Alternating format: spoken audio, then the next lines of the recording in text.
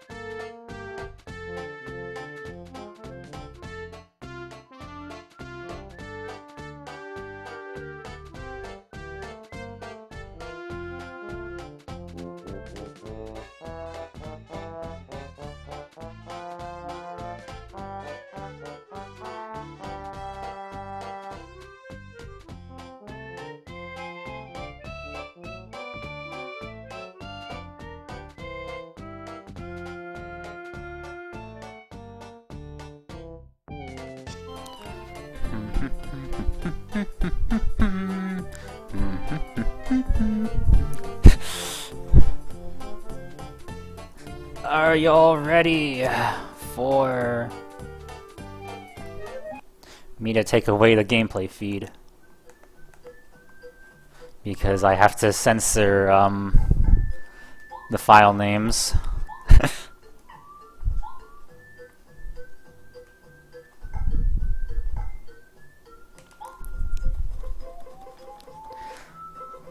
Because this is our childhood cartridge, and I don't want my names of real-life family members getting out there in that fashion.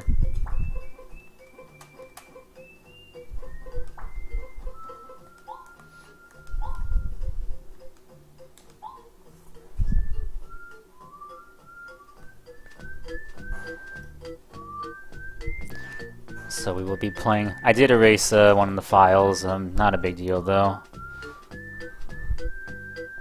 Oh shoot! I did. Oh well.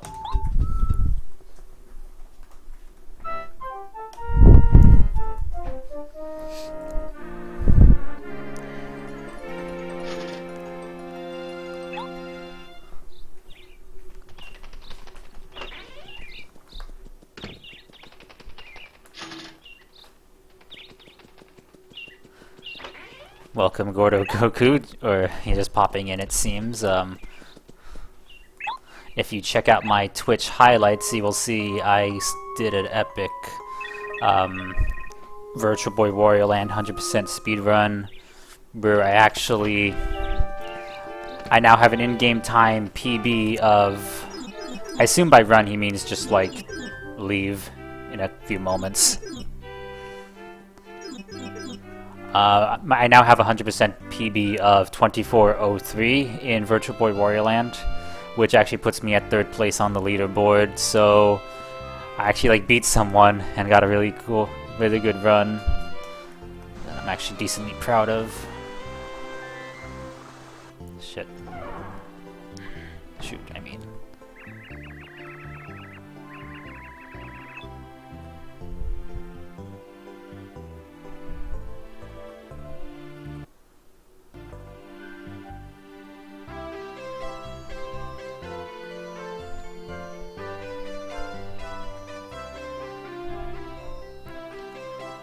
There we go.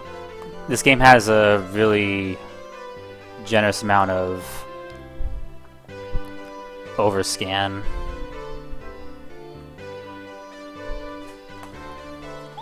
So I'm just compensating for that. And yeah, thanks for the congrats. Very fast indeed. We'll get back to that game when the time permits. But we have a new Paper Mario game coming out next week. No, it's not a new Paper Mario game. It's the same Paper Mario game that came out 20 years ago. Not this one, the GameCube one. But I already played the GameCube one on stream, so we're going to be playing this one.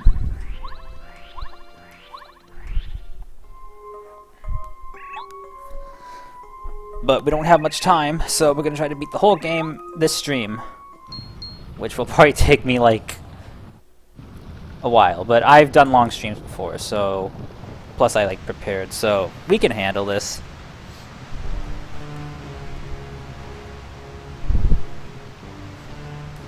You know what? I probably should have used the RetroTink 5X instead of the OSSC, because on my TV the image is quite small, but the 5X would be able to zoom in while still maintaining compatibility. It's fine.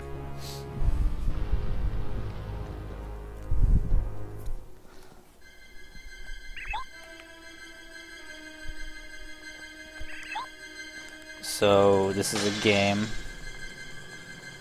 where Bowser has taken the castle. How dare he?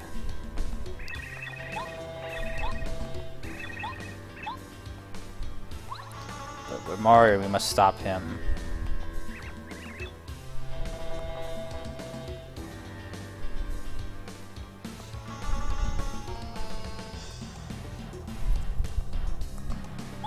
That'll do.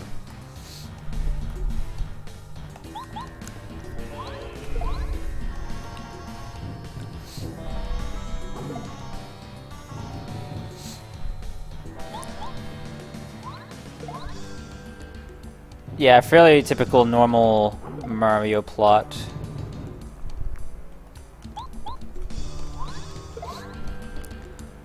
But there's a twist, because Bowser has the Star Rod from Star Haven.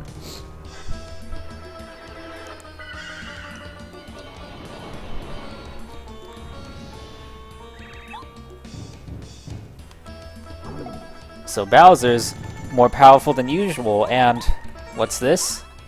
Our jumps don't hurt him anymore, and he's doing more damage? Oh no. Gotta do something. It's not working. Yep, just as I expected. Mario's no match for the new me. It's not even worth my time to toy with you anymore, Mario. It's time to end this. Here we go, Mario. Good night. What a slowdown.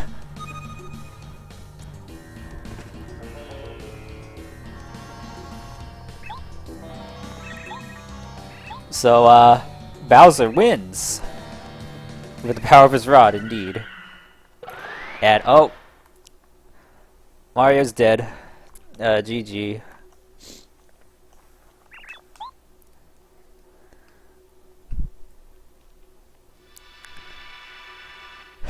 Yeah, authentic slowdown. Real hardware.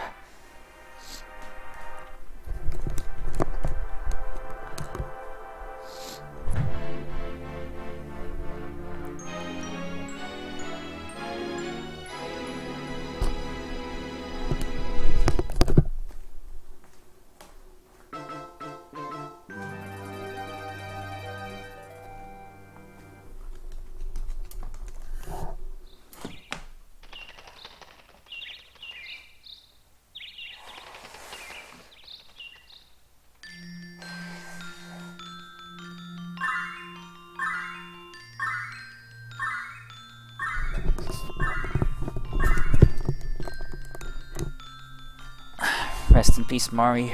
So, there's a lot of dialogue and story in this game, but we're mostly going to be rushing through it just for the sake of getting through it. Alright, Mario's not dead, he's just injured. Send Mario your wishes.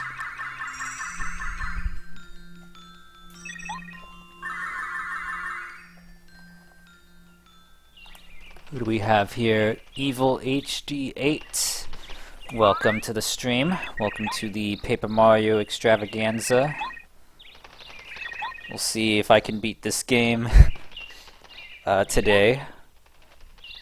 I've always wanted to try to beat Paper Mario 64 in one go, and we're gonna try that now. Because it seems like as good of time as any, with the 1000 Year Door remake coming out next week, which I will be playing a week from now. I'm gonna try to get it from the Japanese eShop to play it before Friday. So may as well start here. You believe I can? Well, let's give it a go.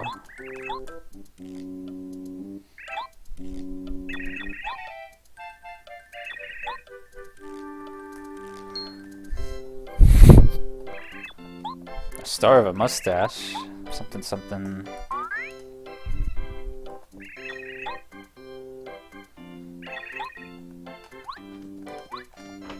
So anyway, this is the beginning of the game. The beginning of the game is extremely boring because none of these characters are interesting.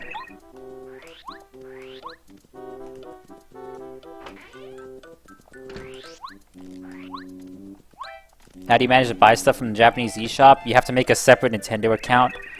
Or I guess you could change your Nintendo account to Japanese. But most people will just make another Nintendo account, which is a pain. But that's how you do it. It also allows you to play Japanese NSO, which is arguably more interesting. Comes out Saturday then? Well, it comes out Friday US, but Japan is ahead in the time zone. None of the characters interesting. What is this, a modern game? Yeah, this game is crazy modern for its time. But the story is in Japanese. I mean, so that means it worked. So you're at the Japanese eShop. You don't know what payment they'd accept, though. I mean, I've not done it personally yet, but there should be ways to just buy funds. I mean, worst case scenario, you just buy eShop cards from Home Depot and just enter those in. Those should work in any region.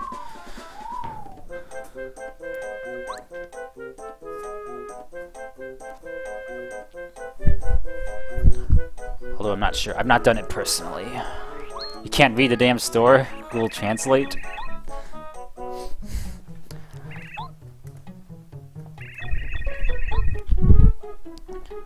But anyway, the balcony collapsed, and we're down here now.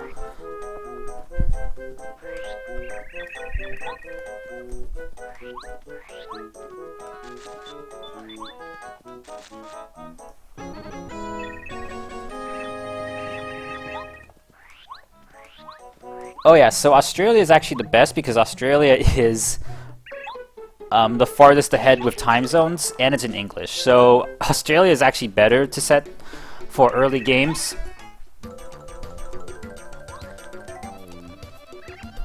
Even though I think you have to pay Australian dollars to dollar dues for that.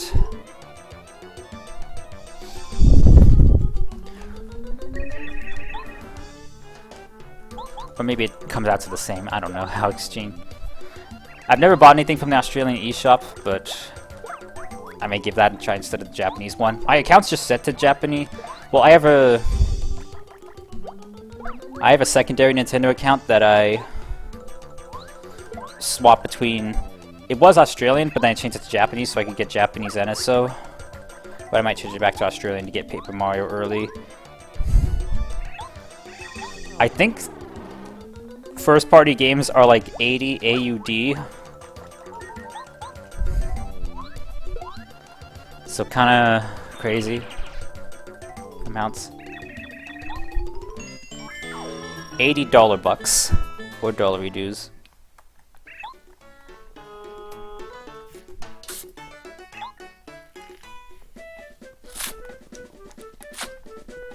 Sorry if you hear me drinking water.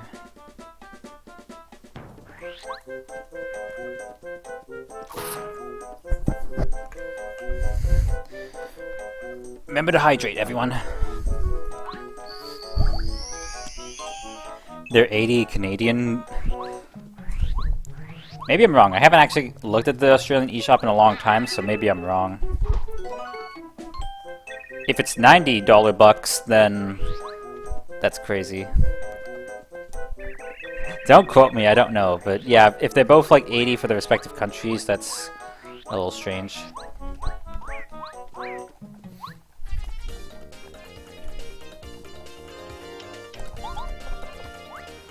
Well, it's...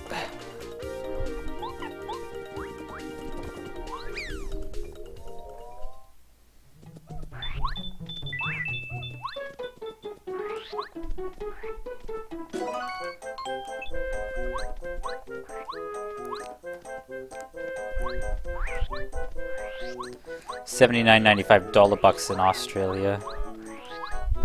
You're getting the raw deal, damn. Yeah, well, it's Nintendo, and do you think they care? Oh, 73 CAD.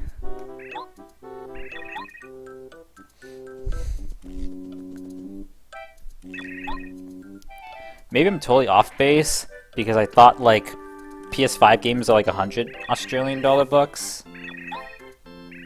But I don't know about Nintendo. Maybe it's not Australia, but somewhere I heard that, like, Demon's Souls for PS5 is like 130... the equivalent of 130 US dollars. But again, I'm not an expert on exchange rates or what other countries are charging. But anyway, this Goomba wants to join us, and we're not exactly given a choice, so oh well.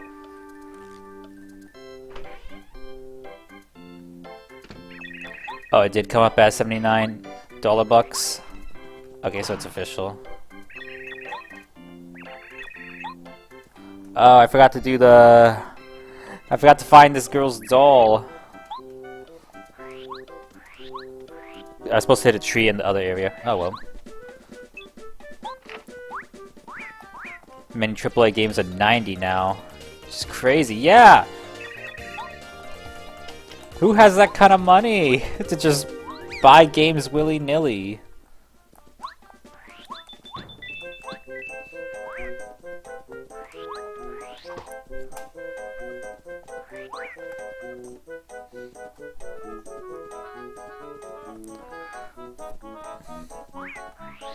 The Australian... Oh. So I'd actually be saving money by buying from Australia? The US price is $59. So I'd be saving $6 by buying from Australia. And I'd get the game like 18 hours early. Australia keeps winning. Certainly not us Canadians who spend all day being robbed by the Westons.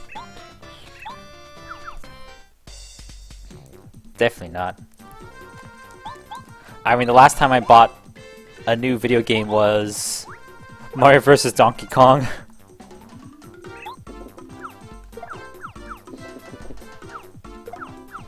Did I forget the Fire Flower? No, I got the Fire Flower. All hail Australia, clearly. Indeed.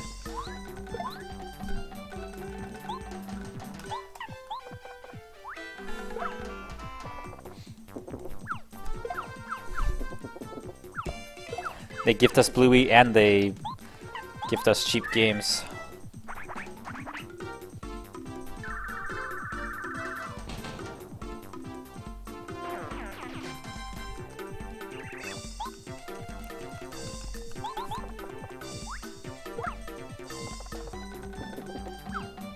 Anyway, these Goombas are bad because they're different colors, and that's not what I wanted to do.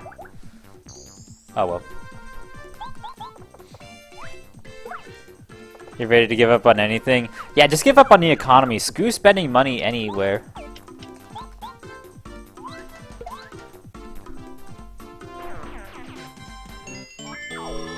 And Mario vs. Donkey Kong was a $50 US game.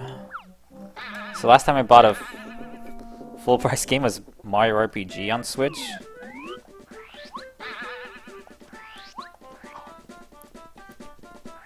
Perhaps.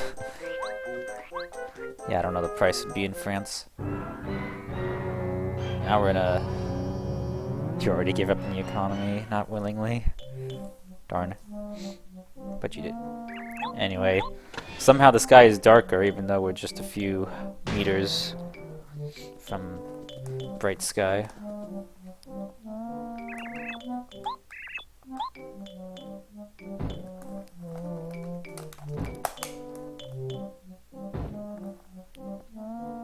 I just realized my rumble pack's not on until now. So, Mario, it's true, you've made it this far. I respect you for that. Unfortunately, this is as far as you'll ever get. Because I, the great and powerful King Goomba, will see to it that you advance no farther. By the way, no one talks about this, but I'll just say, the song that plays, like, here, kind of slaps. Like, no one talks about it, just skips through the dialogue. You hear that, Mario?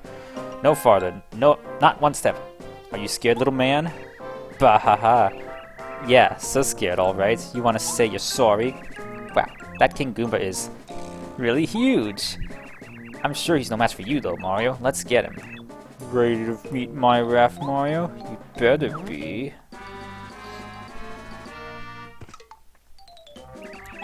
So yes, one of the few things... Goomba King comes back a few times in Mario Kart and Super Mario 64 DS.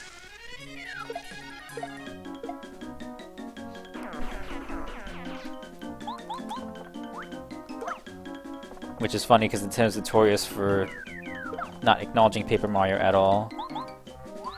They call it La Porte Millénaire.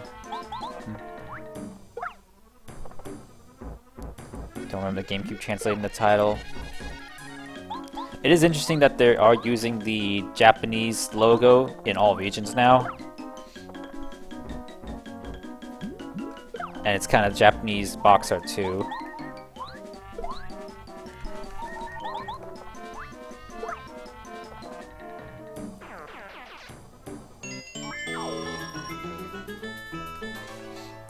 It's 59 euros.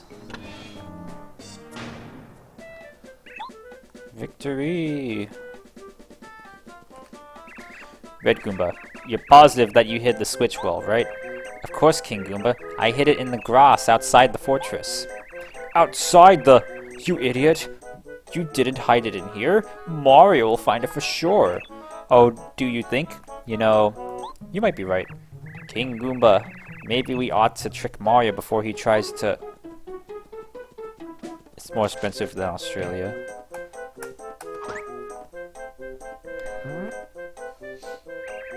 Mario, good fight and all that. I must warn you, however. If you happen to find a strange switch somewhere, you should definitely not press it. It's dangerous, understand? You what? You already pressed it? Ooh, Rumble Pack action. Oh no!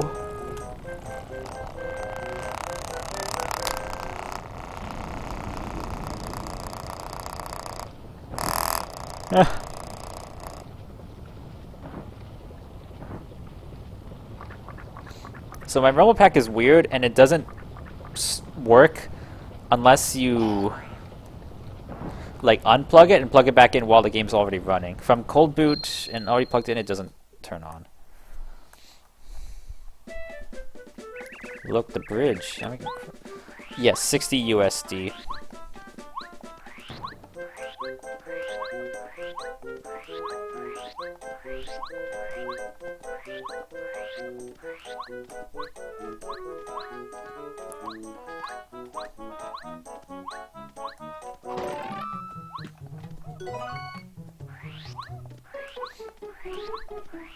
That is the standard for Switch, first-party Switch games.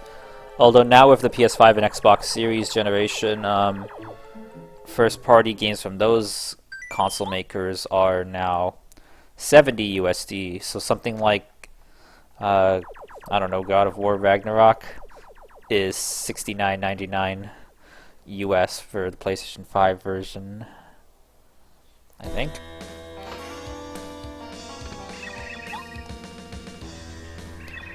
I mean, and I know everyone will bring up that Nintendo 64 cartridges were like $70, $60. Europe is expensive as fuck. Damn, I swore. Here come the Koopa Bros. Isn't Europe going through like a major recession? Where they were? And they're just screwed? Oh! Oh! This is... Oh!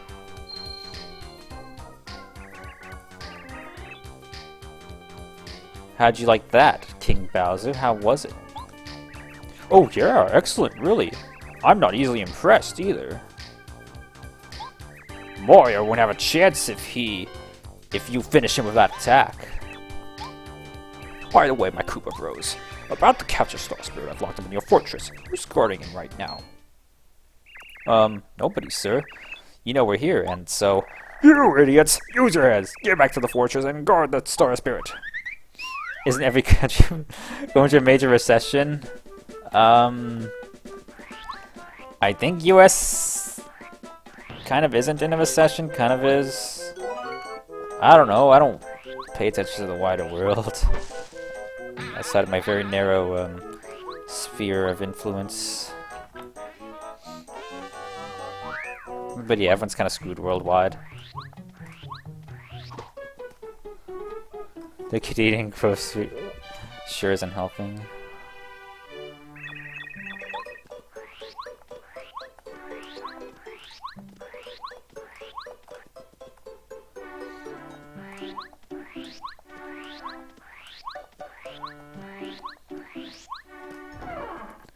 Let's go back to Peach's castle, and it's not there because it was lifted out of the ground by Bowser's castle.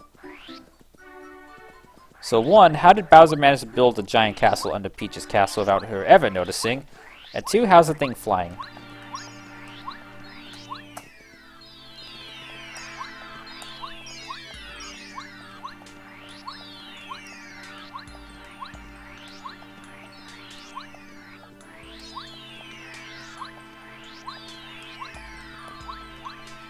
So I thought about playing this game.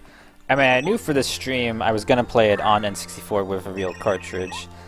I could have played it on EverDrive, but I'm worried that EverDrive might freeze at some point. And with EverDrive, if you power down the system in not resets, you lose all your progress. So very bad for this type of playthrough. I could also play in the various re-releases. Wii Virtual Console, meh. Wii U Virtual Console, definitely not. Switch, I certainly could have played it on Switch, but I kind of rather just do the real thing and also not inflate my playtime on Switch Online needlessly. I know that's like a weird thing to think about, but I do anyway. Anyway, here's Peach. She's fine. She's just under arrest in her own room. And she refused to give in to Bowser's demands. Whatever he wants from her. What's this? Oh, you'll like this, I think. It's little star spirit guy. Hello, Princess Peach. Pleased to meet you. My name is Twink. But you're a star kid, aren't you? How did you get here? I came from Star Haven to grant your wish. It's our job to grant wishes, you know. Oh, you came because I wished that somebody could help me? Yes, of course. Oh, that's just great. Thank you so much for coming. Here's my wish. Go right now and take the star rod back from Bowser, okay? Think you can do it? Sorry, that's a little much for a novice star like me. Maybe one of the honorable star spirits from Star Haven could grant a wish like that. I'm so sorry. Please ask me something easy, something a small spirit can do. I mean, that's why I kind of backtracked, because I was like, wait, but then... Because I just remembered that his name is Twink, and... kind of it has a different connotation these days. But maybe it did back then. I mean, he's named for, like... Obviously his name is Twinkle Twinkle Little Star. Oh, Little Star! That's why his name is Twink. Clever Nintendo. But yeah, Twink's just a funny name. Oh, Mario. Where are you?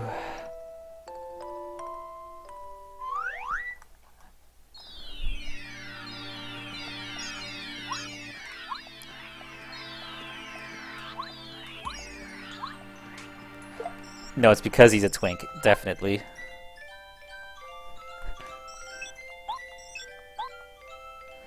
And yeah, just not even 10 seconds later, he finds Mario.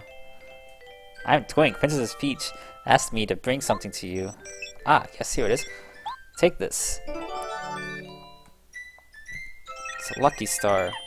I don't need forced tutorials. Oh no, but we were followed by Magic Koopa, or Kamek.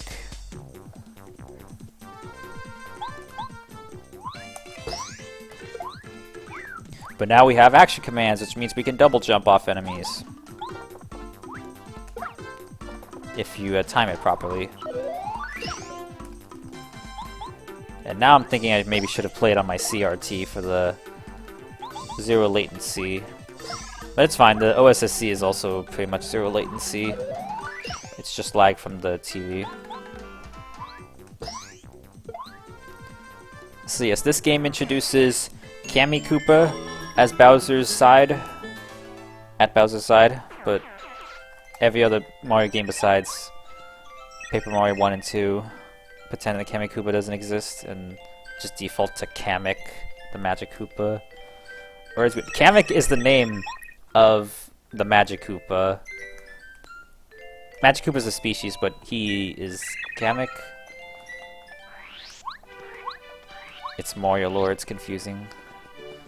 So anyway, you need to find the Star Spirits. There should be one in Koopa Bros Fortress. Let's head there now.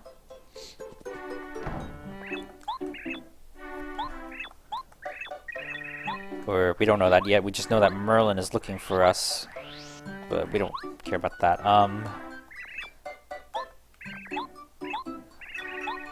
There were these weird toads blocking the way. So let's go see Merlin. Well, let's not see Merlin. Let's do this instead.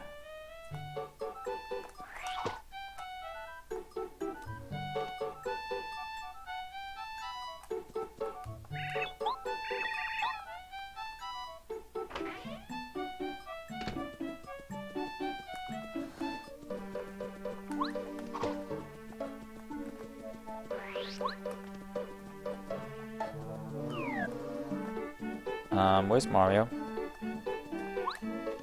There we are. I was about to be like, do I have to reset the game? So, going out of bounds like that skips a long cutscene where you have to, like, talk to Merlin, he explains the mission, he's to go to Koopa Bros Fortress, but skip to this part. But yeah, the toads were just Koopa Bros trying to stop us. Is the game glitched? It was, but I got out of it. Chapter 1, Storming Koopa Bros Fortress.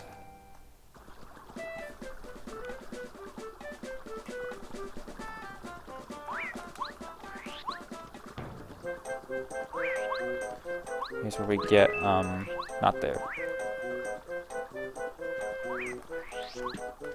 The best, no, that's not Speedy Spin. Yeah, it's a speedrun strat. One of the few speedrun strats I actually know how to do.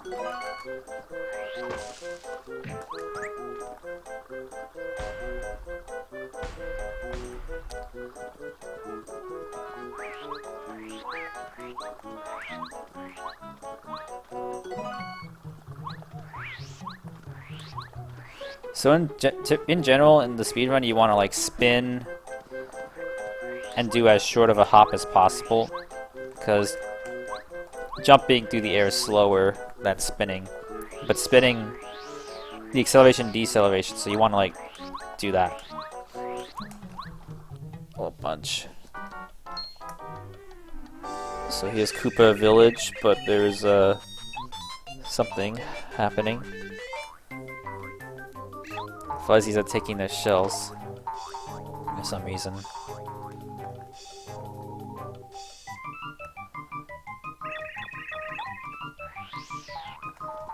I don't think you have to help any of these guys, technically.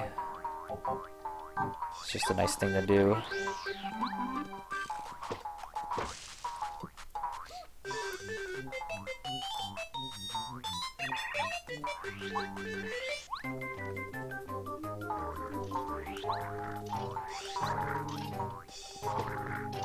This one's always the hardest one.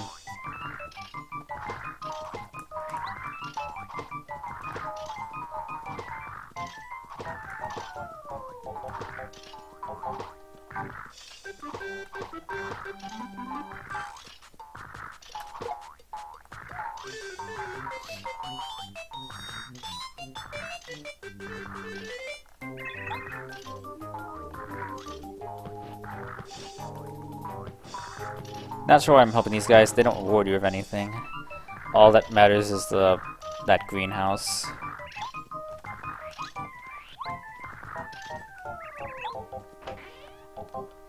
Because of this guy.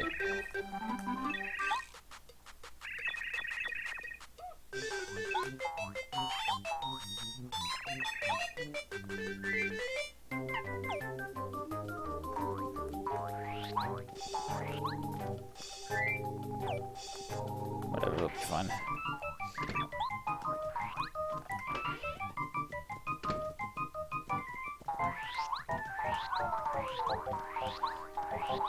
Come back, give us the blue shell.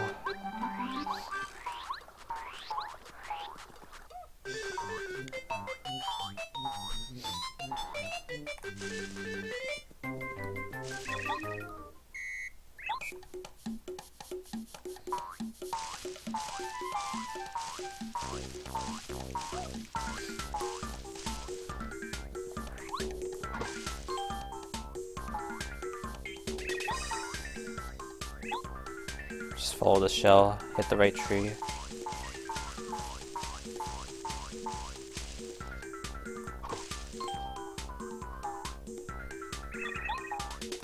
One more round. The hardest one.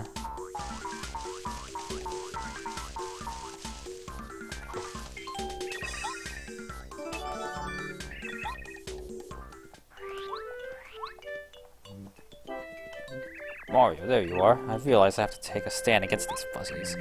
I can't my own shell. I'll lose my reputation. I don't care. I have no shell on. I'm gonna show those fuzzies what's what. I've already got it back.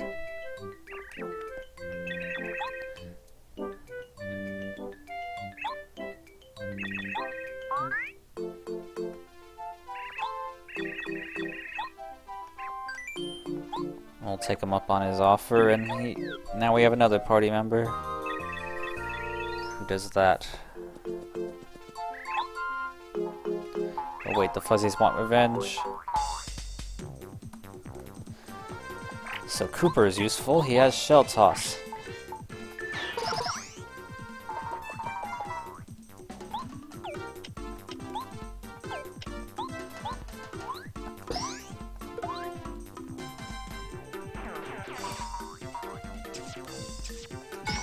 Nice.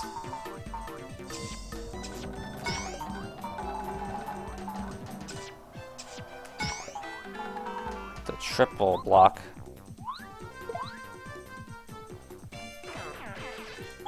I'm already kind of hungry. That kind of sucks, because this is going to be a long stream.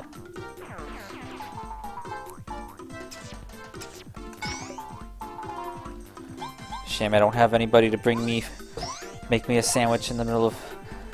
I don't have anyone to bring me a not asked for sandwich in the middle of my League of Legends play.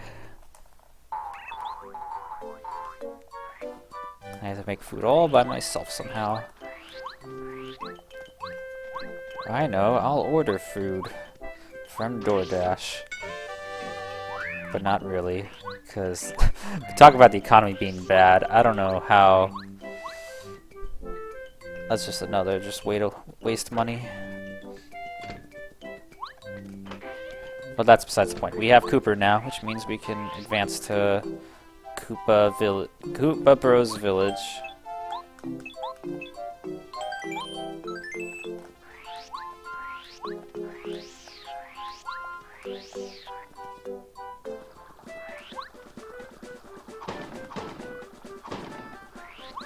For some reason I never remember the order for that. You hit the blocks in the right order and you get a badge. I still have my original Paper Mario strategy guide. Or at least part of it. My strategy guide has seen better days. Especially, my poor strategy guide is missing like the first 15 pages. Don't ask me how. We were very young and very terrible. Poof, I am a sandwich. Just like magic, boom. I'm made of bread and cheese and everything. Meat. Oh god. We will mostly not be doing random battles. There's no real reason to like really grind out experience points in this game. That's helpful.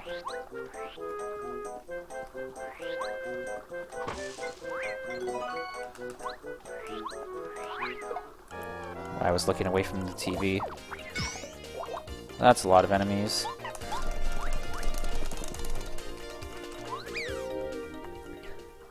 So people talk about how the new battle system in the new Paper Mario games isn't good. Well, I mean the battle system is good in this game, but most of the time we just run away from battles anyway. Anyway, my monitor is too far away to see how long I've been live for, but already up to this area.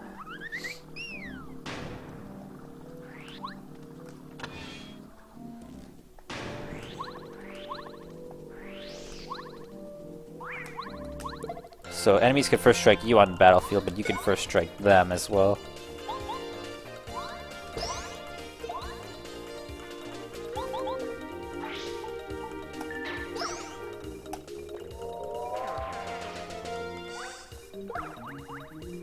$44 here, okay. I figured that's what it looks like when I lean forward. There are 8 chapters in this game, and we'll see if I can do the first one in 4 hours.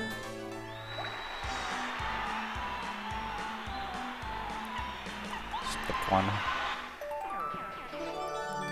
I could do the first one in 1 hour.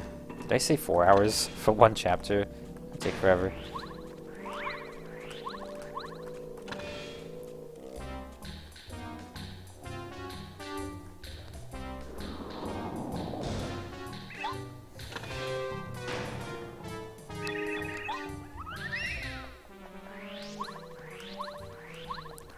So I don't know if this is an Easter egg or an oversight. Not him, but...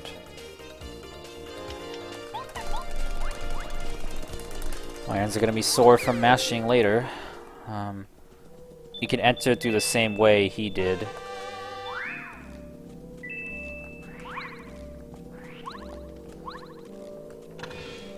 Otherwise you'd have to break through the wall somehow, and not sure how we're going to do that. The walls seem weak though. We do have to fight this guy.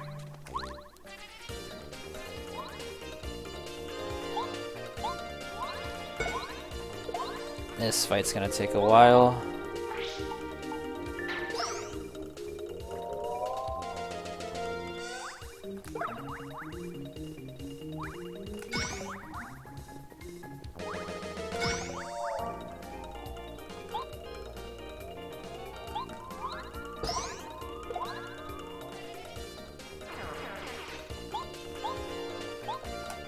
So the bob-ombs are annoying. You hit them once and then they do this.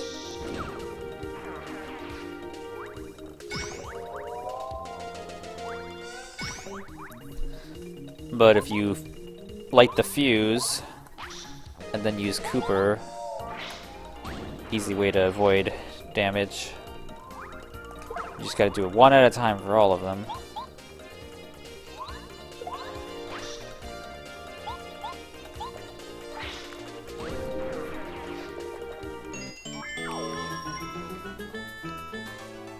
Now realizing I should have upgraded HP. Because I'm not using any flower points yet. Here's that Rumble Pack action again. It's kind of surprising, you don't really see Rumble Pack used in emulators much. Even when you have controllers with haptics, most emulators, a lot of emulators just don't seem to support Rumble Pack emulation. Anyway, here's the game where the game kind of ramps up in difficulty, these little rooms.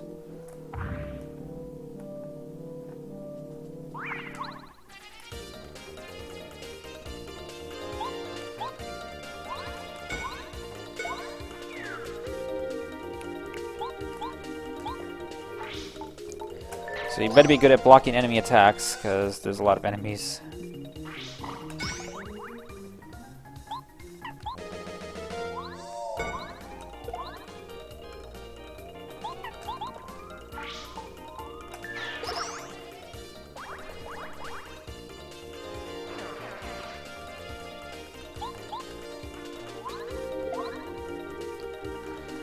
Since there is no emulator, there is no emulation, there's no fast forwarding either. Which may be nice, because I've kind of been getting spoiled with emulators recently, having fast forward abilities.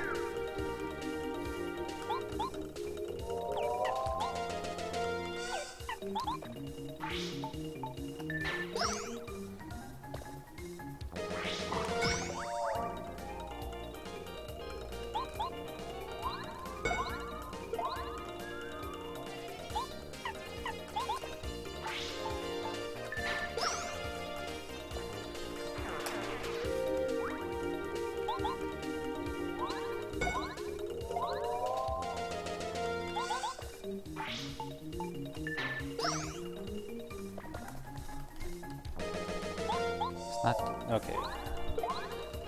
One more hit.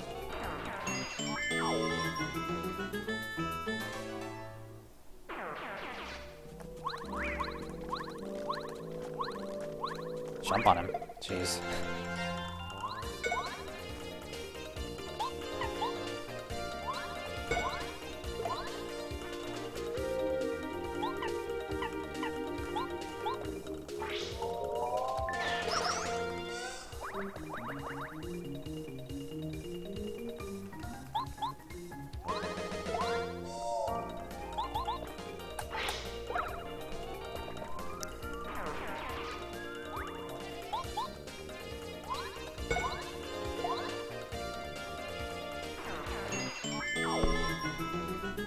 I didn't get hit a single time in this room, and I was all worried about it. I do love the physics-defying doors, though. Kinda miss that stuff in games.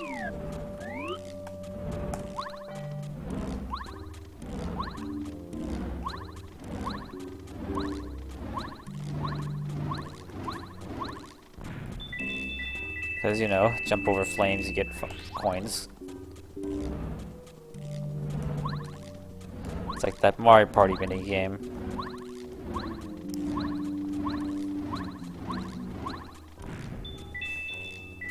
Man, people talk about Nintendo milking Mario on the Switch. They've been milking Mario forever. Kind of feels like beginning with the N64. Because that was the birth of the Mario Golf and Mario Tennis as we know it. And then the birth of Mario Party, N64, Paper Mario, N64, it all started there. The gardening is starting, gardeners are starting their work right now. Don't know if you can hear that.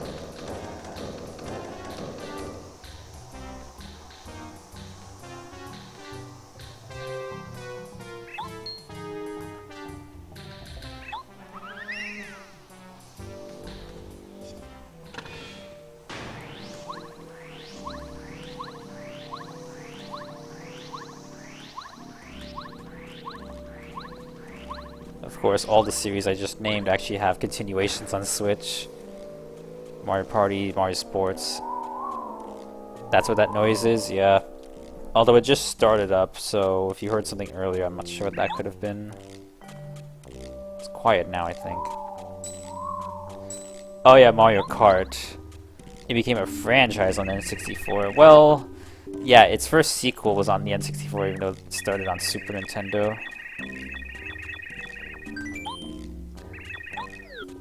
But yeah, we can count Mario Kart 64 as the franchisification of the Mario Kart series. I mean, that's kind of where it became a system seller. Super Mario Kart on SNES was just like a game, but then Mario Kart N64 was the game to have.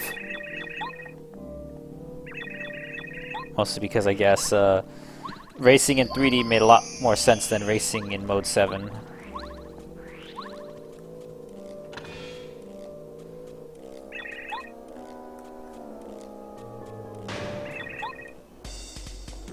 Now it's getting louder, the gardening. Let's try this.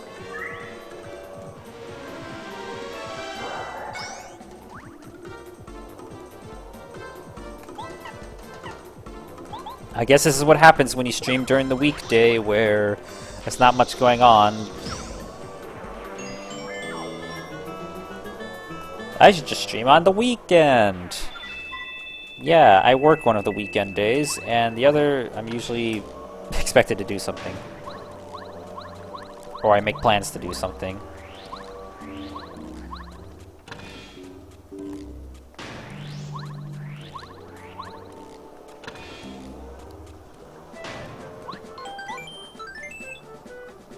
So these save blocks are nice, because if my game crashes, which, I mean, it's Paper Mario, for some reason, it's this game I've experienced kind of the most random crashes in.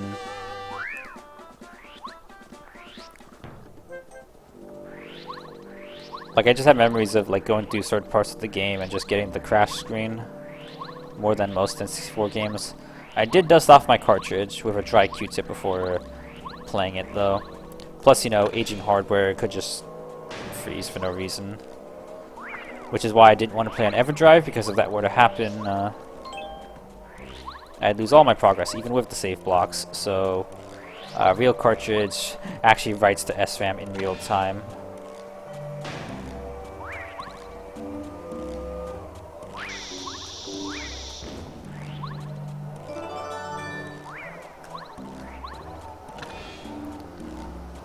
Actually, maybe I should close my windows. Let me do that. 1 second.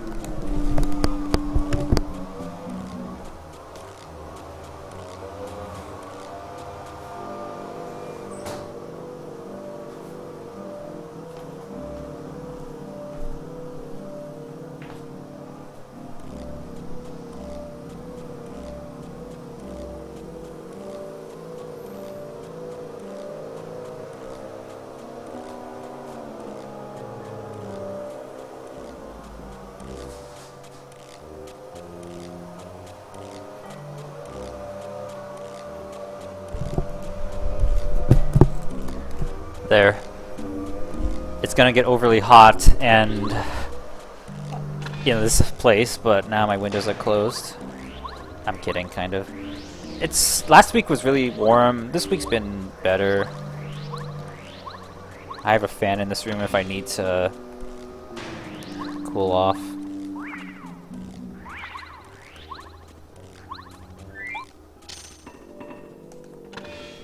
GBA card. Fetish your GBA cart too, yeah. Believe it or not, there was a time when I used to think that all this old video game hardware was invincible, or at least with proper care it would just last. That's before I realized things like capacitors could fail, or I could do that. That is against Twitch's TOS.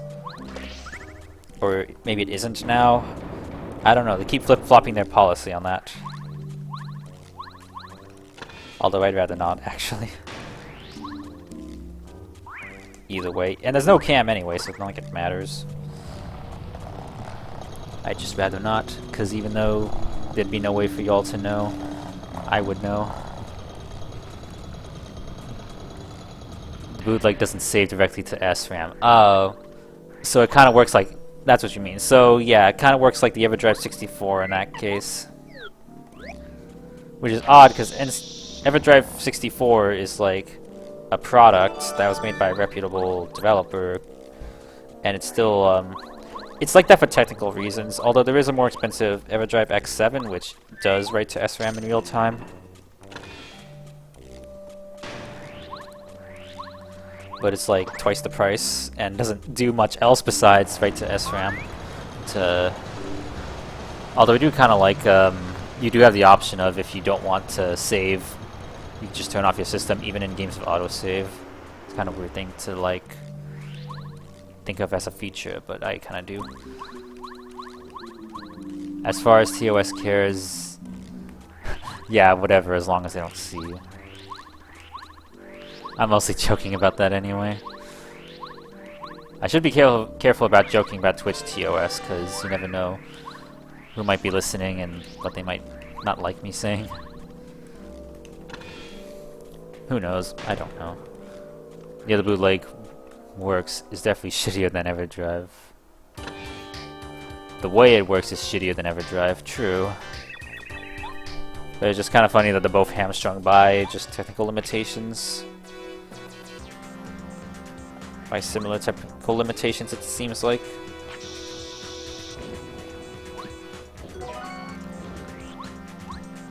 They joke about TOS all the time. Okay. Bullet Bills. Bullet, isn't that too offensive for... too violent for a kid's game?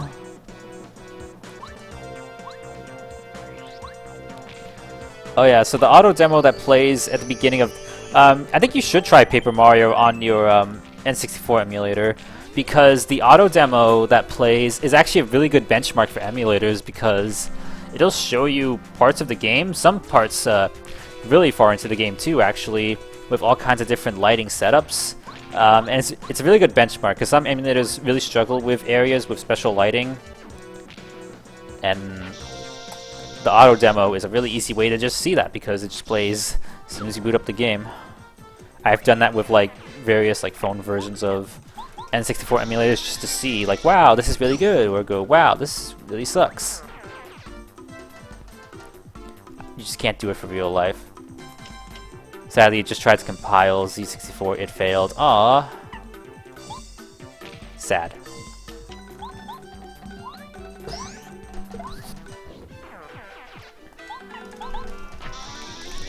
I thought you got it working though? Or it failed again? Or you just tried to compile it again? Or are you saying Paper Mario didn't load?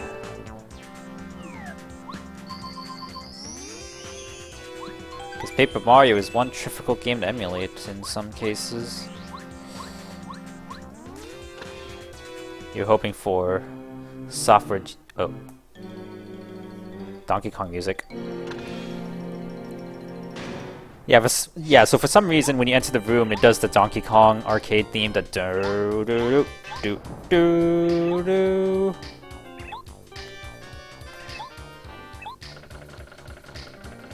But our boss is Bowser! Oh no, it's Bowser. What do we do?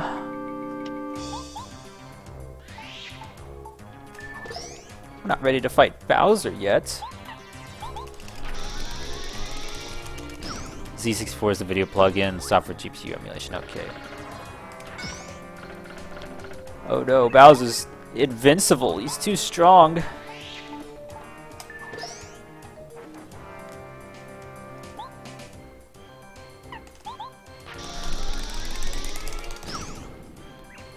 Oh no, that costume is perfect, Bowser loved it. Boom.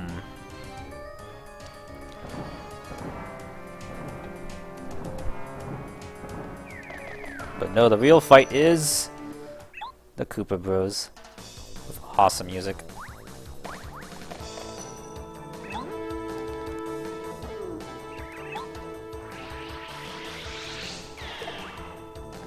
Don't know if you can block that attack, to be honest. See if I remember what to do. So you body slam, and then you double jump to do that. You could also bomb to just make them flip over immediately.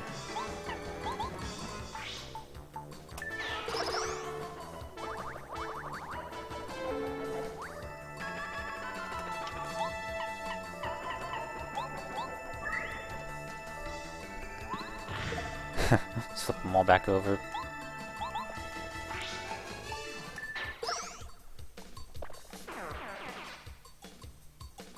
There ain't no emulation here. This is real N64 reality display processor, reality coprocessor. The RSP and the RDP, I believe they are. Reality display processor, and I don't think it's reality coprocessor. Sounds like something else. Anyway, we beat the Koopa Bros.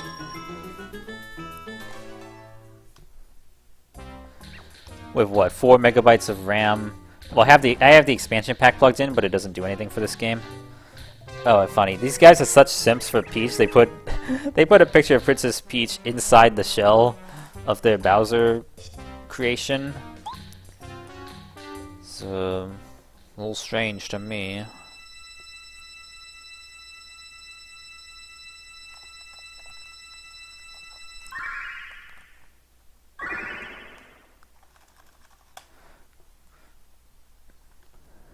Well, there's our first Star Spirit.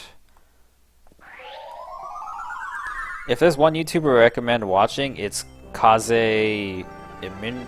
I don't know. Say his last name. His last name Kaze. There's this guy like Kaze. He has some really in-depth technical explanations on the Nintendo 64 hardware. Really going into depth explaining how the N64 hardware works, and it's actually really fascinating. He talks about how the biggest bottleneck with the N64 truly is the memory bandwidth. Not even the amount of memory, just how much. Like, the processor is really good at rendering polygons, believe it or not. But something as simple as, like, having textures overlay each other is actually one of the biggest sources of lag and slowdown in the N64 games. Just because there's not enough memory bandwidth for that. So it's like one of the worst it's like one of the worst CPU to RAM configs he says has like ever been architected.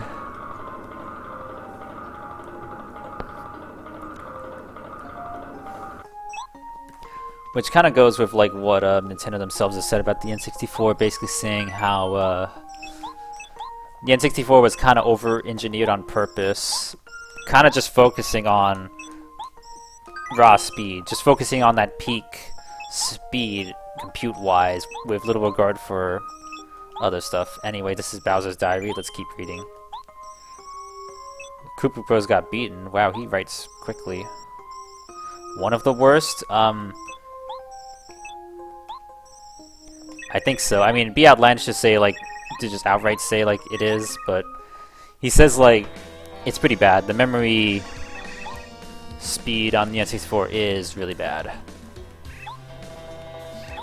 And truly is one of the biggest bottlenecks holding back a lot of things on the system. Because otherwise, the processing chips are really strong for their time. Oh yeah, he also had a video saying like there is like very little reason for the N64 to be a 64-bit system. I'm not really going to relay why that's the case because I kind of all went over my head slightly. The difference between 32-bit and 64-bit instructions. And actually the GameCube is a, considering the unique frame buffer effects it has, yeah. I mean, it's all unique, it just has limits. It's very constraining limits. Like the Jumbotron in Mario Kart 64. Very unique, something that typically don't see emulated properly in high-level emulation. What was it? Like rendering textures to polygons. But I mean like, in the way Mario Kart does it with the Jumbotron. What was I just about to say? Oh yeah, the GameCube itself has a 32-bit CPU, doesn't it? Because Nintendo kind of realized that was the smarter way to go for their next-gen system. They just kind of got all too caught up in the bit wars of the time, didn't they? Which it kind of feels like the bit wars were kind of over by the time the N64 came out, because the PlayStation didn't advertise bits. It was just all about the CDs and the polygons. But I tell you, man, cartridges have their advantages. You can just pull so much data off a cartridge like no one's business. Doesn't stop some games from having long loading times, but it might be 64-bit, but you don't know. Yeah. Surprisingly, stuff like that is not actually like as cut and dry as it may seem. Because there's some debate as to whether the N64 itself is 64-bit or not. Some people will say it isn't, but kind of safe to say it is. But not, it's kind of hard to define how. Do I remember this guy? No. What? Darn it, you don't remember me? Listen, you big lug. My name is Junior Trooper. Remember it and tremble. After this beating, you'll definitely remember it. Oh, this guy's definitely Cozy Glow for this game. Xbox CPU is 32-bit. Fair. You don't see the Xbox struggling with games like N64. And actually the Xbox can emulate N64. That's weird. Emulating a 64-bit system on a 32-bit CPU doesn't sound real. But to be fair, Surreal 64 on Xbox is kind of a miracle emulator. That's what it is, 32-bit instructions. Very few instances of true 64-bit instructions being used on N64 games, and actually, anytime they do, it's like actually kind of to the detriment of the game. It's not that weird. And I guess so. It's just kind of me thinking like 64-bit system stronger, 32-bit system weaker, but it's kind of just different. You can technically emulate 64-bit CPU on an 8-bit CPU. It would just be really slow. I guess so, just write an instruction on any CPU.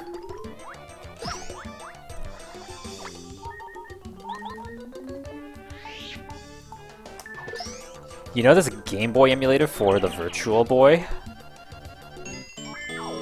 Kinda strange, but the Virtual Boy can emulate the Game Boy.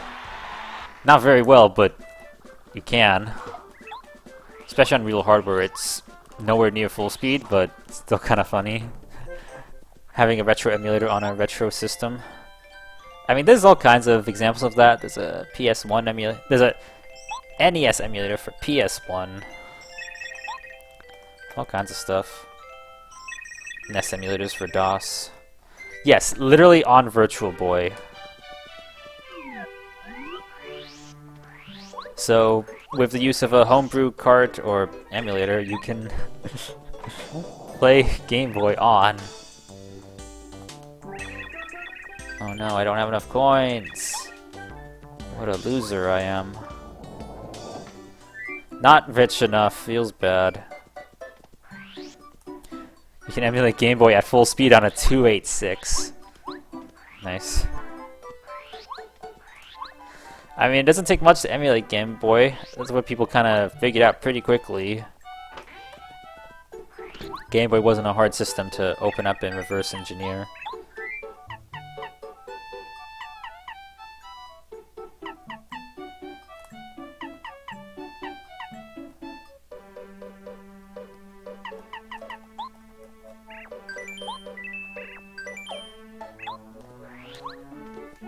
It is funny looking at the emulation scene.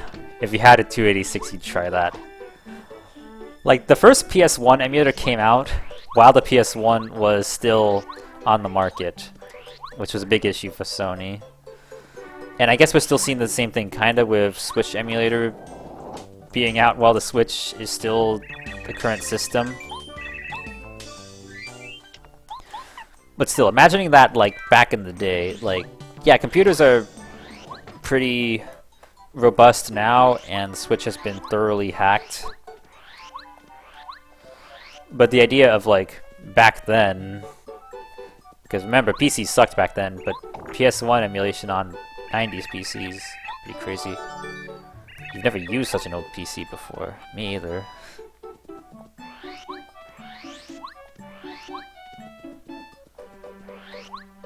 So with Bombette, we can break this rock and go to the next chapter. This is happening a lot, yeah.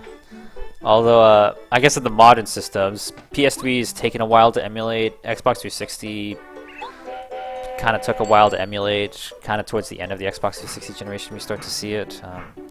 There just wasn't much effort before the mid-90s. Yeah, I guess so.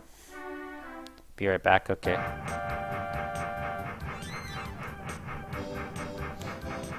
Actually, now's a good time for me to BRB too. So, give me a second.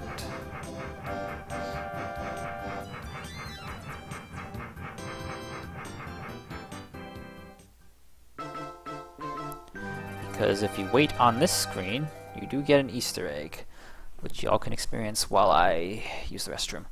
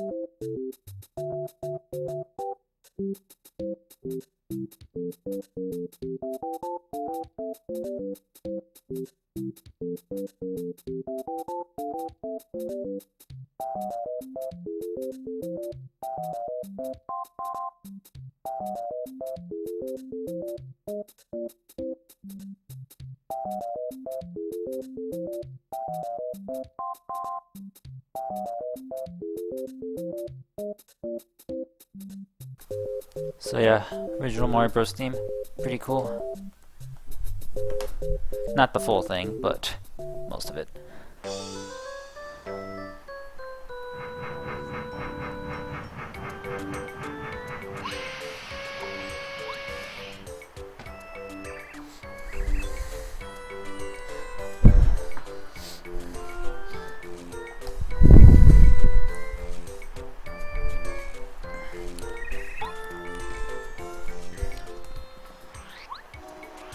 So we grab the Speedy Spin badge, which makes Mario spin really quickly.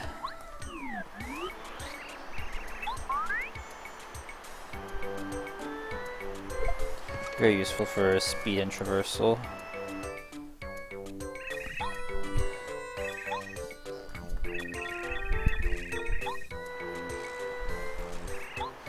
Anyway, this guy's lost his letters, so we gotta find him. But not before some wacka abuse.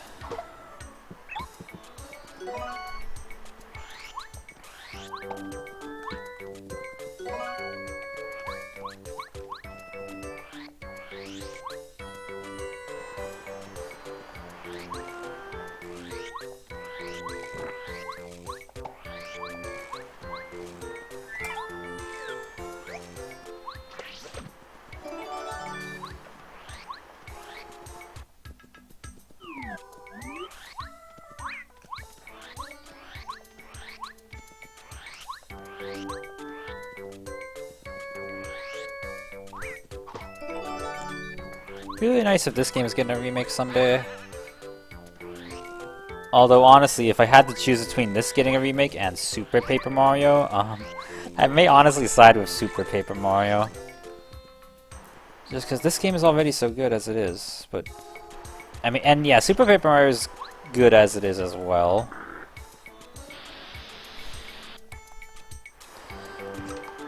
But just I think it could look really good in HD.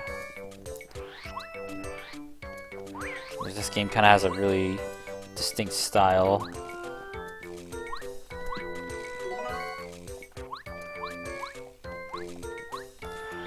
You heard what I said as you was leaving.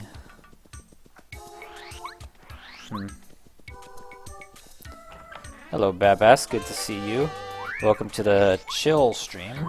Not speedrunning or anything. We're just going through Paper Mario, trying to beat the whole thing today.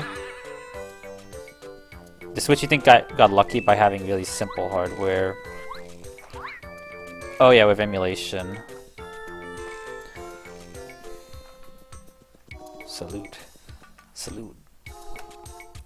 I mean that, but also the critical security flaw with the Tegra X1 meant that, you know, sleuthing the hardware was really easy.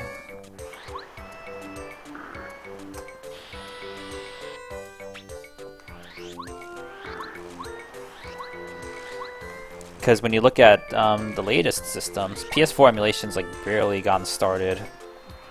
PS5 emulation, no. But like the PS4's contemporary, the Xbox One, has no emulation, period. And not even any mods for Xbox One. That system is shut tight. Nope. Huh? That looks like the letter I'm looking for. My mistake, perhaps? I just love to zoom in and then backtracking, but nope. The hardware is easy to emulate, right? That's helpful for running stuff on the console. Also true. Yeah, you would just...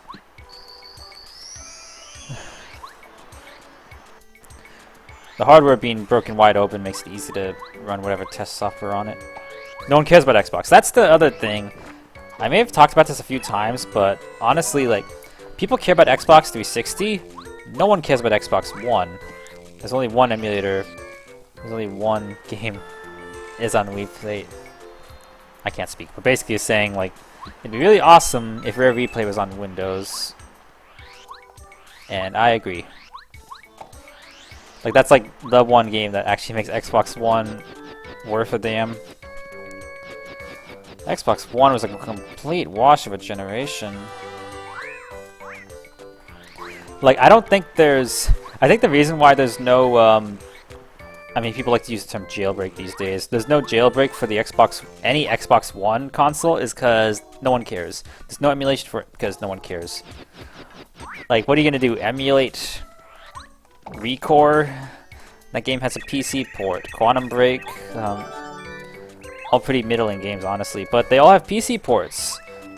Except fucking Rare Replay, the one that Nintendo fans actually want.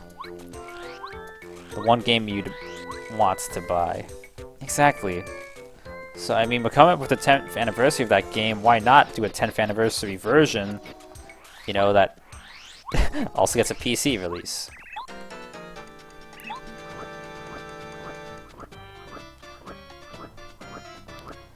But yeah, I seriously just think... Plus, like, you can use dev mode to run emulators anyway. What's my name? Luigi! Well, Luigi, Pard, you do look like this dude. Well, you're not Mario, I guess. I reckon you could pass. So yeah, you just say you're Luigi, he doesn't fight you. But if you say you're Mario or Peach, he will fight you, and he's pretty tough.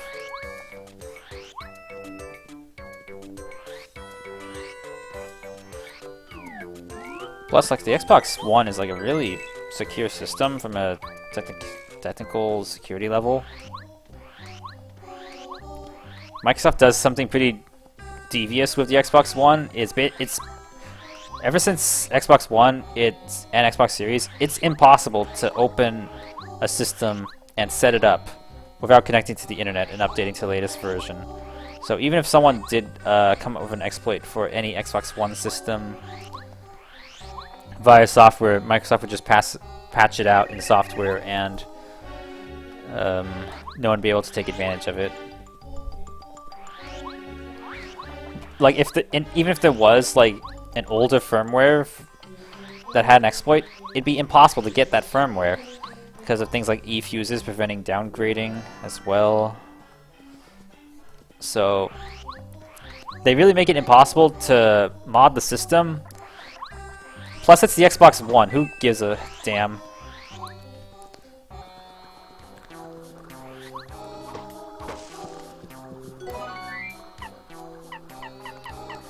Like, have you seen what the original Xbox One looks like? The launch model?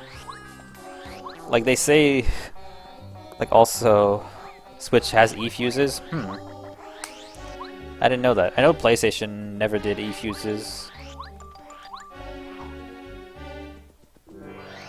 They say, like, Linux is another important pillar to cracking open systems, but, like... Who looks at the Xbox One is like, I want my Xbox to be my Linux PC? Like, there's nothing there. The system's huge and ugly. And not particularly powerful either. You have dev mode allowing homebrew. And you have nearly every exclusive game coming to PC, so yeah. The three pillars that motivate console modding, literally none of them apply to the Xbox One, plus the general unpopularity of it, and the series systems as well, means no one cares. It's all about pissing off Nintendo, baby. Pissing off Nintendo with emulators and modding.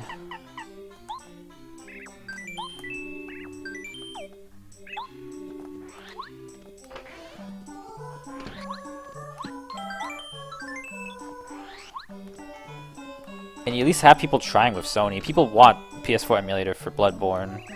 Maybe that'll happen someday, but people are certainly dreaming, because Sony doesn't seem interested in doing anything with that game.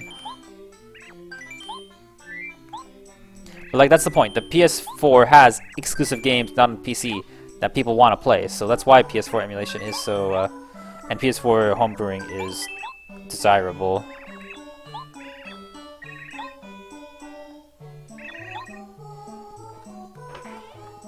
Plus, like, with what happened with PT, Playable Teaser, being delisted, and everyone panicking, like, oh no, a PS4 app being lost to time, that also drove people to want to mod their systems for the sake of preservation and backup. That drove a lot of people to want to back up their games and apps, so again, more reason that doesn't apply to Xbox. How did you get here? Who told you how to find this place? Ah! Yes, Mustafa is my name. When I'm out and about in Dry Outpost, I use the name Sheik.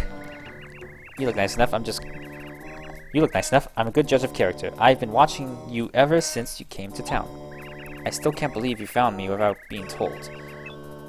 It's almost like I've played this game before or something. Your name is Mario?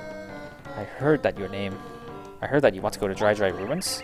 You're feeling something.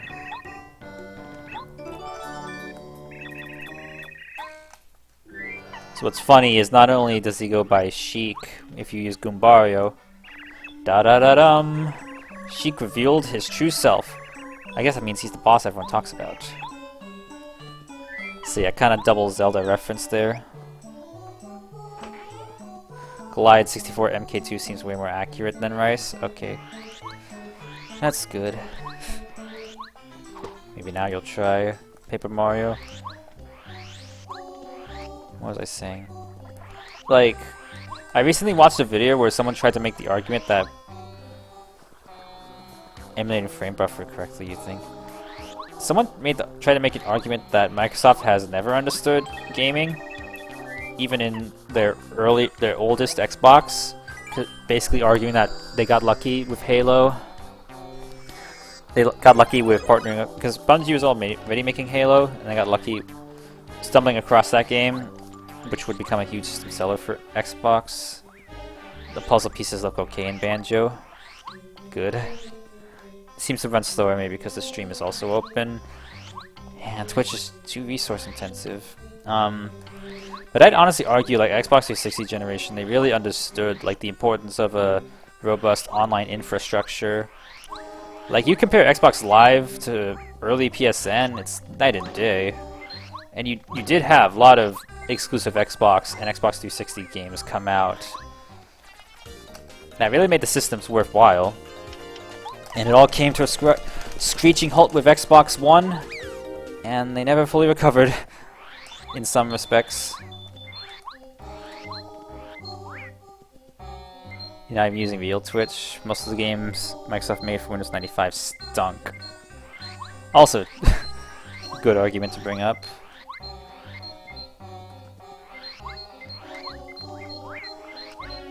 Oh, gee.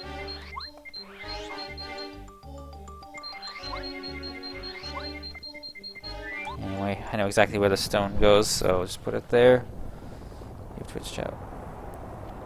VLC hardware decoder. Okay. Put a thing to reveal Dry Ruins. So mysterious and haunting.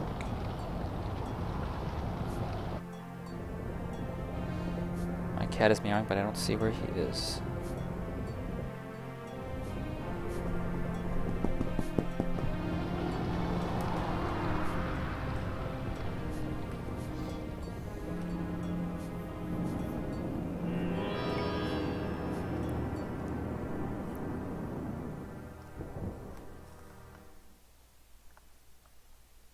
So quiet.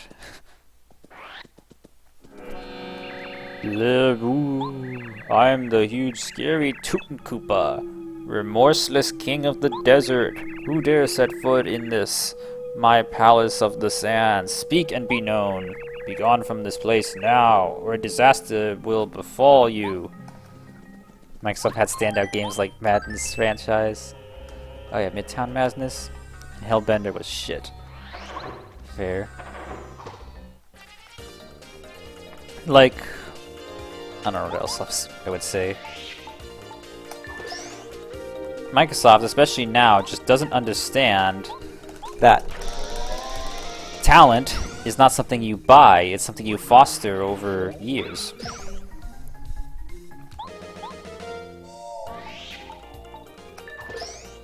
Oh yeah, Direct Xbox. No, it wasn't Project Manhattan, it was Project Midway. Battle of Midway. And also the radiation symbol. Oh, that's a little... maybe a little insensitive.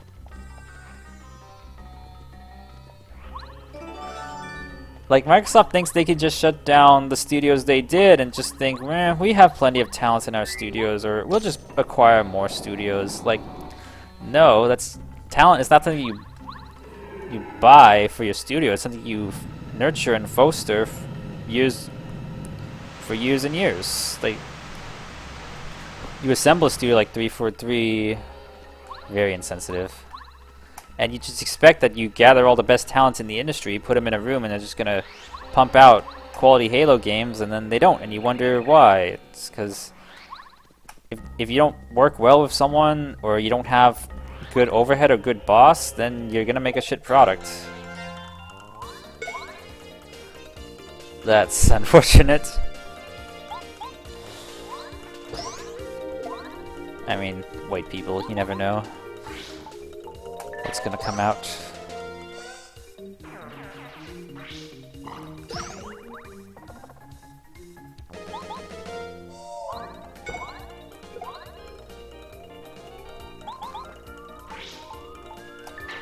One component wants to work at Microsoft, and they keep screwing over the devs. You mean what one? Because he said 1-1. Isn't that how Valve got formed? Yeah, but you at least have...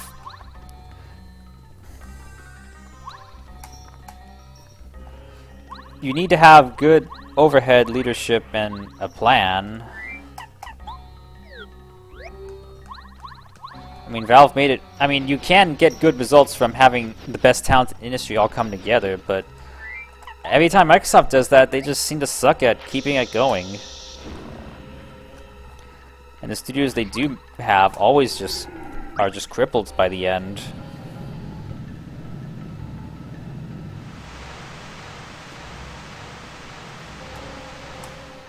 Like, this is what Nintendo and Sony understand. Like, Sony has worked with Insomniac Games for over 20 years, and only recently outright acquired them. Like, Insomniac's been there since the PS1 with Spyro. They've had a good working relationship with Sony since then, and it's been growing. It has been evolving. You went from just making one of their killer apps with Spyro under Universal to pitching games directly to Sony Interactive with Ratchet and Clank, continuing that to the PS3, and then being acquired by them with the PS4 generation, and seem to be doing well. Like, it's something that takes time to grow. It takes generations. Nintendo, Paper Mario's been around since 2001, and we're still getting Paper Mario games. We're getting a Paper Mario remake because people love the old Paper Mario games, and you have Intelligent Systems who knows how to make Paper Mario games. Because they've been doing it for 20 years. I was worried about that.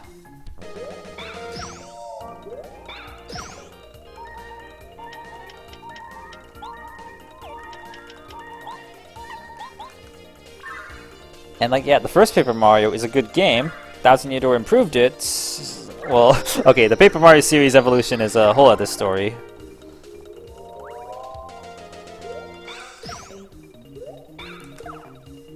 They tried some new stuff with Paper Mario with mixed results.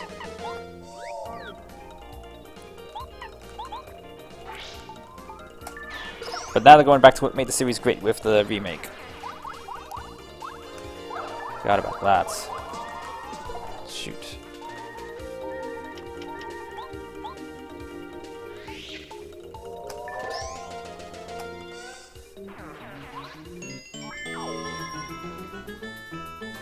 Could really use another refresh.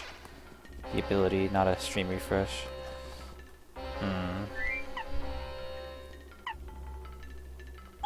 May as well.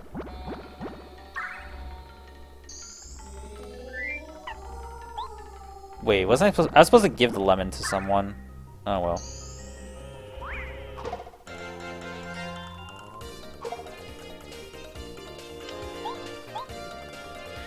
So, I mean, Sony, for all their faults, they know how to manage studios.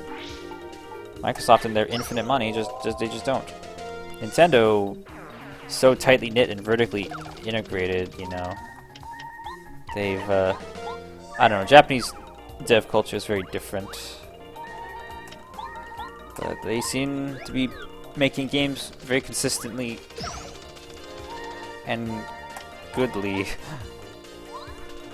Nintendo pumps out games consistently because they always have something planned. Oh yeah. People talk about Nintendo should go third party or saying like, well, Sony's putting their games on PC, Xbox is putting their games on PC, and now PlayStation. Sea of Thieves is on PS5 now. Like, it took however many years and Rare finally has their first game on PlayStation. That's a very strange thought.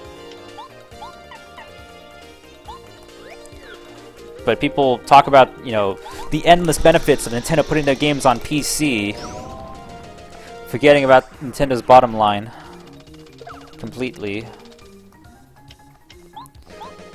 Because Microsoft's Xbox is just a blip on the radar. Sony closed Japan studio, though. Yeah! Horrible decision, honestly. So yeah, yes, Sea of Thieves is on PlayStation 5 now, so prior to that there was literally not a single Rare game for any PlayStation system, which I think is kind of funny. Even after the Microsoft buyout, Rare kept making DS games. Glide still has a broken Mario Kart billboard. Not too surprising, I guess, but still, getting that emulated correctly is difficult. Difficult.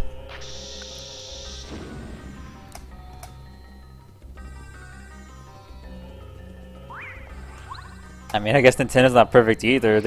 Alpha Dreams, or they didn't own Alpha Dream, but the closure of Alpha Dream is really sad. I mean, we don't technically know if it's because, I mean, the company was, I guess, in financial rut, and I'm sure the Bowser's Inside Story remake didn't help. So, you wonder why Banjo-Kazooie loaded okay then?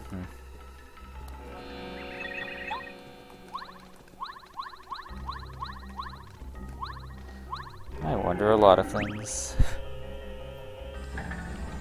Oh yeah, Nintendo going third party. Like, the console business is Nintendo's main business. Like, PlayStation is a big portion of Sony's business, but video games is literally Nintendo's whole business. And yeah, they could sell a few more units if they ported their games to more systems. Might sound nice, have a little more profit. But think about the other way. Like, being a console manufacturer is big risk, but also big reward. Like, think about all the ways Nintendo does make money.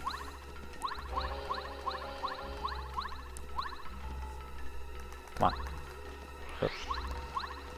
Like, they make money from selling games, yes, but they also make money from selling developer dev kits. They make money from selling accessories. They make money from just publishing fees and dev fees. like anyone else besides Nintendo who puts out a game has to have it licensed by Nintendo, which costs the developer money and makes Nintendo more money. And look at how many people are making games on Switch. And then, yeah, raking in the money from having your own storefront, controllers, accessories, selling the system itself. So having consoles sold is very beneficial for Nintendo. And the other way to maintain that people actually buy your system is to have games that you can only play on that system. Very old-fashioned, I guess, by now, because Microsoft doesn't seem to care about game exclusivity, as we've seen recently. Sony branching out to PC, I guess. Nintendo's still very old-fashioned. Even though, yeah, it'd be really nice to see Breath of the Wild running 60 FPS 4K. Nintendo doesn't care. Maintaining their bottom line is more important than that, even though they make great games with such weak hardware. That's been the case ever since the Wii, hasn't it? I need a save block.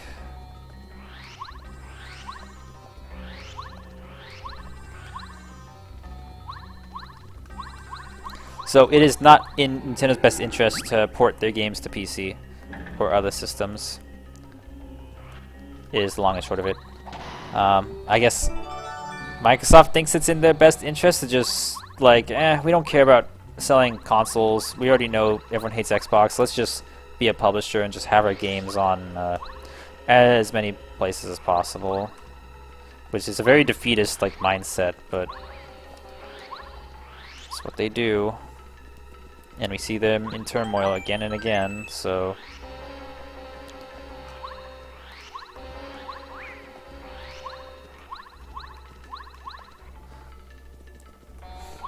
And I guess the other notable thing about PlayStation is like how expensive those PS5 games are to develop.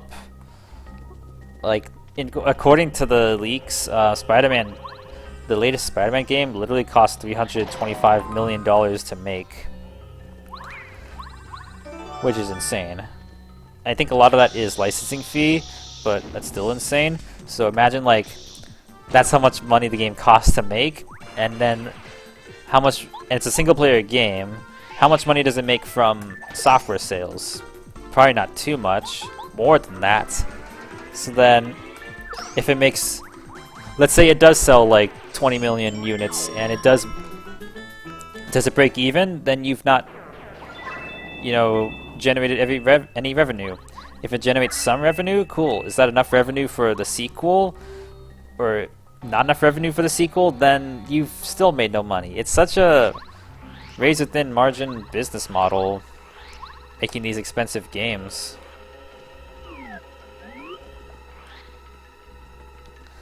And then you have just more and more we're seeing that one bad video game or one game not performing well is enough to completely close down the whole game studio. More than ever, it's a riskier business, so we really are just in this dark era of fewer risks are being taken.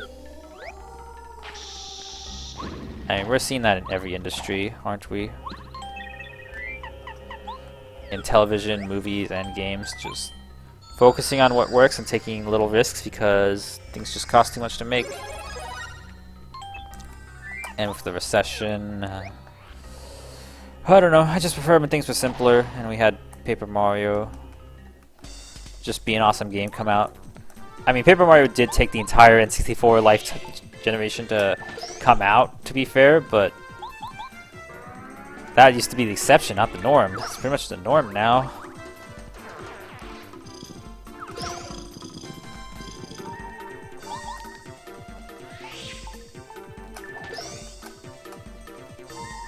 I mean, Nintendo's pretty notorious for only releasing like one game per system or one game per generation. Like only one 3D Mario per console.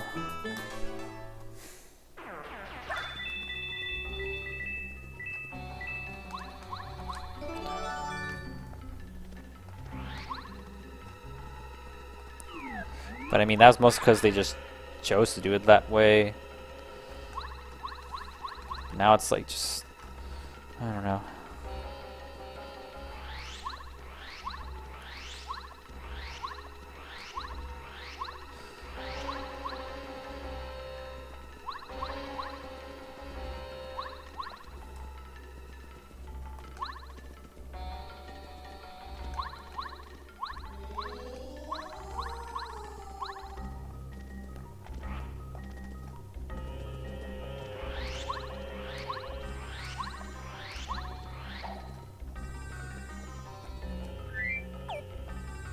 Do I have all the things, actually? No, need one more stone.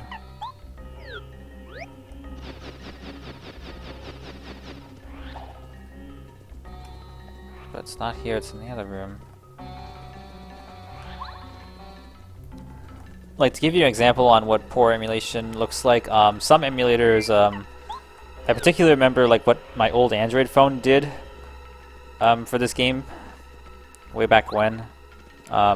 For this area, what it did was it rendered any area that had lighting applied to the sprites would just render the sprites as silhouettes. And I remember a lot of areas had really bad flickering, where it was like pretty much like unplayable visually.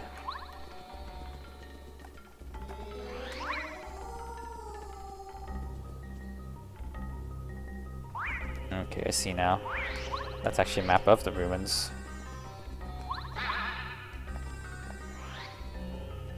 Oh, so that's a key that'll get me to the last stone. And I could also rant about how Rare was so much better under Nintendo, because Nintendo was much better leader than Microsoft was. Like, Nintendo pushed Rare hard to get their games out as fast as possible, but also be quality. There's just been no overhead at Microsoft like that, so they just come out with games whenever. If they want to just keep making Sea of Thieves updates for forever, then just let them. If they're making a new game, and it looks good, sure, show it off. They haven't nailed a gameplay concept, what? Like, that would never happen under Nintendo. Like, Rare's upcoming game, Everwild, literally had to reboot development. They outright said that was the case, and the reason they gave was just, we didn't actually come up with a gameplay, how the game plays, so we just have to restart. And it's like, what? How do you show off your game twice at 2 different Xbox shows before you even know how the damn thing plays? This is what I mean by Microsoft sucks. Like, Nintendo would never let that happen. Nintendo would be like, #1 question, how does it play? And they'd be like, oh, it plays like this. And then Nintendo would say, this sucks, make it better. And yeah, that's harsh, but you'd get good games out of it. That's why you had... one of the reasons you had so many quality N64 games come out. And for all the times Rare did fail, like, Nintendo at least tried to compensate somewhat. Like, Banjo-Kazooie missing its 1997 release date was a pretty big blow, because Nintendo had all the marketing deals lined up. It had the budget allocated to market the game, and then it wasn't coming out. So what did Nintendo do? They pivoted and said, okay, Diddy Kong Racing is our holiday 1997 title. We're gonna spend all that marketing $bucks on that game. And that actually was really beneficial to that game. Like, Diddy Kong Racing was just supposed to be like Pro-Am 64. It was just supposed to be a racing game, or whatever racing game. But then they put Diddy Kong in it, they marketed it well, and it's one of the most celebrated and remembered N64 games. Like, not just because Rare made a quality game, but because Nintendo knew how to market it and just get it to the finish line. So I don't know, I can fanboy about all that all day.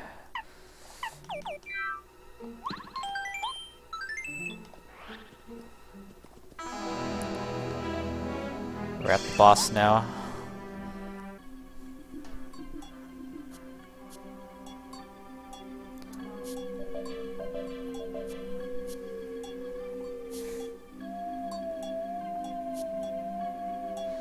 I feel like too often in these streams my goal is to just like talk a lot and like make points.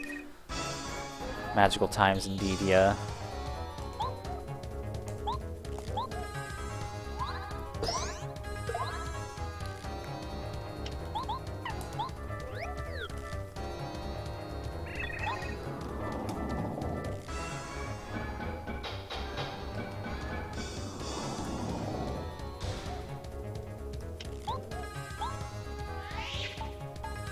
So here's a real chomp. This guy's real strong.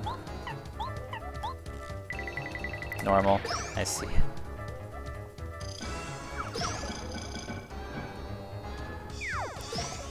Sometimes I feel like I talk too much. Maybe that's what I'm getting at.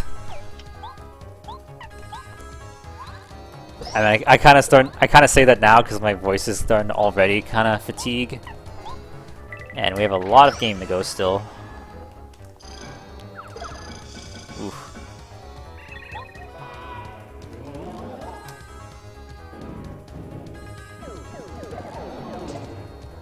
That's not good.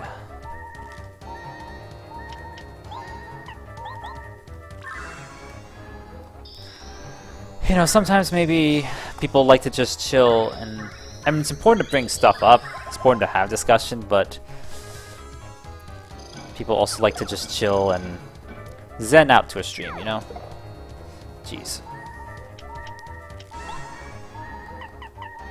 Alright, you're just gone, chomp.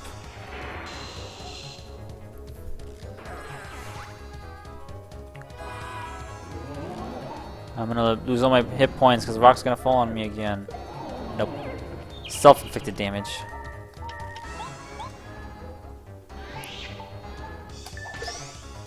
Now I can hammer him for massive damage.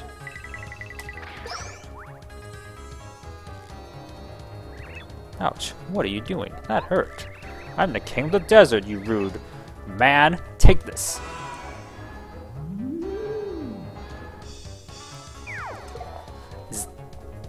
Oh god. Well, there's the first game over.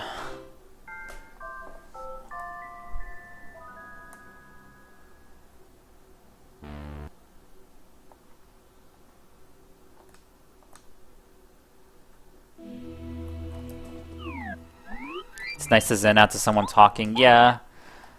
But I feel like it's more relaxing to zen out to someone talking less than I talk.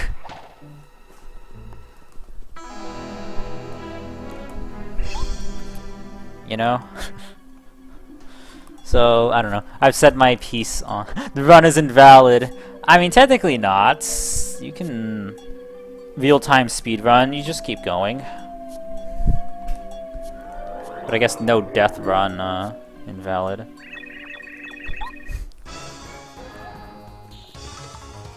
Alright, different strat. Hammer throw. I've said my piece on the state of the video game industry. I guess I'm just tired of that topic right now. You usually listen to people who talk a lot. That's fair. I mean, so do I, so who am I to judge? I'm just overthinking it, I think.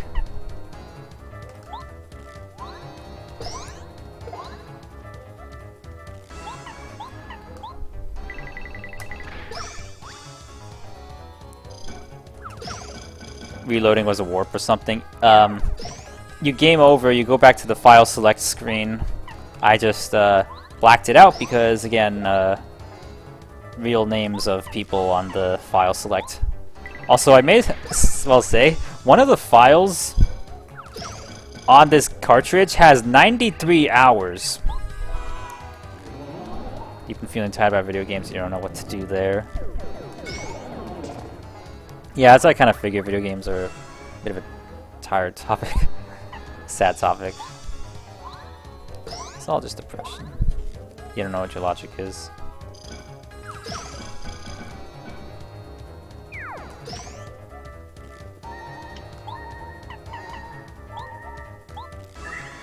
So, and it's the file that has my brother's name. So my brother played this game a lot because he's older than me, so he played a lot of the N64 games and has clearer memories of them being new than I do. And yeah, he has a file on this cartridge with 93 hours.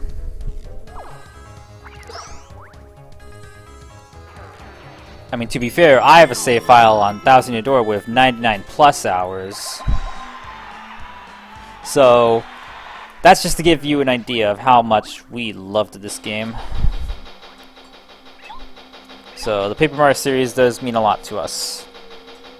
So I'm here to pay tribute to it as we lead up to the release of Thousand Year Door Remake. Because, yeah, Paper Mario's cool, but other new games, meh, don't feel interesting. I mean, I feel like we've been saying this for a while. Like, a lot of Xbox 360 games are realistic and gritty, and those aren't as interesting to me, so I kind of feel like we've been...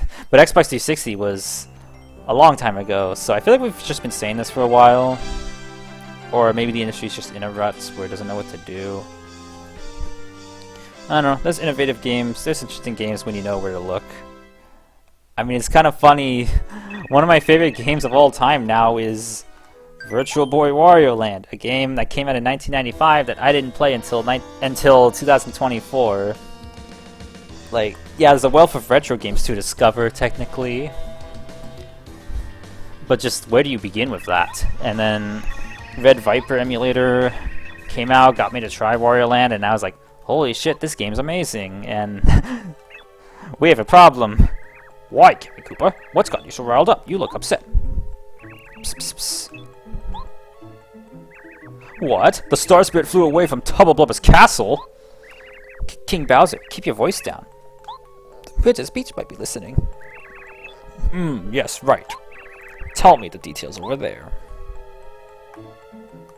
Rice and Mario. On Rice, Mario and his partner are just black in some scenes. Glad they look normal. Okay. Yeah, that sounds familiar. Twink, did you hear that? The invincible Tubba Blubba. But he's invincible. How will Mario beat him?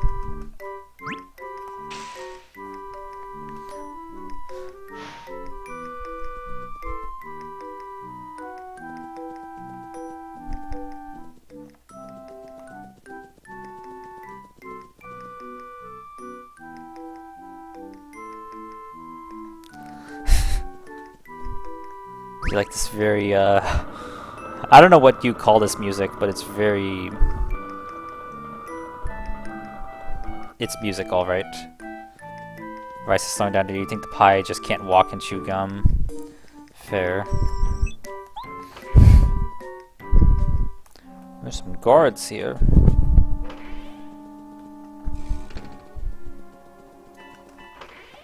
It's fine, you just have to go here. The CPU uses like 2 watts. I mean, that's what's cool. Low power computer. It's so weird. It feels like we've been at the threshold of like barely emulating the N64 for like a long time. Like when I first discovered emulation, GameCube emulation was barely a thing. N64 was at the cusp, and you know, GameCube emulation is a thing on PC now, pretty well. But what's it called? Mobile computing. A lot of it's N64 is at the fringe of that, and you have GameCube on some high-power mobile chips, but not as many. Saves on electricity. The last bill was nice. Well, your bill is $9 Canadian for like everything in the house, or is that the electricity just being used by the Pi? Because like, that's the entire electricity bill, kind of. Except you have.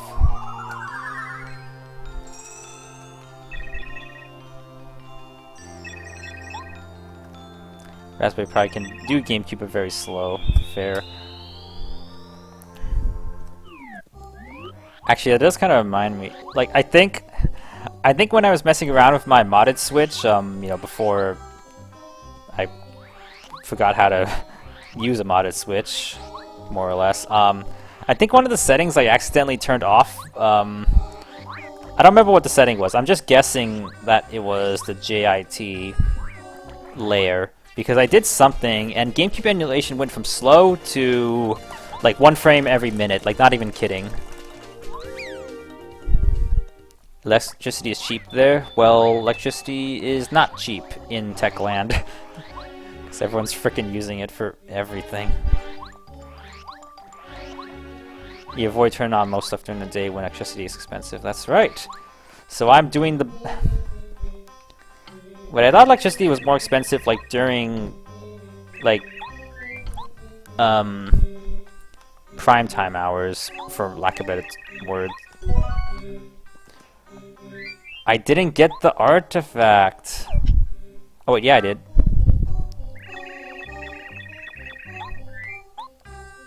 There.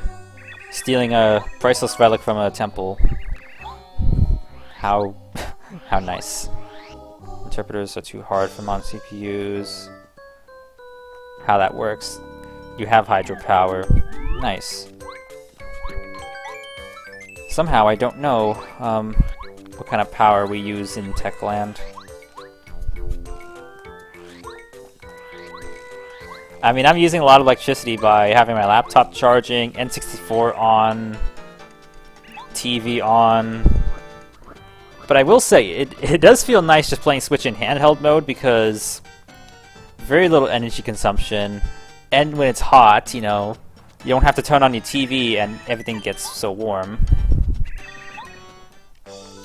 Whereas if I want to play Xbox, like 2 times a year I actually want to play Xbox or PlayStation, TV on and the system generates so much heat, it really just adds up.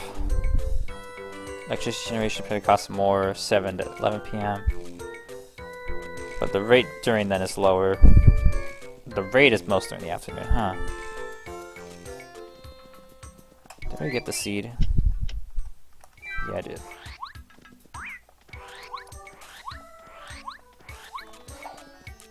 Still, $9, like, and considering how much electricity something like a refrigerator uses, pretty surprising. Although my electricity bill is not huge, it's more than $9. I'll just say that.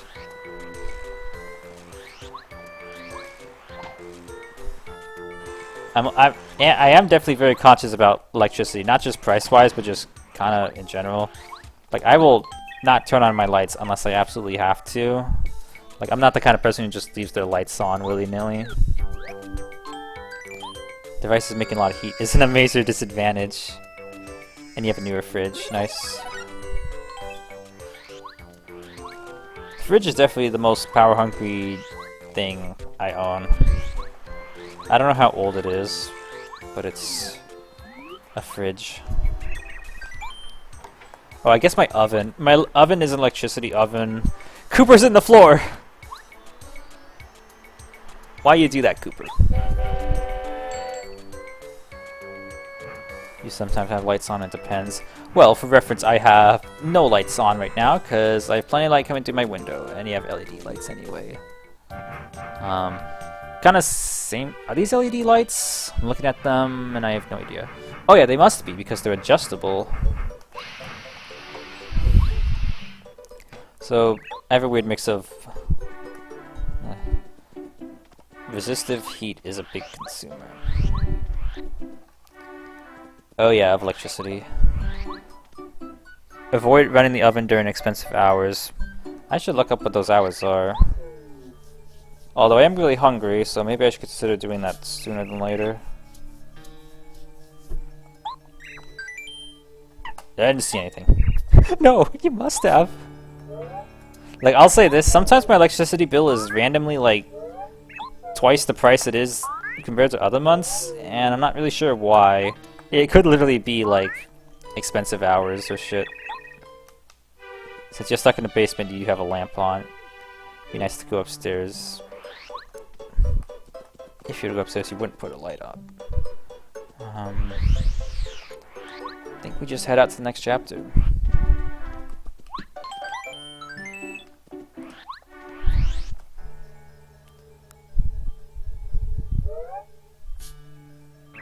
Pardon me, sir. Would you happen to be Mario? How do you do, sir? My master wishes to see you. If you would please call on us at the mansion on the far side of Forever Forest. My master would also like me to add that she has in her possession important news regarding the Star Spirit. Make haste. We shall await your arrival with a warm welcome. And if you don't come, we'll get you! Boo! Ooh, spooky. The Chapter 3, The Invincible Tubba Blubba.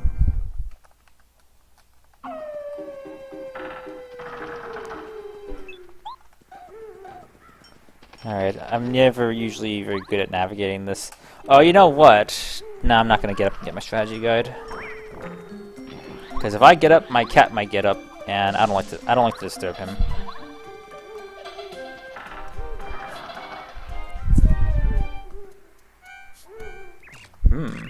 What do you think you're doing? So I guess this guy's just a way of preventing you from going this way until you beat chapter 2. So you just wander through the tight hallways of the forest. And just wait till something's unique like that. See, the Paper Mario series at least does take advantage of the hardware. Like, you'll notice Paper Mario in 64 and the GameCube one both having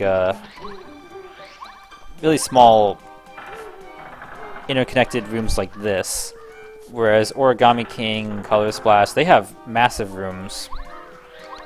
So they do take meaningful use of the hardware that they're on, which is nice, which is something that you wouldn't get from a remake.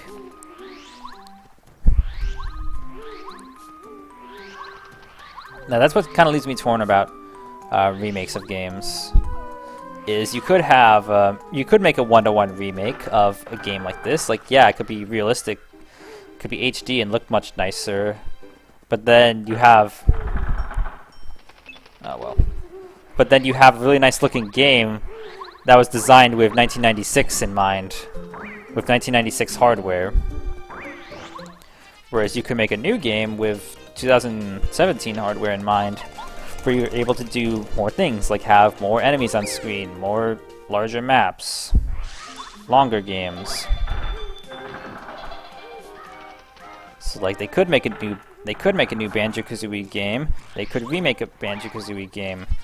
They could make a new game so it takes advantage of modern tech and modern game design principles, where you can make a game that looks really pretty but has tiny levels and was designed with 1996 hardware in mind. Like, you have Crash Bandicoot The Insane Trilogy, which looks nice, but all the levels are corridors. They're tiny corridors and hallways.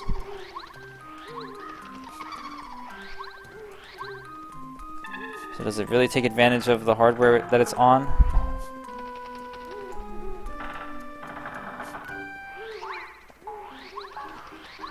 It's just an odd mishmash in my opinion. Oh, cat's getting comfy with me by leaning against me. That's cute. Wish I could show y'all, but whatever.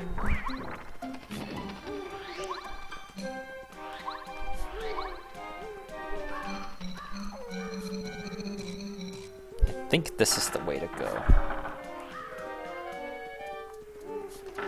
My cat is very strange. Sometimes he's really cuddly, and other times he wants to bite my leg.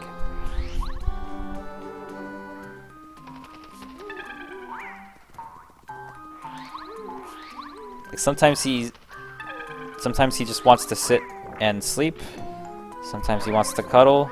Sometimes he is really full of energy and just wants to run around.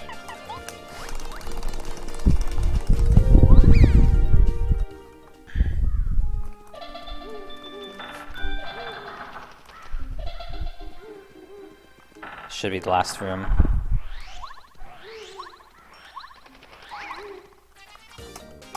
Sounds like a normal cat. I guess so. He's a pretty typical cat. So never mind, there's nothing remarkable about him.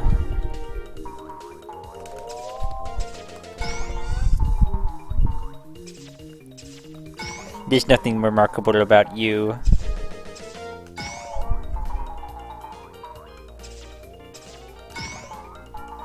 There's nothing remarkable.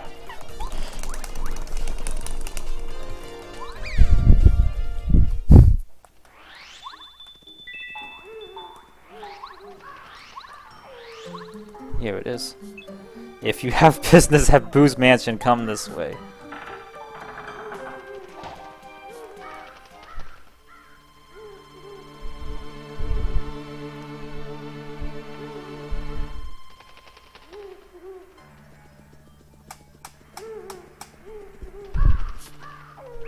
Phew.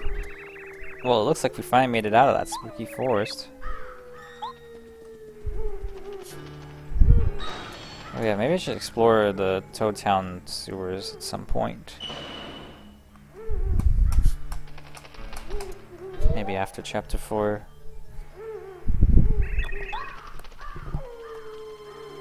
Yes, we already saw the Banshee. Very foreboding. Oh yeah, there is a Luigi's Mansion hint in this game, I think. Which is kind of weird. But there's like, in Luigi's final diary entry, he does mention wanting to go on his own adventure. And Luigi's Mansion would come out just a few months after this game. Jeez. Speaking of things...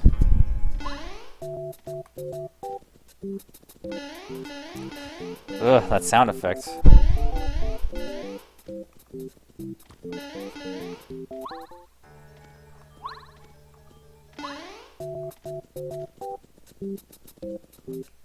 Let's go play a game as 8-bit Mario, or not. So another thing that connects this game to Super Mario RPG is, you know, the 8-bit Mario cameo, and they did it again in Thousand Year Door. And Super Paper Mario, or that game kind of is something different with the sprites. Something fascinating to think of. Yeah. I mean, it makes sense. Luigi's Mansion would have been one of the first GameCube titles in development, and Paper Mario is one of the last N64 games released. So, some overlap. It is odd, though, that to develop an N64 game so late in the system's life cycle, and then like, okay, let's start a GameCube Paper Mario, and it only took 3 years to come out.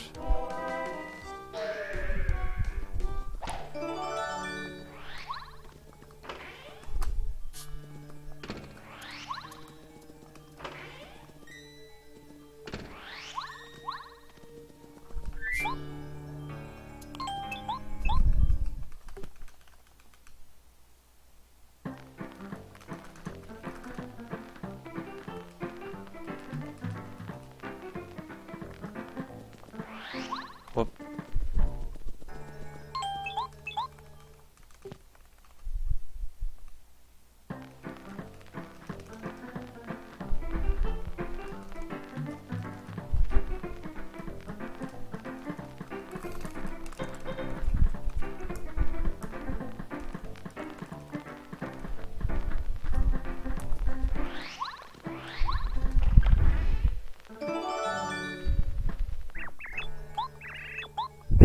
Ladybug gave you one job, and you failed.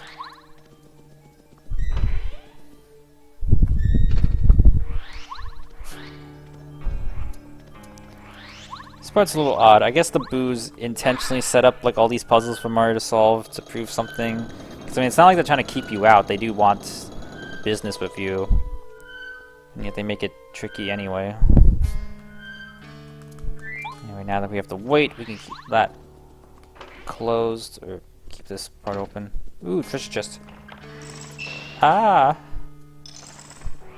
Jeez.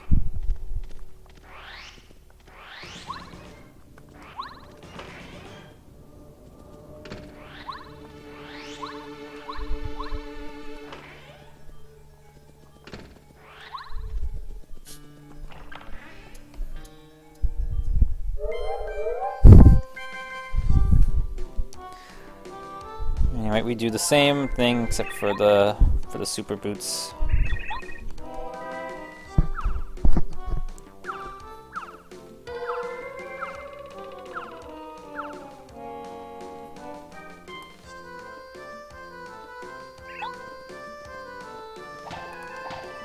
Hey.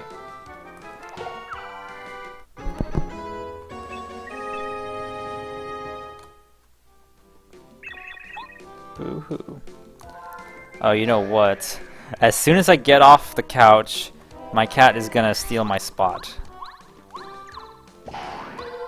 So now I'm like not wanting to get up. But I do want to start making food soon. So, I'm at a bit of an impasse right now.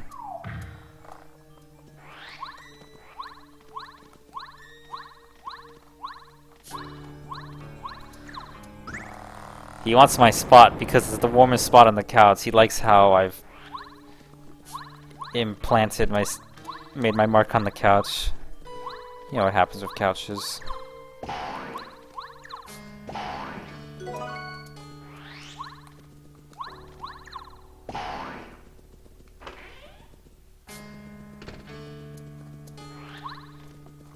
Oh, interesting. The door goes out.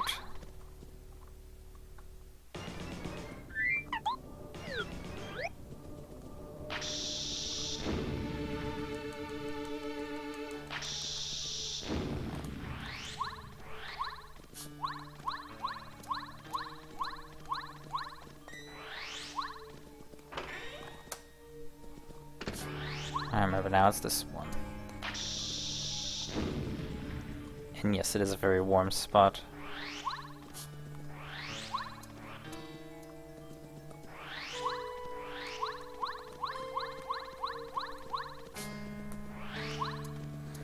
Speaking of temperature, it is 80 degrees in this room. Not bad at all, but it's been slowly climbing all morning. I don't know the ambient temperature outside.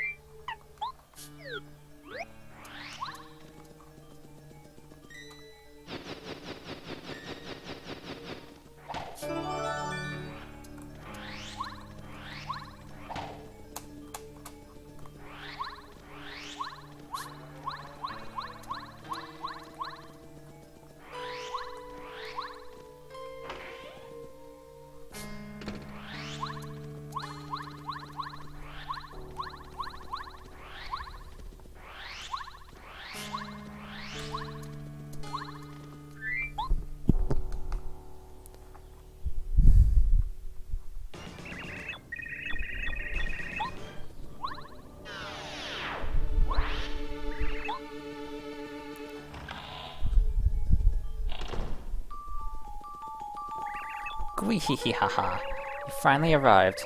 Took you sweet time, huh? I was testing to see if you live up to your reputation. How were the tests, though?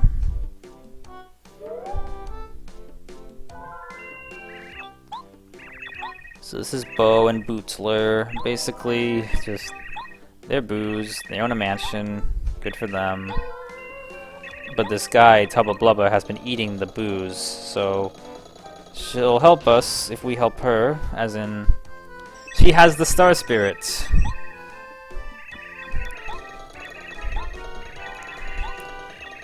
But she won't give it to us until we defeat Tubba Blubba, which is ironic because he's the one who had the Star Spirit in the first place, but he lost it because it escaped, but then the boos took it, so now they're just keeping it in their possession until you help them. So it still works out to beat the boss and earn a Star Spirit, but you're earning it from the boos, not the boss, which is a little clever.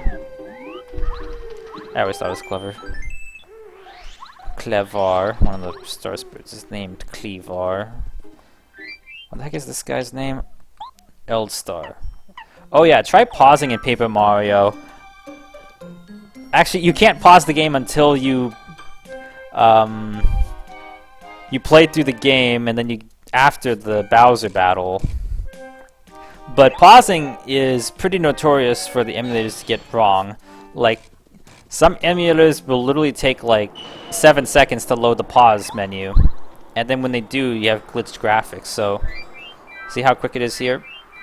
Like, imagine that, but waiting 7 seconds and then it appears, but it's all glitched.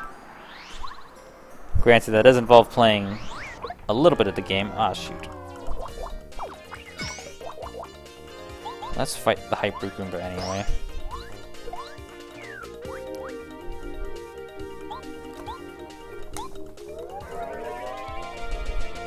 In fact, pause screens in general are hard for N64 emulators. Like DK64, you'll usually just get a black screen instead of a blurred background when you pause. Banjo-Kazooie and Banjo-Tooie, you'll sometimes get glitchy backgrounds when you pause. Just because it can't render the frame. Anyway, very interesting area for booze, this kind of deserty area. Whoop.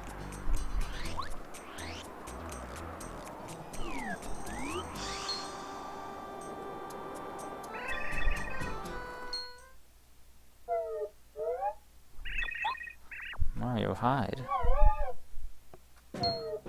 Do do do do do do do do do. Everything's cool, lady. He can't see you. Nope, there's no way Tubba can see you right now. Looks yummy. I needed a snack. God. A little tanky, but good.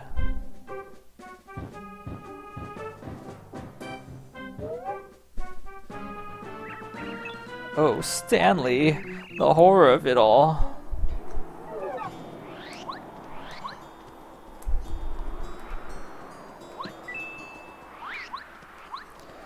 That's why we gotta stop him.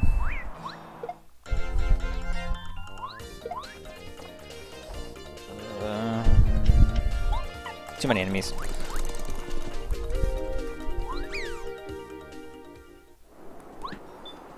Best item in the game, Repel Gel, which we will use much later on. Literally turns Mario invisible, so overpowered item, but there's only a few of them in the game.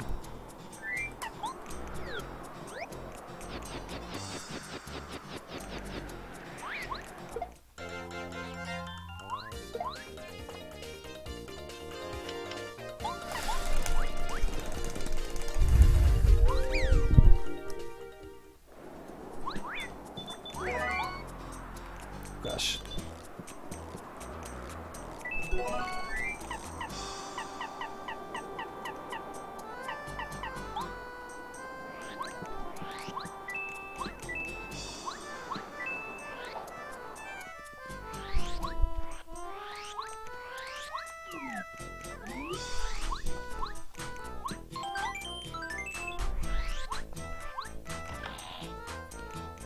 Do.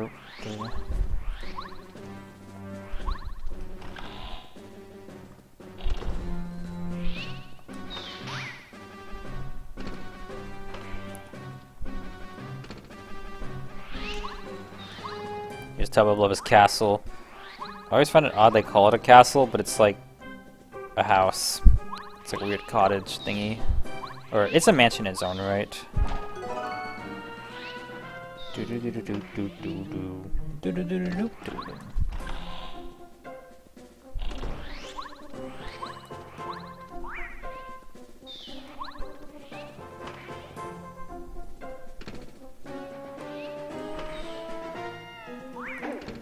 Whoa.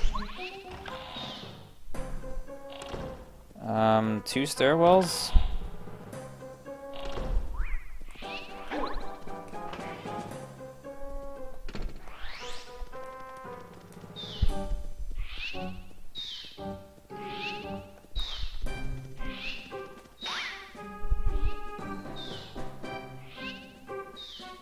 I wonder where he went.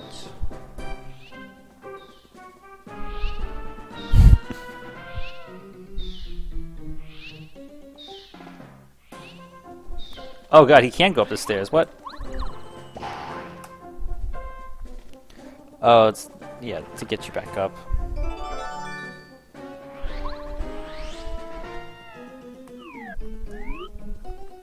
Oh, you're Mario. Nice place, huh?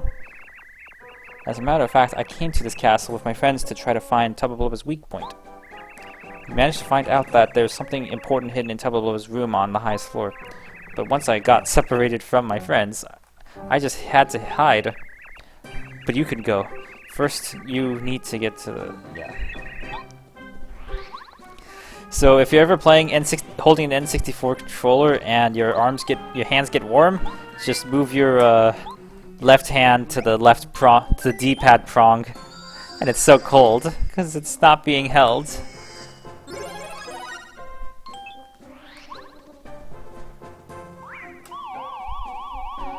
Anyway, here it's actually fine to get captured because it's a shorter cut to the top.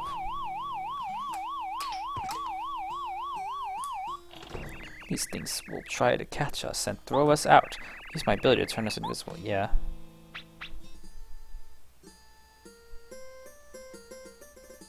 Oh, nice string instrumentation. Oh, to be held. Yeah, imagine that. My cat doesn't let me hold him. He's not that kind of cat. Although he is pressed against me, so... Which is it? Cat?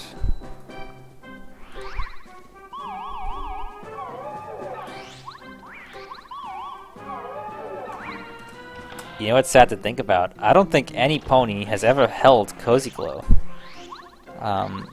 Okay, Twilight gives her like a half hug in School Raise.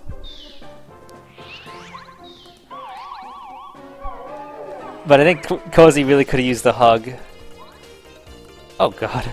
At the end of School Raise. When she was distraught. And defeated. Most cats don't like being picked up, it feels threatening. I can see that. And this cat is very paranoid. A lot like me, so...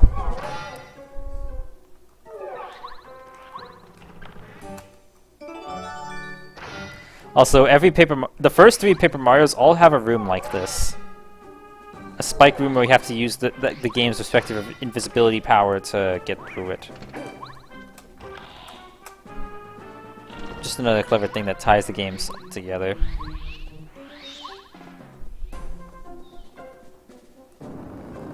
You don't do a lot of pushing in this game, but you push that clock.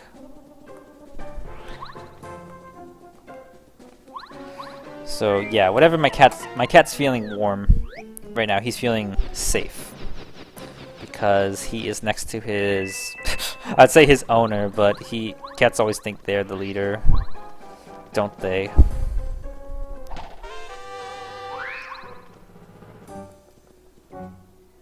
He thinks he owns me, which is unfortunate.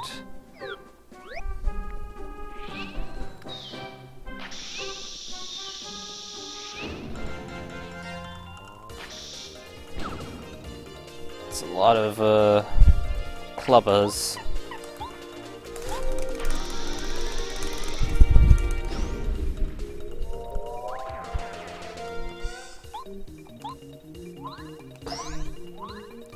What was the other thing I was going to say about cats? Oh, I saw a video that says, what your cat's thinking when you leave. Like, it postulates the theory that, it suggests that cats, when their owner leaves, the cat thinks you're out hunting. Like, doing some dangerous activities, like, for them. And they're, like, worried. And they're relieved when you come back, and if you bring food, they reward you, supposedly. That's how they feel. Which is kind of funny. It's a funny thought, I think.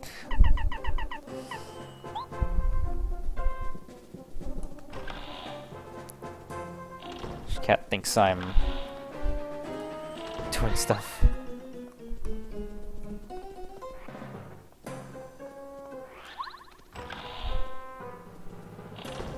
Okay. Where is the way to get that badge I want?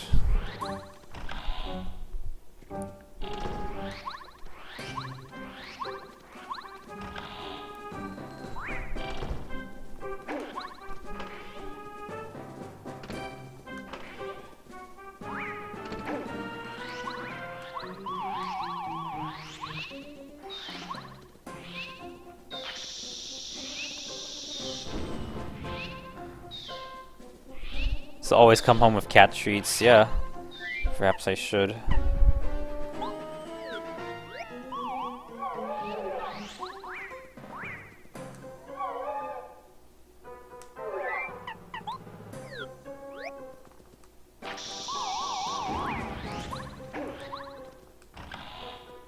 Connecting to chat, oh no.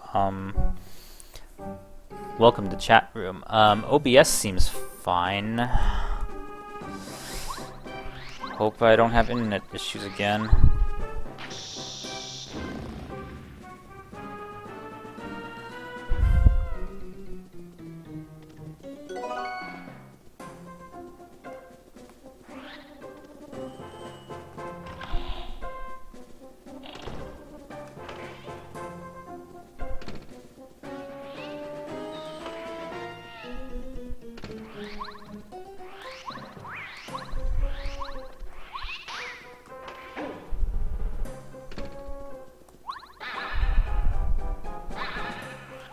I want to get that badge. It's a very useful badge.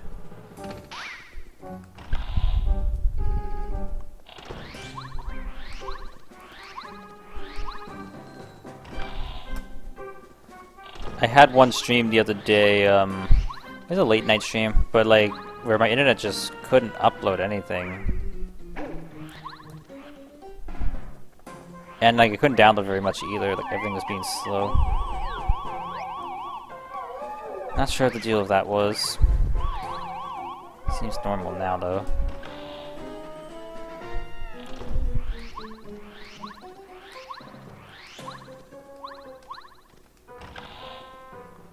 But there's no door here. Or is there? I used the bomb here. I just did it again. Fine, we'll fight this guy. Oh, there's the crack. Internet can be weird. Well, certainly, yep.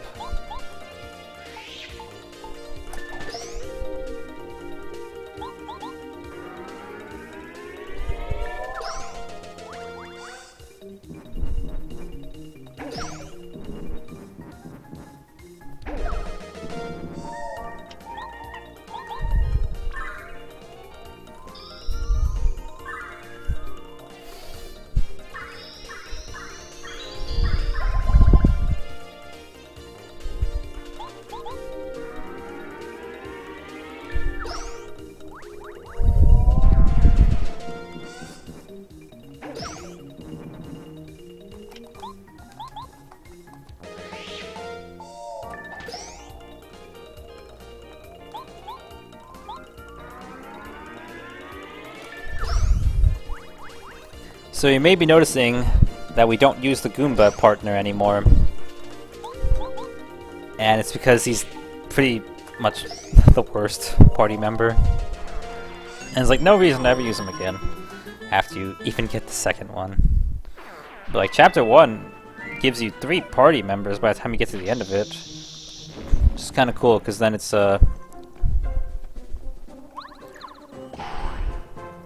one partner per chapter from then on out.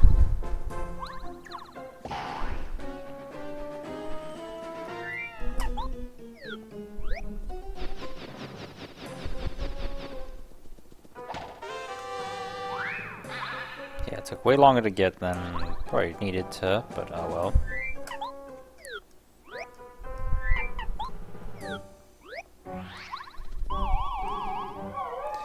But like it gets weirder, or it gets worse. So the internet didn't just go out; it went out in the middle of a Wario Land speedrun. I was halfway through a speedrun, PB pace, and then it just goes out, and then I'm having to like pause the game, and the timer's still going. And it ruined my speed run. And that run, I kept going even though I couldn't stream it. I started a local recording, and it actually did get it was actually a personal best for me. I've gotten a much faster run since.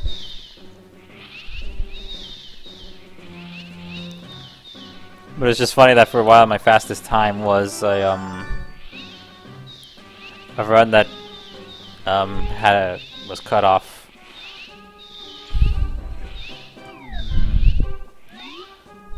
Nah, we don't need EXP. This is a good place to grind for EXP. Actually, let's do that. Most of these guys are actually just one like enemy per battle, and you just do this.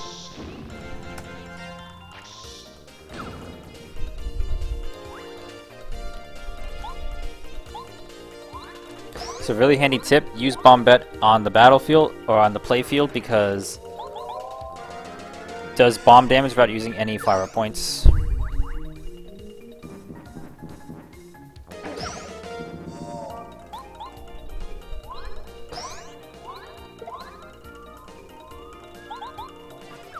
Go.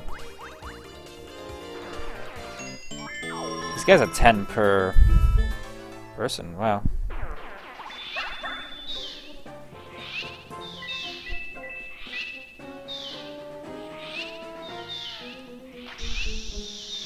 That's 2 enemies.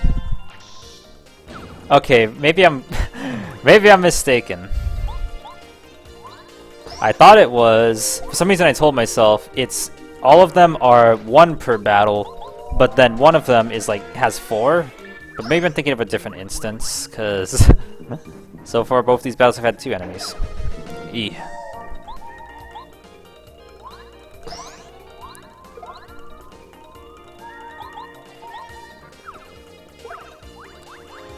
Actually, 2 enemies is worth 10 because, yeah.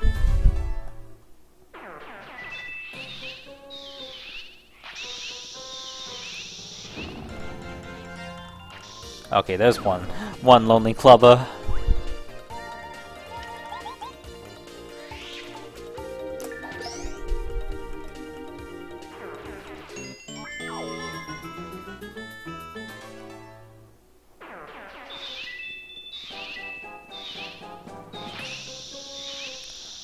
Is this the guy with 4? Yep. Oh jeez.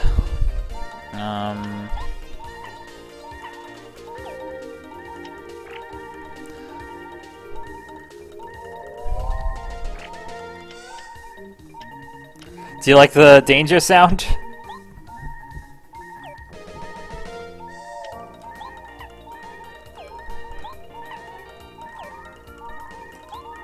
Yeah, I have to run away.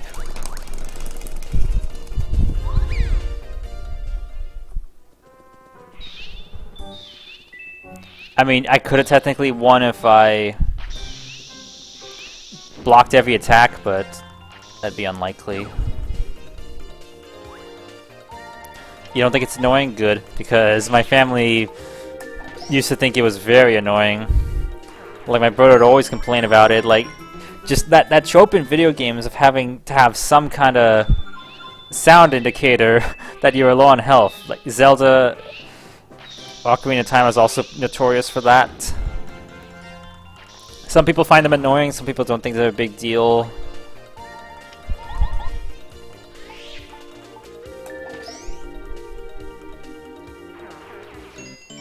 You do think it's annoying? Then what was my question? Did I say, like, I hope you don't mind, or I hope you do find it annoying? I don't know. Or I said I hope it's not bothersome. Anyway, I guess Tubba Blubba gave up.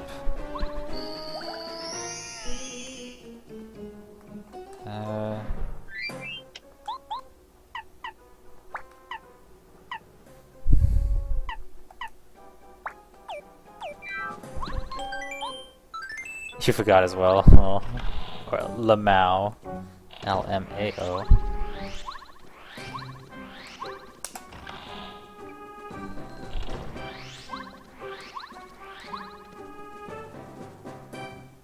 There's the treasure chest, but here he comes. I might be in trouble. That Star Spirit ran away, and now I think someone suspicious is in the castle. I sure don't want to make King Bowser mad. He's scary. He did make me invincible, but if I screw up, he might change me back to normal.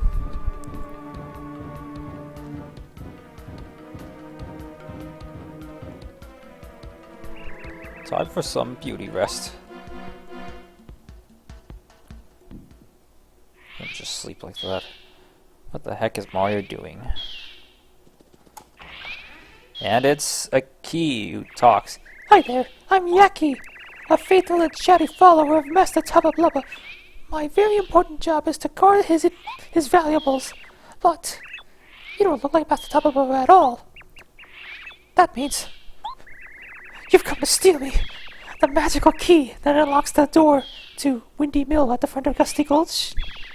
And furthermore, your goal is to find out if there's a secret inside that windmill. Sniff. No. You're a terrible liar. Help! A thief. What's all the noise? 5 more minutes, Mum. Tubba Blubba's up. Let's get away. Mario does have a big nose.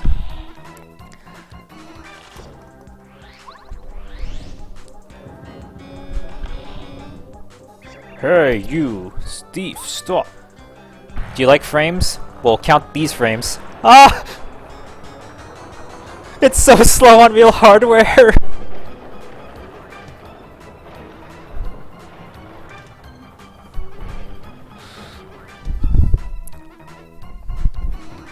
Yeah, way to destroy your own house, Tubba Blubba.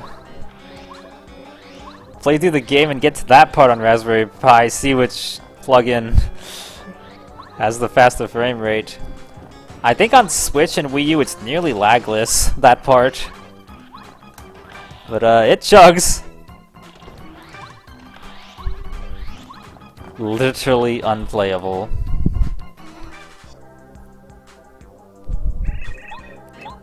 Alright. Okay, let's... Oh yeah. These guys are here to help, but ultimately they're just here to hold the door.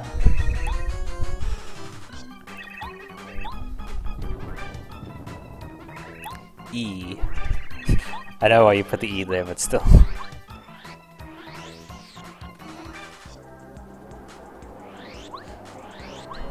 It's like the meme. E. Race is usually faster, but the graphics look bad on it. Looks so bad on it.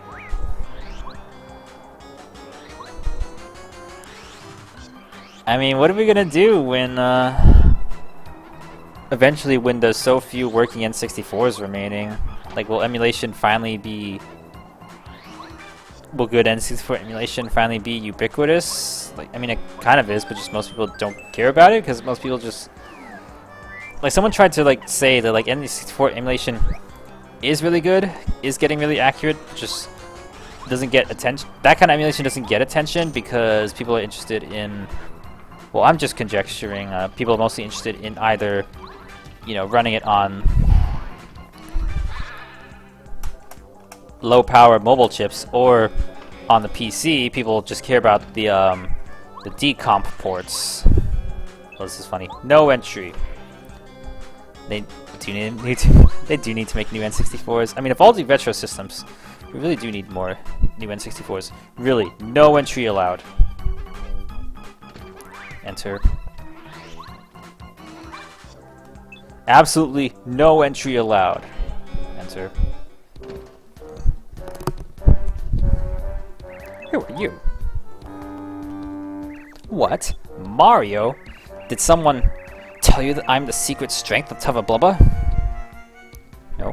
Someone spilled the beans that the Tubba Blubba in the castle is just a shell, and I'm controlling it from here? You can't trust anybody. I can't let you out of here knowing the secret of my invincible body. Sorry, but here we go. Best song in the game, IMO.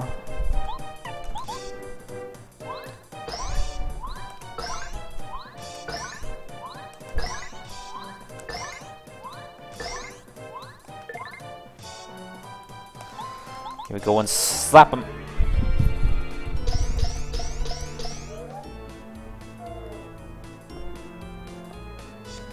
Hey, you, Lady Ghost, you look quite tasty. Stick around after the battle. Fighting makes me hungry. Bleh, you wish. You don't have a chance.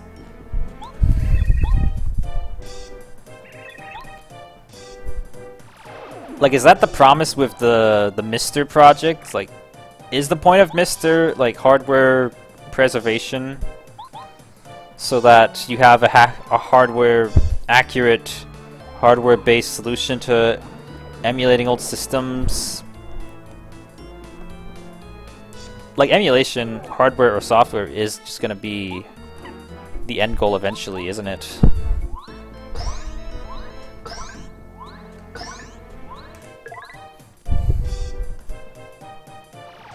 No idea.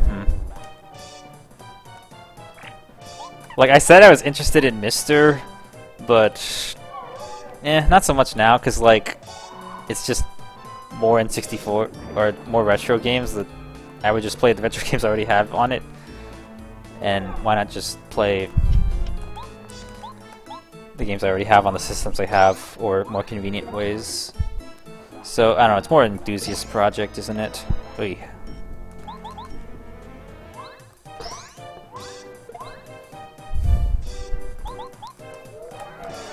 I mean, I suppose if I no longer had my N64 and didn't feel like buying a new one, Mister would be a close enough replacement to be...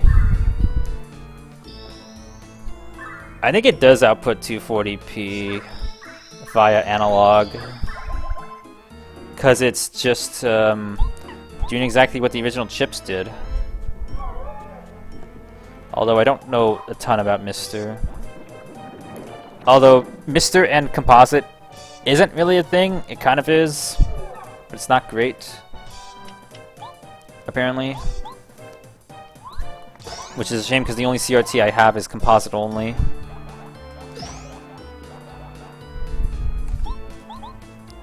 Don't quote me though. Again, not an expert, because I don't own one. Maybe an interesting thing then. How much health does this guy have? I think he has like 50.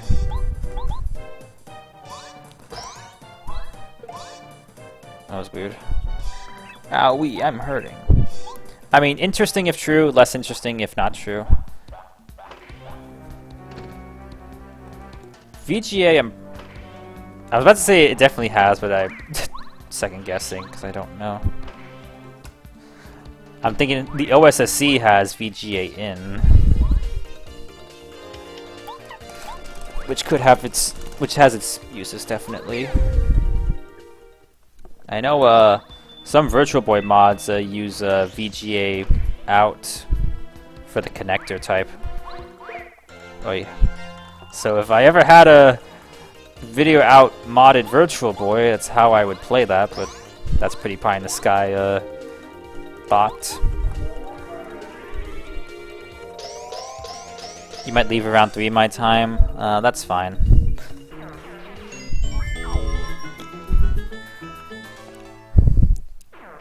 Oh yeah, VGA monitor. VGA CRT monitor. Not so authentic, but it's something. I mean, Mister can actually does have a core for just I always liked how when he bounces the arrow like is following him, the text box arrow. It's kind of funny. Also, the only time you really get to see the top of the windmill is this cutscene. There's no free cam in this game. Now that they've reunited, they're ultra powerful, right? There is a 486 core for Mister. It's not very, it's pretty limited, but something. Also, I don't know why chat had to reconnect again, so if you said something after not so authentic, but it's something, maybe send it again. Twitch just being Twitch. Anyway, not so invincible. Dude has 10 HP.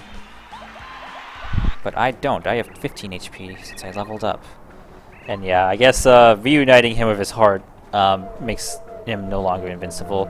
Because if you tried fighting him earlier in the hallway, he has no... You can't damage him because he's invincible, but now he's just weak. You have a dang 486. Your chat reconnected earlier too. Maybe Twitch is just having its own issues, unrelated to anything on my end.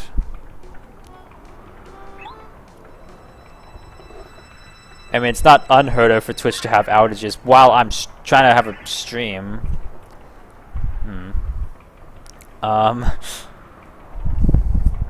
I really should think about making food soon. Last time I did like a a stream that I knew it was going to be long was that 8-hour Humongous Entertainment, all Junior Adventures, no skips, which was definitely something.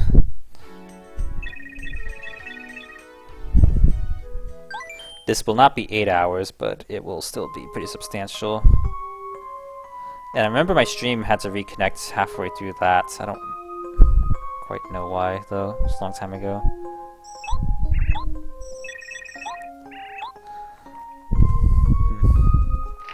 Anyway, Princess Peach again.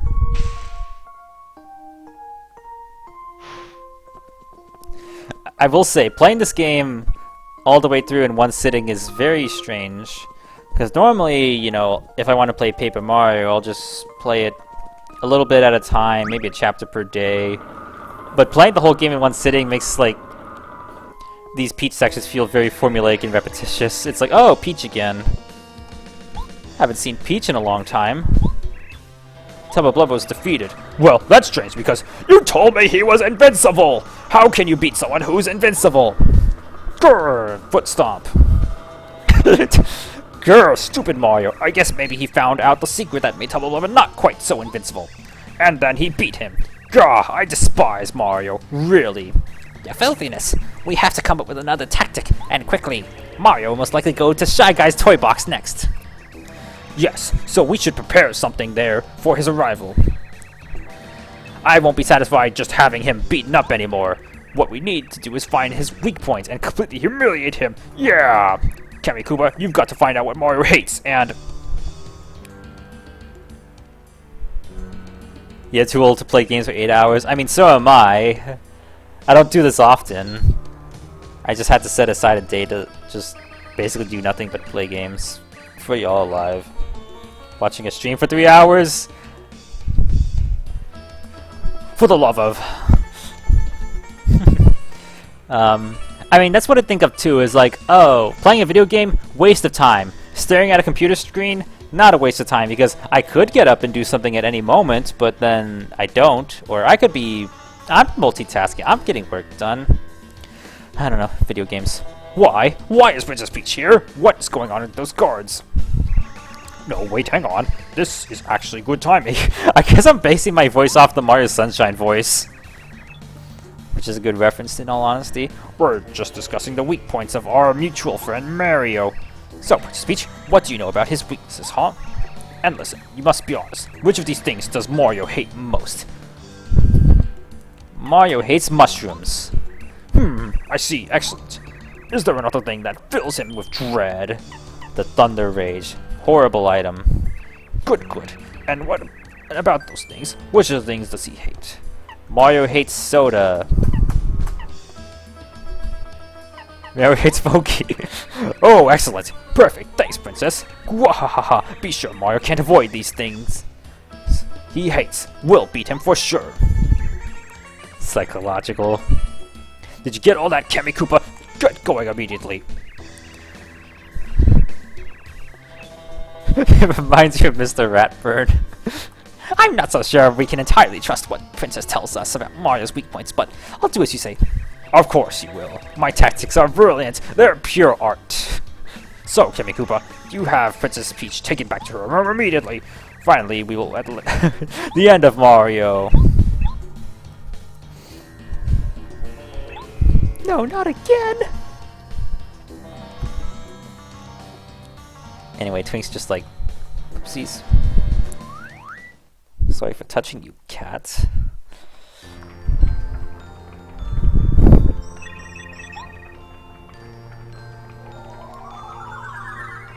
Oh yeah, I said I was gonna make food. Maybe I'll make food after you leave, because I don't want to, like, have, like, 10 minutes where I'm AFK. Or not 10 minutes, but just however many minutes it has to take. So screw it. I'll make food later.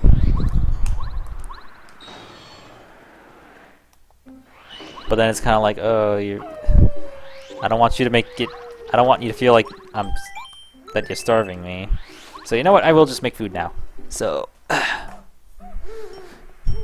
also, it's like, well, now I've gotten up, so Cat's gonna steal my spot on the couch. So Give me like a minute. No, you're not depriving me. I'm gonna make food now, so give me a minute.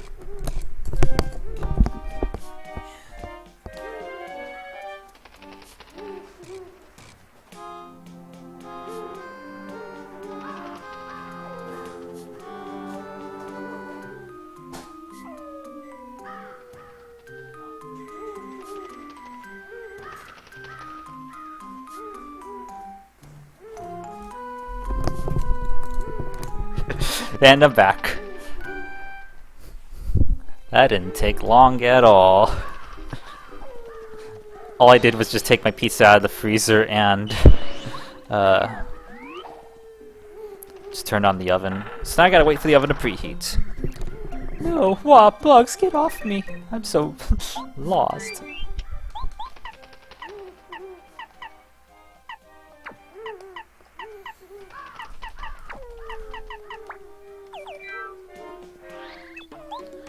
Is this twerp again?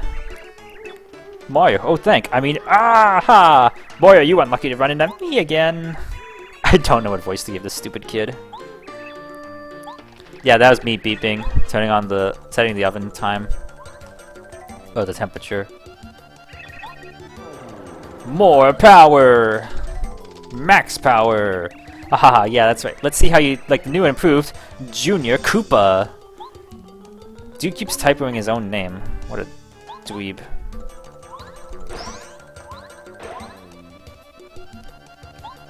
Does this guy have defense? Yep.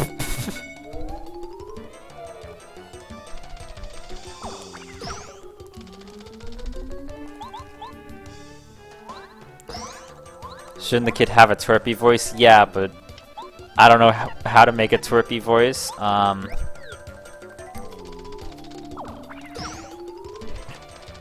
I could make him sound like my Cozy Glow impression, but I'm not confident enough to do that right now.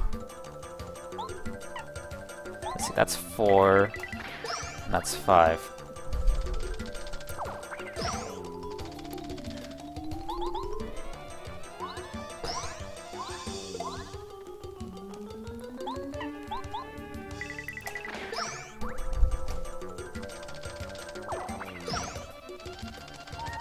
I am in the danger. Cozy Glow is kind of twerpy. No, she isn't. She's cute and lovable. Oh yeah, that's the thing, is I can only do a good Cozy Glow impression when I'm like reading lines she actually says. If I try going off script, it just doesn't sound right. And I guess that's because I'm just trying to... I have something to go off of, or maybe it's just in my head and my impressions are shit either way.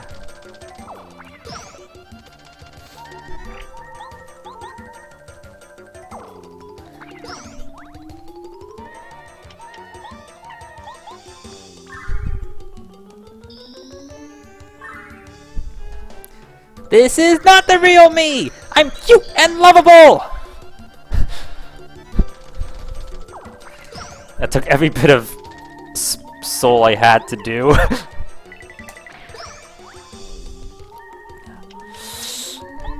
Am I gonna game over to this fucking dweeb?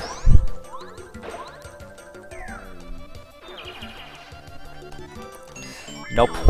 Get wrecked, kiddo. No! Darn it! Darn it! Darn it!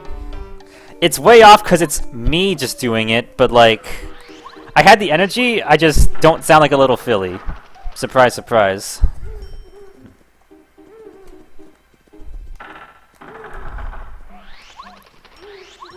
We all know that's... I don't know.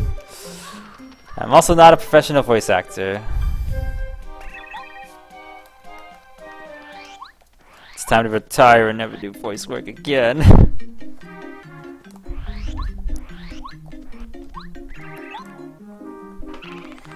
I'm cute and lovable!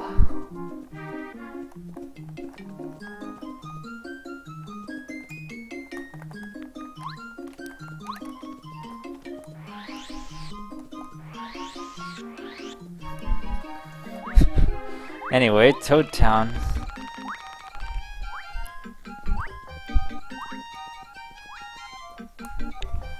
Oh, is under siege by Shy Guys. So we have to do something about that.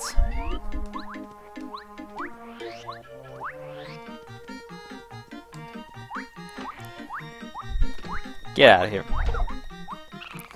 Alright, here's a nice thing about Paper Mario. Free naps at the hotels. Very, economically conscious. Or, I don't know, it's something. I'm Cozy Glow. Cozy glow, cozy, cozy, cozy glow. Golly, golly, golly. I know we're all sad that Professor Sparkle is away. But don't worry, because she left me in charge to do things just the way she would. Starlight was in charge, but she left me this note. I have to go. Twilight needs my help. I know the school's in good hooves with you, Cozy. Isn't that sweet? Maybe I should have actually read what Twink was saying in the cozy voice.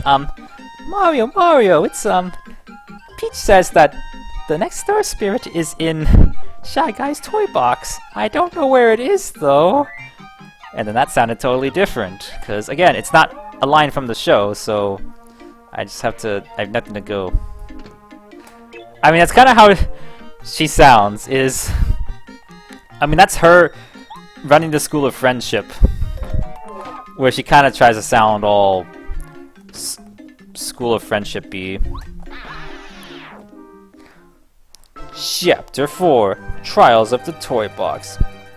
I could try more bratty lines. You ruined everything! Now Twilight and her ridiculous friends can escape from Tartarus! I mean, yay! All my friends are safe! All my friends are safe! Why? Because friendship is power. You might be the princess of friendship, but as head mayor of the school, I can make more friends than you!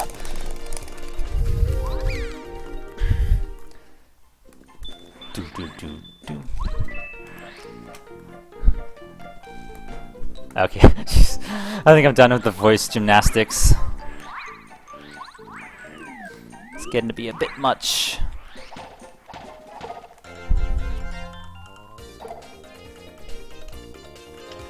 I'm just like trying. Am I like trying to prove that my impressions are decent? Maybe I am. I feel like something. I better not forget that my pizza oven is on.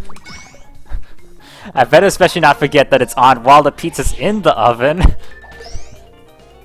Or else my roast is ruined. I don't want to ruin my roast, or my pizza in this case.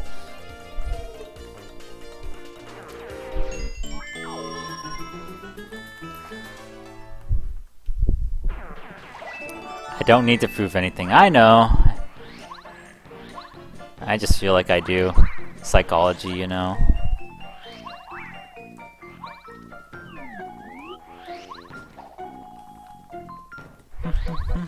I need to prove I'm a skilled gamer by beating Anti-Guy right now. Nah. Dude's freaking impossible. Dude.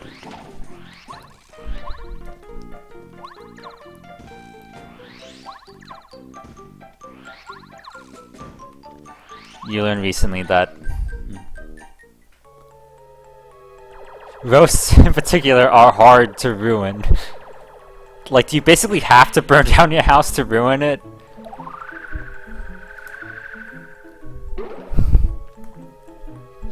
God, more voice. There it is. Perfect! Mario hates this thing, so he'll surely turn back. I think? That doesn't seem like the sort of thing that'd bother Mario.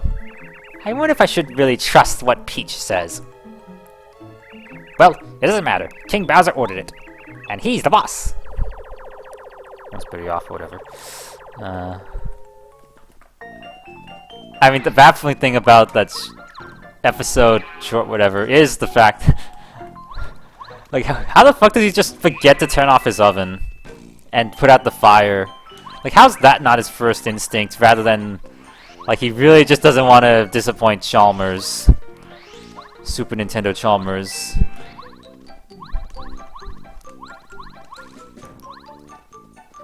By serving him steamed clams. I mean steamed hams. And man, Skinner is such a interesting liar. Like, Skinner is such a bad liar, but he's just so into it, can't help but make you question everything. Skinner isn't smart. Fair enough. Storeroom key. I wonder what that's for. Maybe the real Skinner wouldn't burn his roast. And house down. Fair. The real Skinner.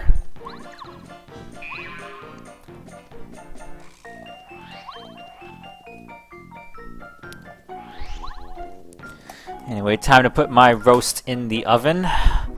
Hopefully no Aurora Borealis in my kitchen. So give me another minute or so.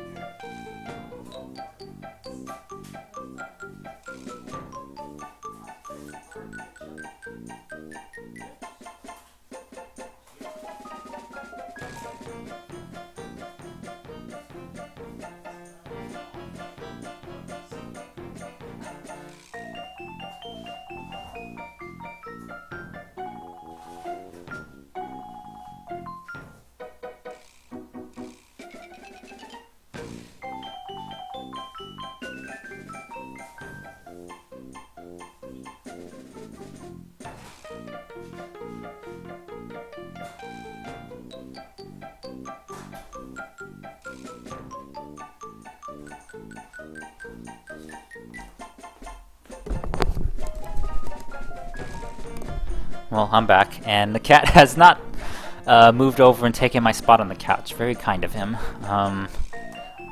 Yeah, I guess my roast is ruined is catchier than any other thing they could have come up with to say.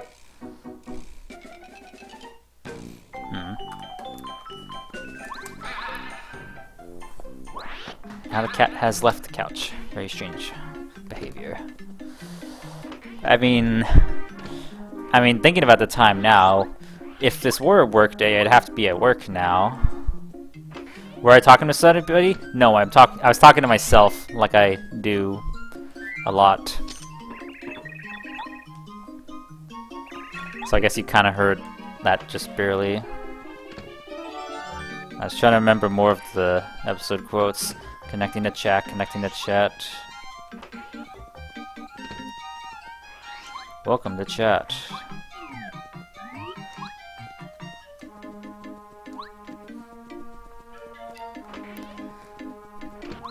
Very strange habit of mine, I will just like quote cartoons a lot, just by myself. I mean, I live on my own, what else am I supposed to do? Just drop the damn toy train in there.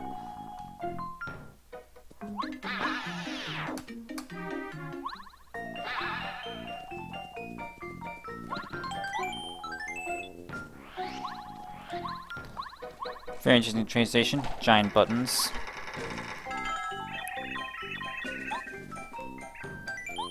We're going to Pink Station, the best station.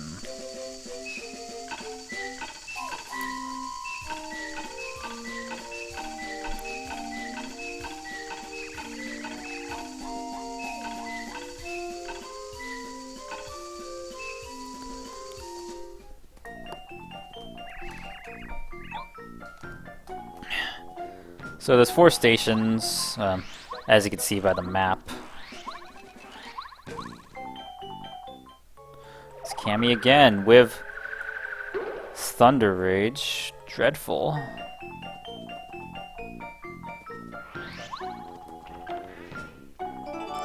So I did set a timer for the pizza, so I shouldn't ruin my roast. Although pizza's a little variable depending on how toasty you want it.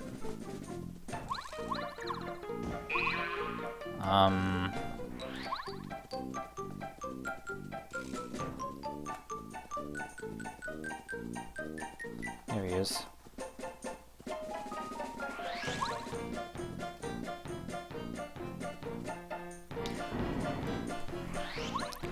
You know, I could have just ordered... I could have just gone on my phone and used DoorDash for food, because with the DoorDash app, I can have food delivered straight to... With the DoorDash app, I don't have to stop what I'm doing as a streamer. I can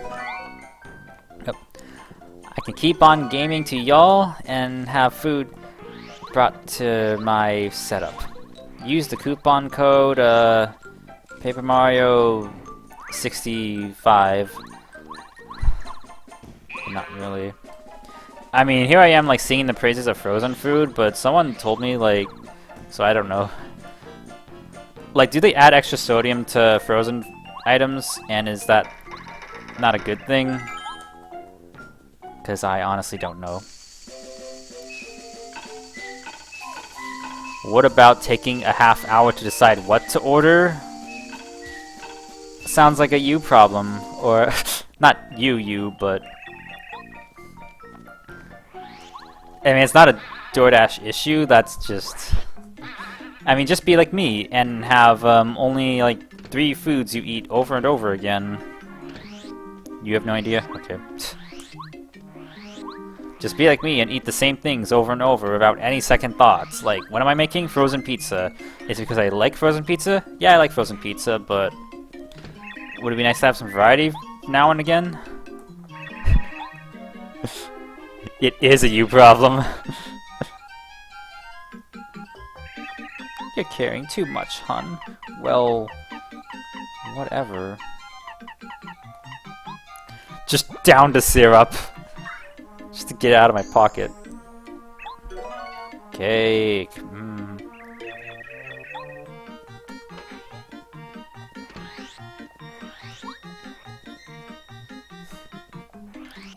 I mean, to be fair, the same thing happens when I actually eat with people. I'm never able to decide, but for some reason, when it's just me, I don't usually have a problem. Well, I planned this ahead of time. I knew I was gonna make the pizza because I knew that I would get hungry if I streamed for too long.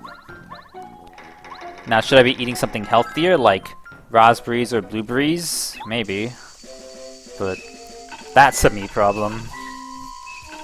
Is my extremely unhealthy diet.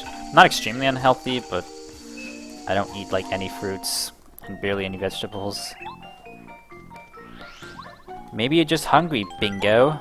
Oh yeah. Let's see. Raspberries or blueberries? And then the fridge starts beeping. Compromise is a thing too. Yeah. Like, if I want to eat something out of my wheelhouse, I'll do it, then... But in this instance, I just wanted to plan to have something easy to fill me up. I'm too hungry to move. I'm famished. I must eat. Are you sure, gourmet guy? Berries aren't a meal, though? Then how does Bingo just eat a bunch of blueberries and she's fine?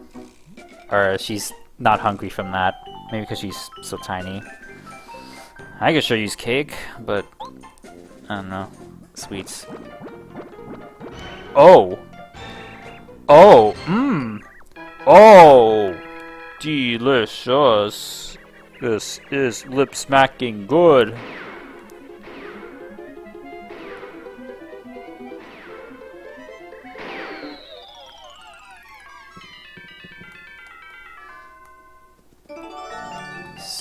So delicious, he just launched out of the atmosphere.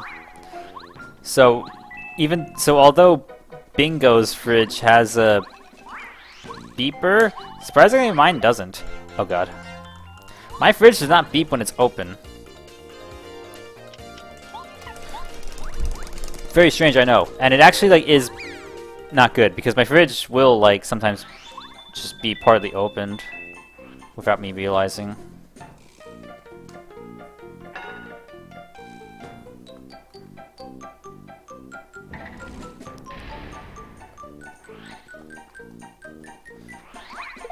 I did it again. What the heck? Your fridge doesn't beep either. My mother's fridge beeps. Bingo's fridge beeps, so I don't know why it's like not standard.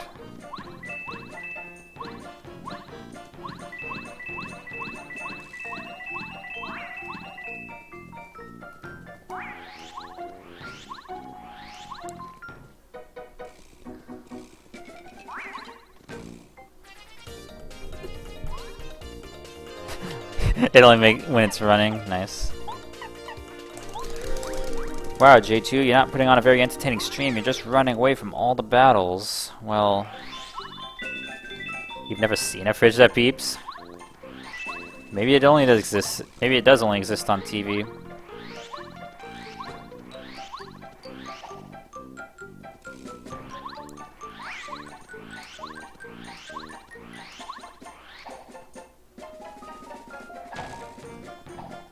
So whenever you see me like use the hammer on a loading zone, it's a frame perfect input. It doesn't save time, it's just something fun.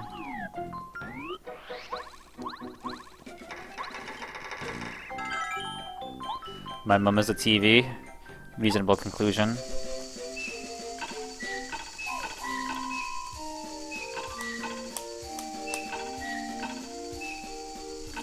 Green station.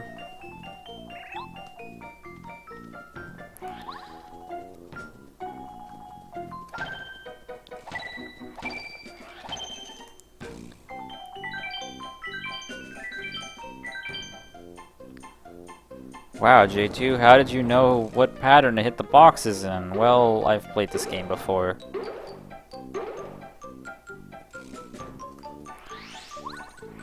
There's only one room here, right? It's like nothing else you need either. So... Nice. So you could go that way for the... What's in that treasure chest is it's called like the ancient script, and you give it to the librarian, and it gives you a clue on the pattern to break the blocks. Or you could just guess it, or you could just do what I did.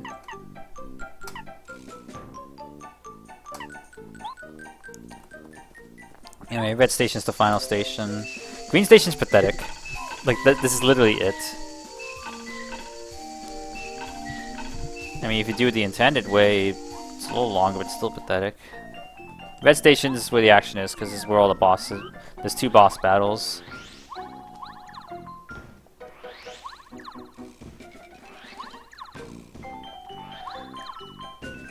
And I do not know where the start pieces are.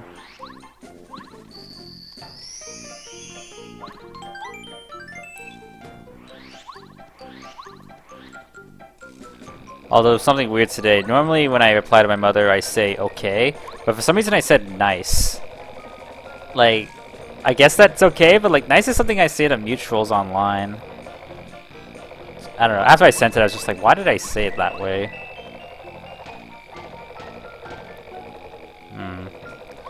Overthinking it.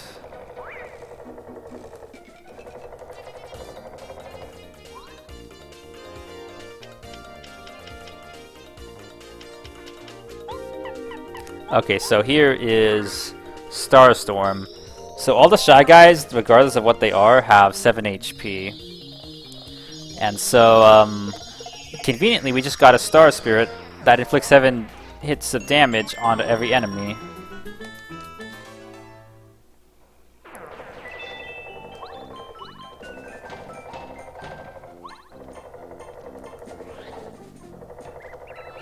Wee hee hee, someone has come.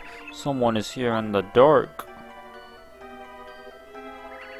Wee hee hee, oh, could it be? It's Mario.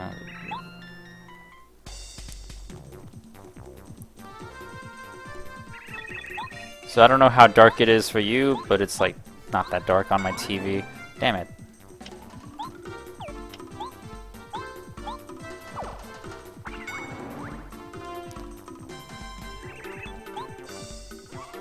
So you gotta hit the lantern to make it brighter, because that's how light works.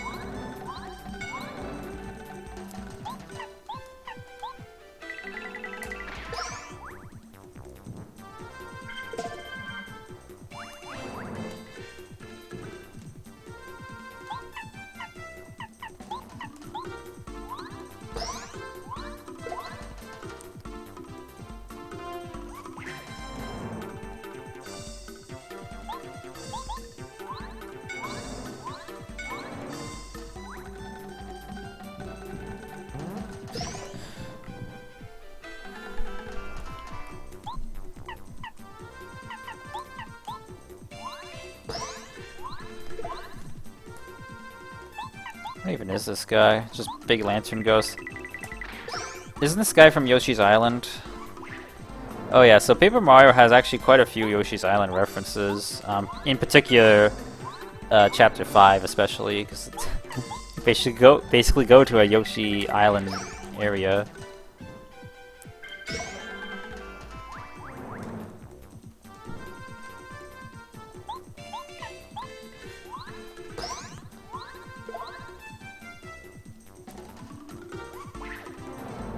Where you just straight up encounter Raphael the Raven, who was a boss in Yoshi's Island, but he's an NPC in this game. Jesus.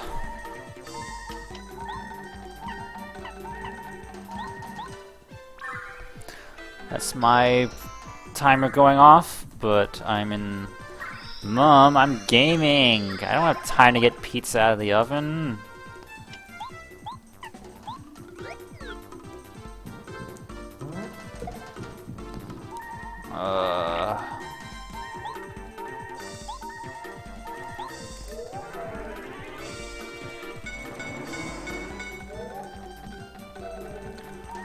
We'll risk it for biscuits.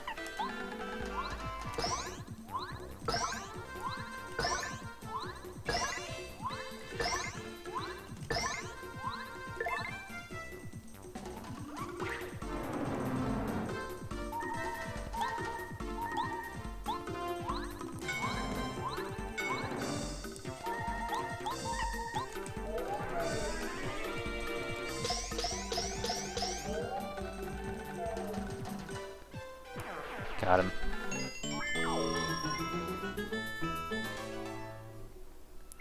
No.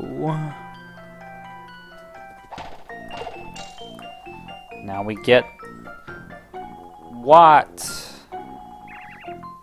Yay, I got out. Yay for me. Thanks, mister. Mister. Hey, aren't you Mario? You just saved me like a hero. You're a hero, aren't you? You're the coolest. You saved me from that mean guy who just laughed like wee hee hee.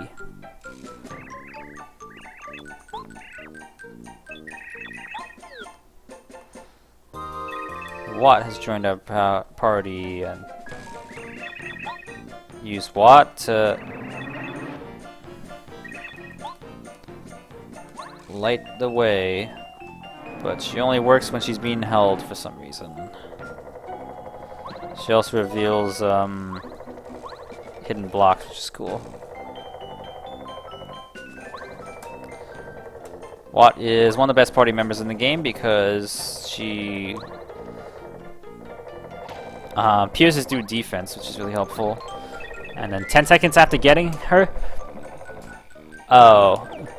So this is the weird thing. Watt's gender is a little inconsistent. So she's great at pretending... She's great at penetrating defenses and paralyzing enemies.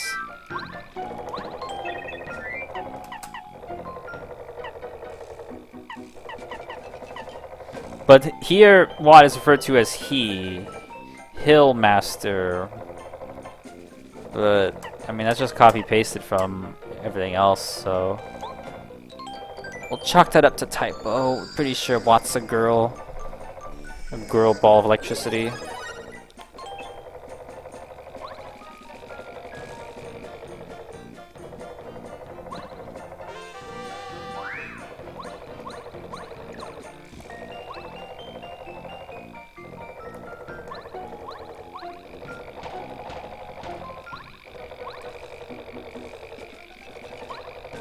I'm starting to smell the pizza from here, though.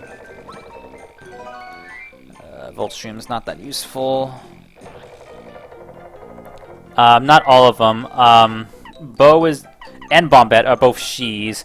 It just wasn't saying. It just wasn't giving the pronoun because they're already upgraded. So it just said already upgraded. So the only ones I could check were Goombario and Watt. I'm pretty sure it must refer to Bo and Watt Bo and Bombette correctly. Maybe I should get it. I think you're right. I mean, I could always get fast food and disguise it as my own cooking. But that involves me leaving the house. Or I could DoorDash, because with DoorDash you save... Okay, I'm done with that. People who use DoorDash, whatever, fine, but I just think it's a complete waste of money. You have to go soon anyway. Okay. Just give me a few minutes to get the roast out because I probably have to pee while I'm at it. So, BRB. Delightfully devilish.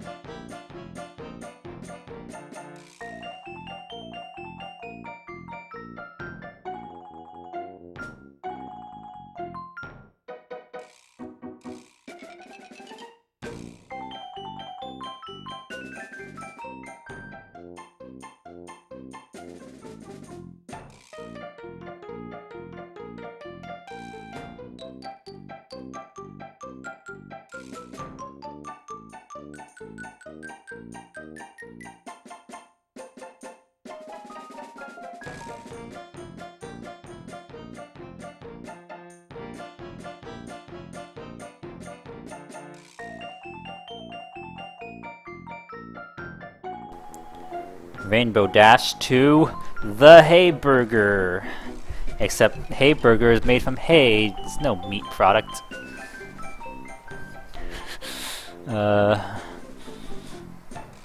So yeah, all that taken care of.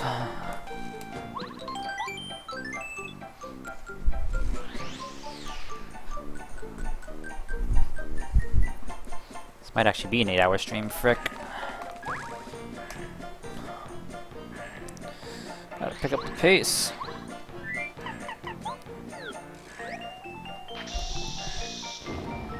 Hey, burger!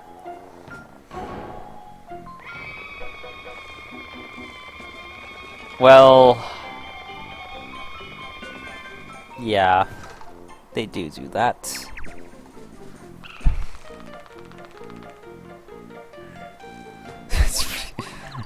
Interesting thought, though. Like, do most people just assume that horses are vegetarian?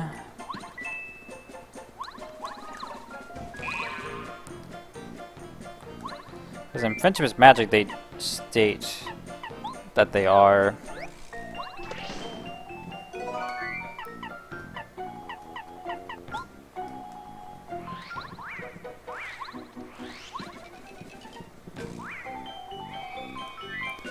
That is a pretty scary thought, though.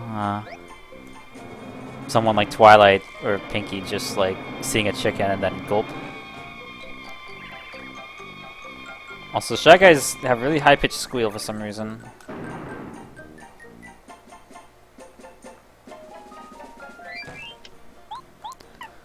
Oh yeah, so one of the downsides of using an oven while it's warm is that it warms up the place even more. So now my fan is on. Don't know if you can hear that because I was listening to a stream and I couldn't really pick it up. Maybe just to avoid the implications, yeah. I think he would do that. I mean, they have marshmallows in the show that raises enough questions. Oh yeah, Sunset. I guess there's meat in Equestria Girls Land. There's an episode, there's a music video, there's something where she's serving sushi. And that someone jokes like to the horror of the sea ponies. Would she eat meat in Equestria Girls World? Don't know. Maybe don't want to find out. So, you came, did you? I don't know what voice to do. I'm General Guy. We're following the orders of King Bowser by guarding a star spirit. As long as we keep it secure, we have permission to do whatever we want. You hear?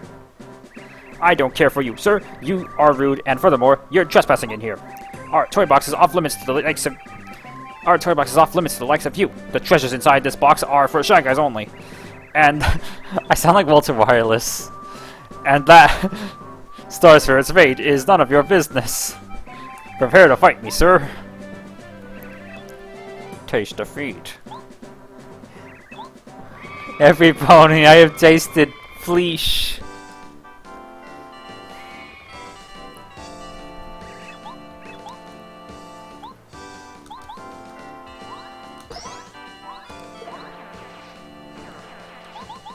Another cool boss theme.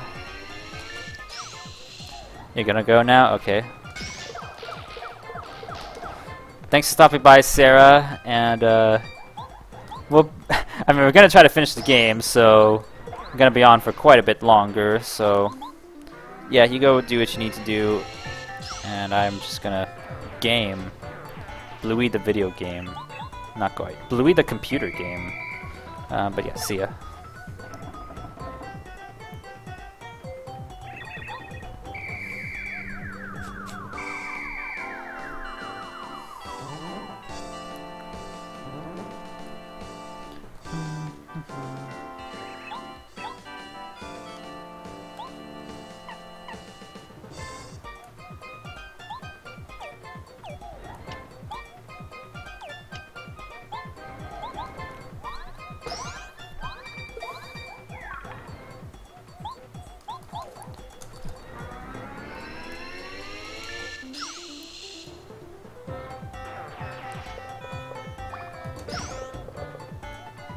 I always like the sound effect the stilt guys make, just a little.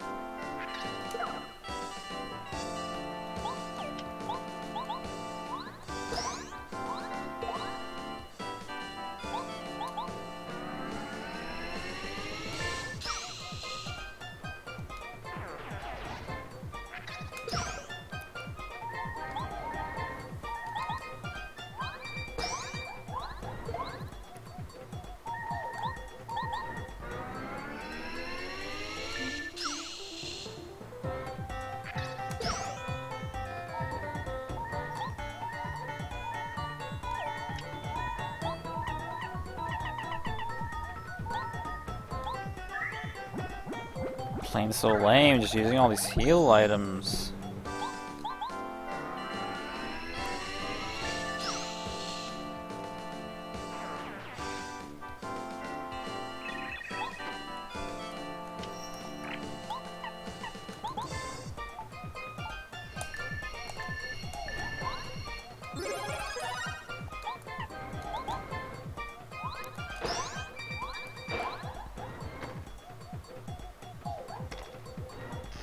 Oh god.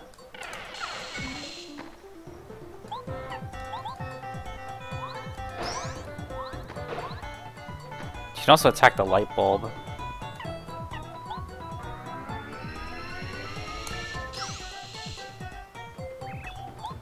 My high-tech tank defenses don't seem to stand up to that electric attack. Or the D down badge. Should be keeping track of how much damage I'm doing. So 9 plus 4 is 13. This will be 17. He has 20 health.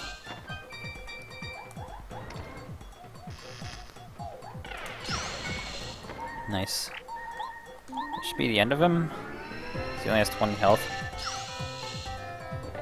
Yep.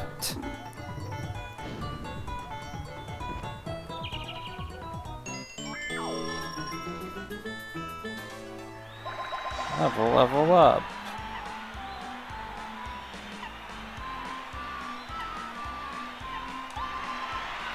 Next will be badge and then HP.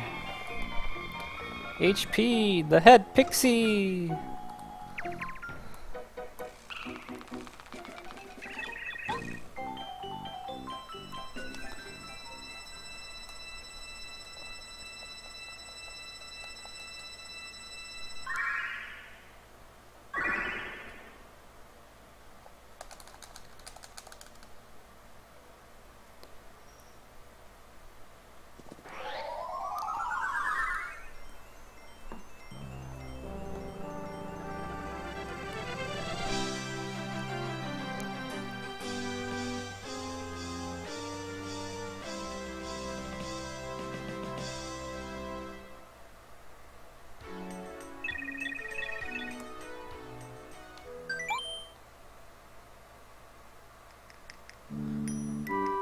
Oh, it's the cooking segment.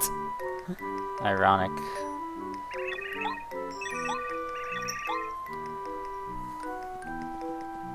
Considering I'm about to eat soon.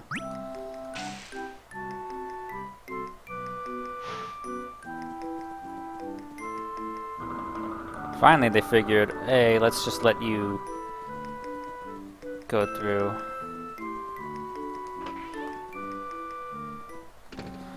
Skip the hallway section.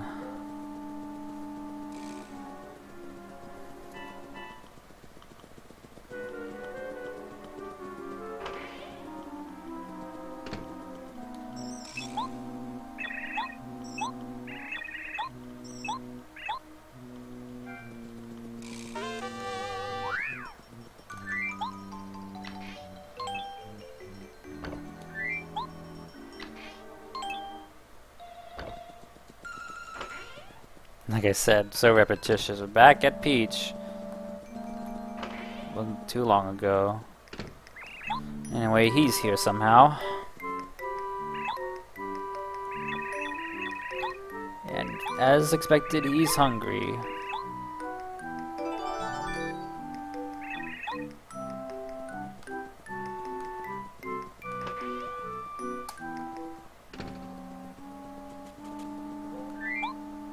Somehow he has a castle key as well. This part of the game's a little more of a... I don't know if it's fair to say infamous parts, but one of the more memorable like sort of parts. So I guess instead of Womp's Fortress we have a kitchen.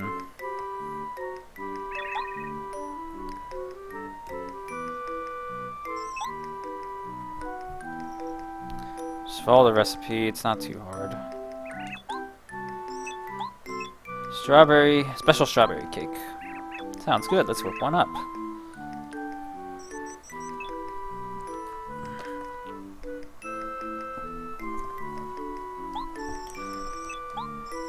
Sugar and eggs. The sugar. Sadly, we do not have time to bake the cake incorrectly.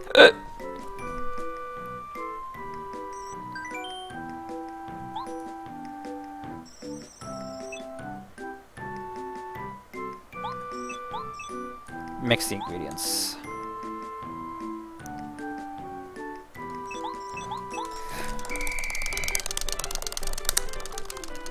It's like I'm racing Canary Mary again.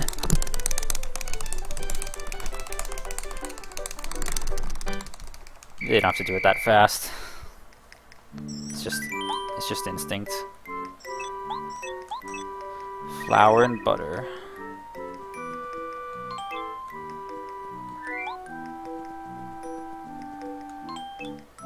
Sadly, we will not be making a cleanser cake today. I don't have time for that.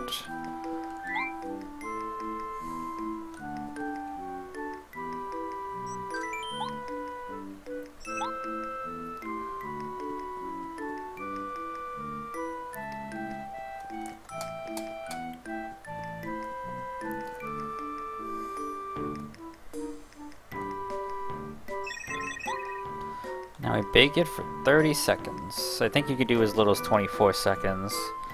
But like, a cake finishing in half a minute's insane.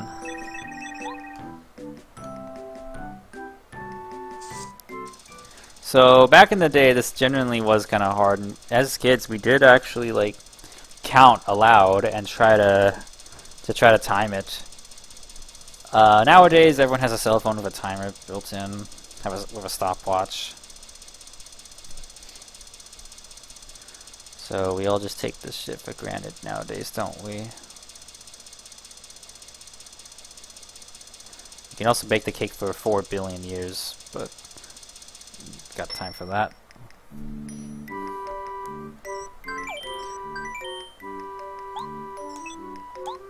I almost started over.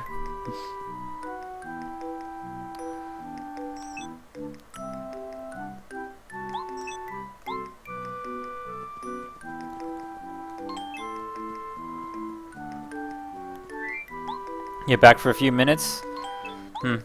Just in time to watch Peach bake a cake. You're still not sure when you'll be going? So now we gotta carry the cake through the guarded castle, except they skipped that part for us, thankfully.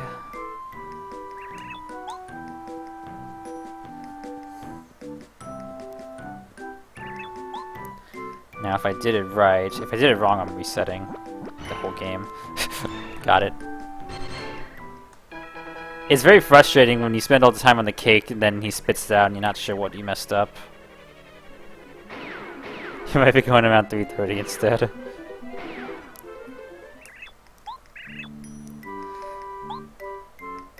One of the Star Spirits is inside Mount Lava Lava on Lava Lava Island. The island is to the south. You should go tell us to Mario.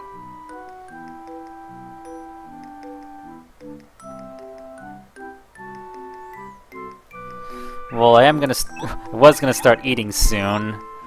I don't know if I should like mute the mic while I eat, cause. I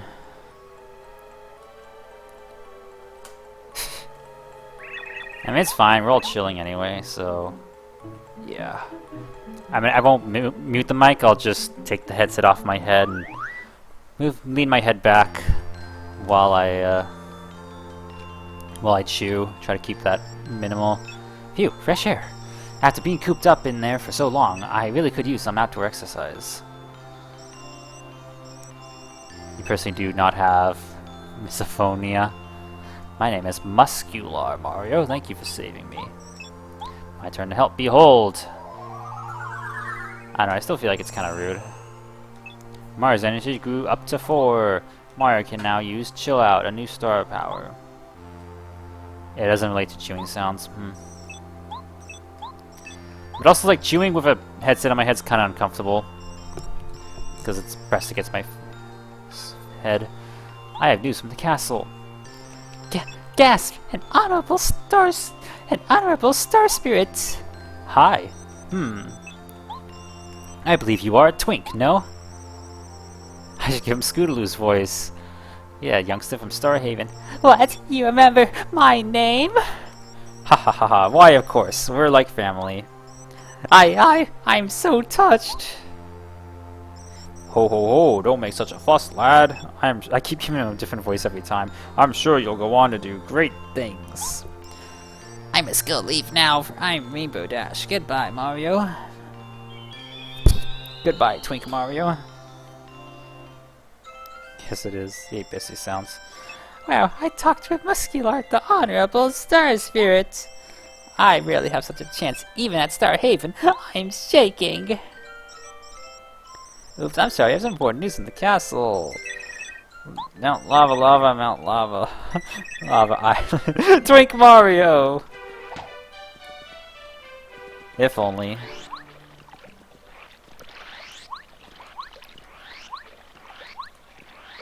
Oh hey, it's this guy from Chapter 2.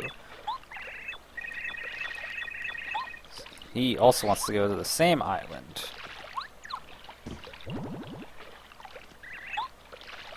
Youch. But there's this big blue thing in the water. It's a whale. I'm no tuna, I'm a whale. There's something jumping at me.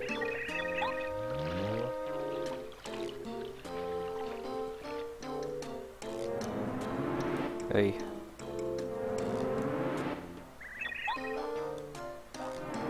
Alright. Sit in the dark while I get myself a plate of probably cold pizza now, but oh well. Give me a second.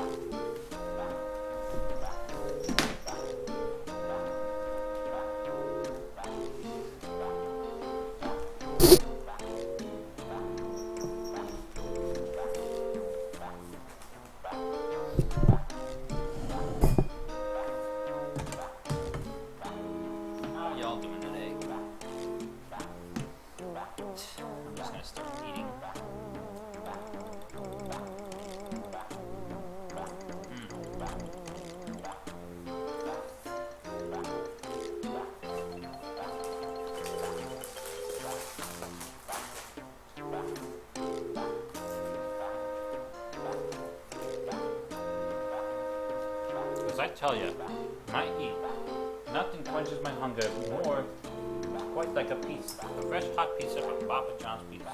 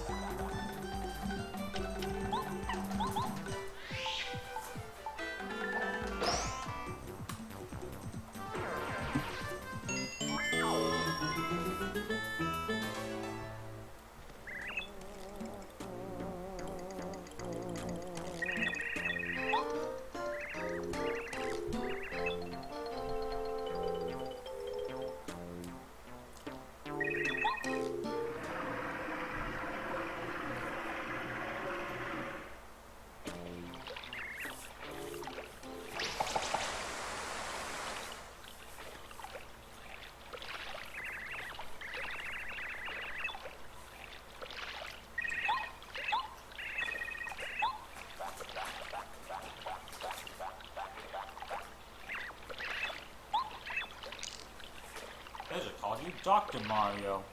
Imagine that.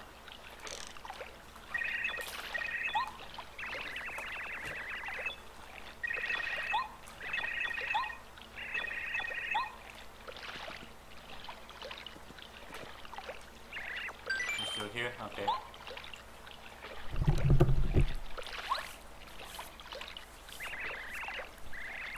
Damn, is it really that hard to hear me when my headset's on the table? I thought I said Dr. Mario. No, I definitely said Dr. Mario.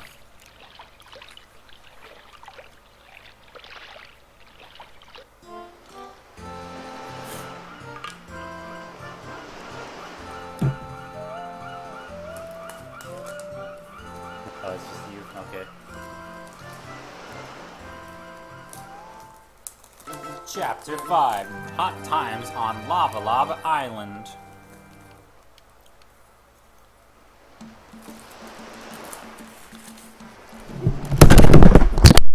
That was me almost dropping the headset on the ground.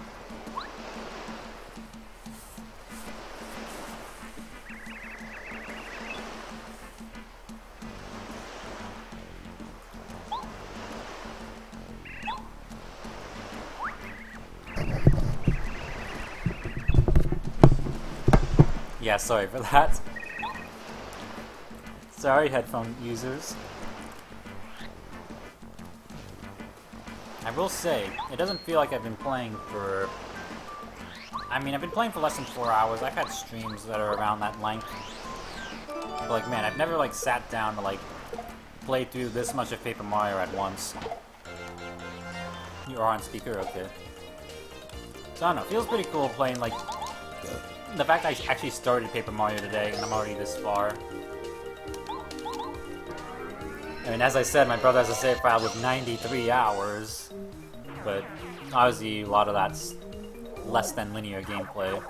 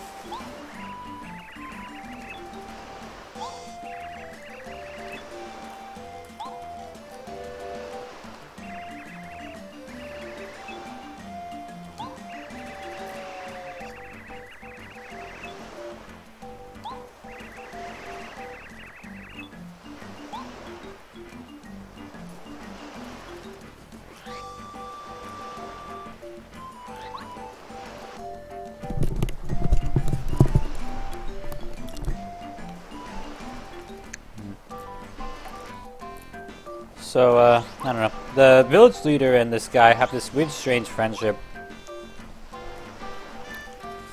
Like, they have... I don't know if that's his bracelet around his arm, but both these guys... there's like an unused sprite. If you look at the unused sprites, you can see that they actually have matching bracelets. So, yeah, tight friendship. We're the fearsome 5 of Yoshi's Village.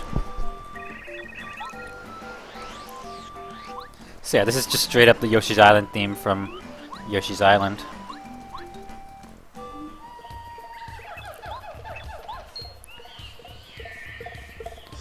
Mario, help. Maybe they are. I'm not discounting that possibility. Oh yeah, Shy Guys. We know how to deal with Shy Guys.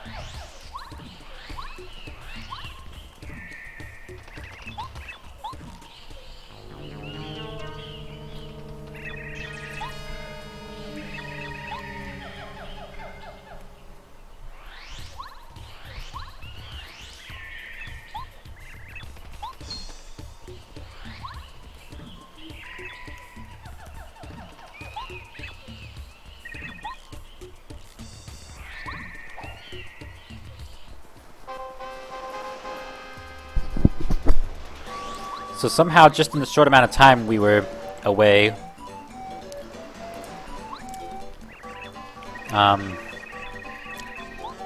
the Yoshis all ran off into the forest and are lost. So we have to retrieve them, because that's what Mario does, is he solves other people's problems.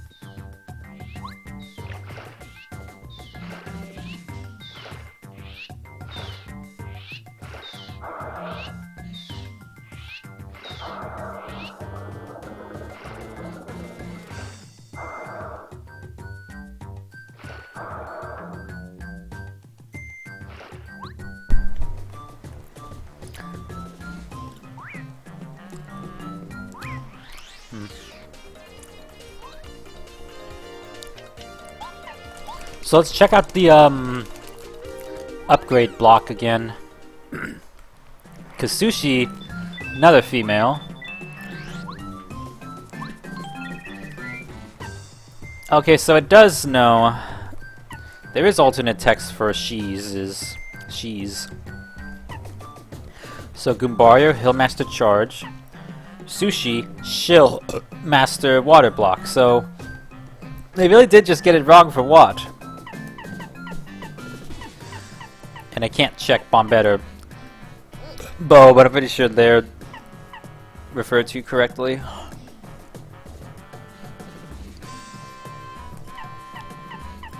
Pronouns, am I right?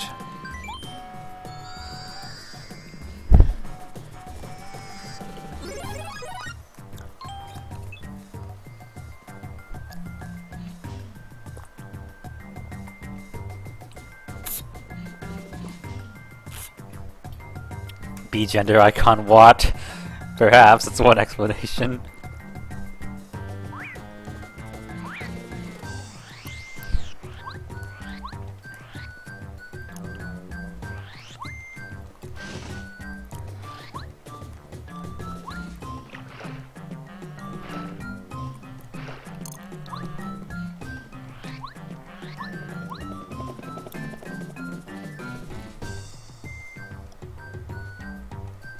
Bi gender. Keep missing keys, yeah, strange. Oh god. Spike! Nah, that's fine. Too many enemies though for my liking.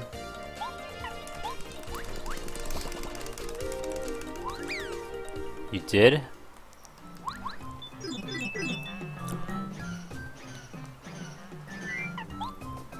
Pretty sure it's B gender that you spelled in the first instance.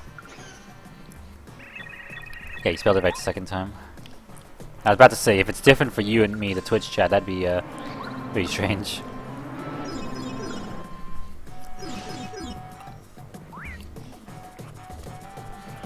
What if they remade paper? What if they did remake this game, but then they changed the text to "Everyone is just they"? You'll really piss off the people who don't like seeing they them, and you know we like it when they're mad. Your brain really works correctly. Well, mine either.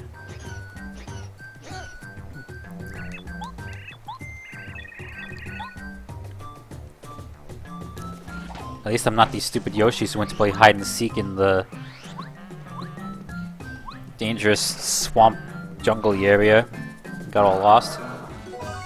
People who hate Shakespeare, definitely.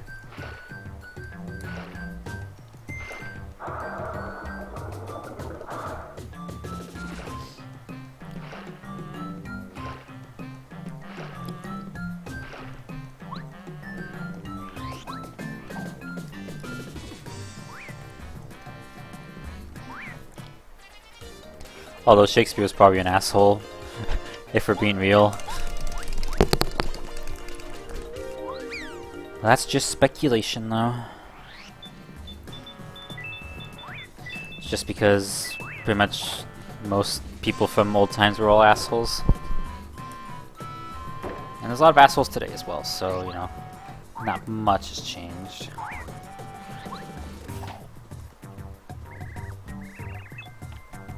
Yeah, Shakespeare did use the word they, so cool on him. Or cool on them for doing that. I should probably have more health. Oh well.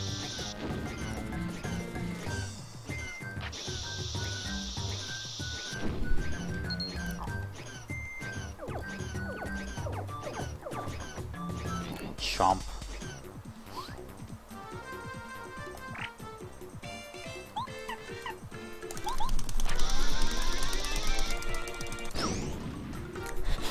Just blow up the damn flowers.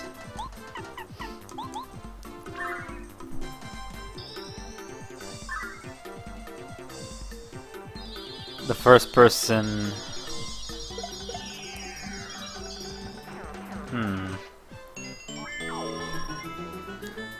Develops on a person...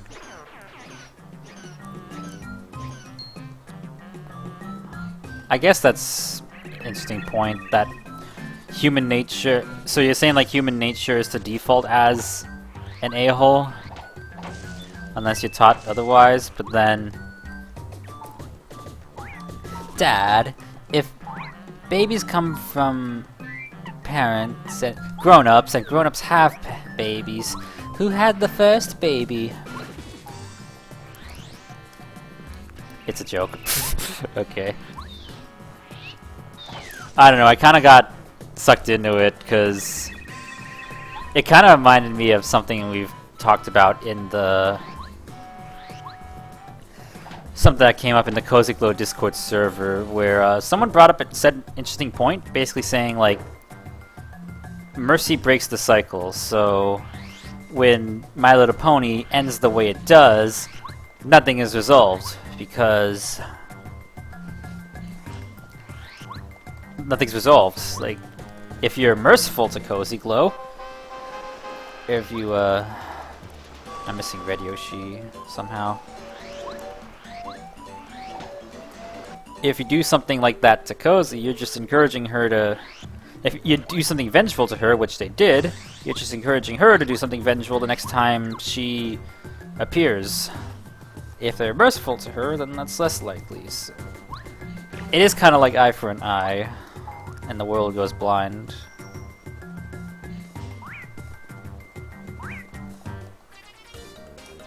The psychological thing, yep.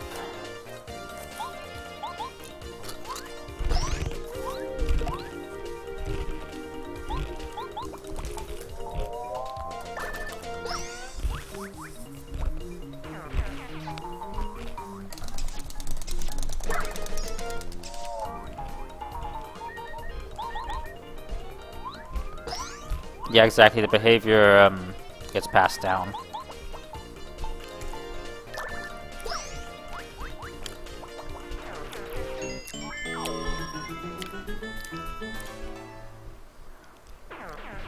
It's powerful to be the one who breaks it and refuse to... Yeah. That's what I like about Bluey. Chili and Bandit really do try to raise their kids. Chili really cares about raising her kids the right way.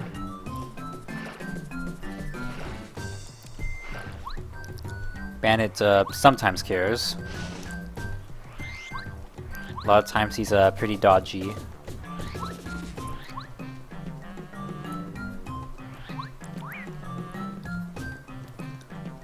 Make them grow up without the psychological damage. Yeah. There's just no cure for that. You just have to be raised correctly.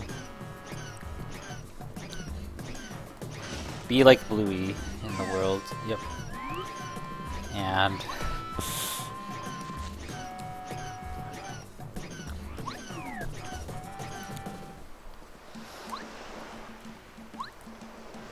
Can I just shortcut through here?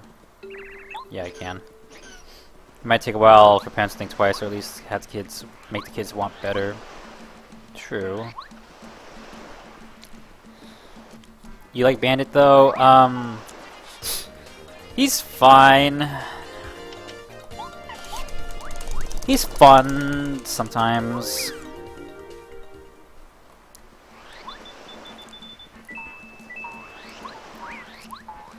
There's a few Season 3 episodes where he does kind of questionable behavior. Like, one of my favorite episodes is Mini Bluey from Season 3.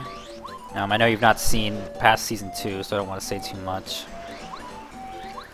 But, ironically, one of my favorite episodes has one of my least favorite portrayals of Bandit. I'll just say that. You're kind of used to people being shitty dads in general. He's one of the best TV dads. People are flawed. Yeah. And you know, flaws make for sharper edges. I don't know what I'm going for there, but like... You just hope you finish Season 2 next week? It'd be pretty awesome. Start Season 3.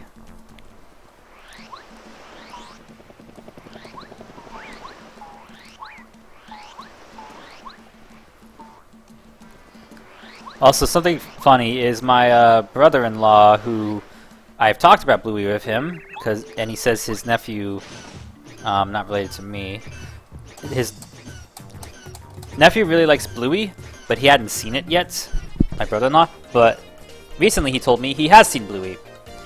And the only episode of Bluey he's seen is the last episode on Disney+.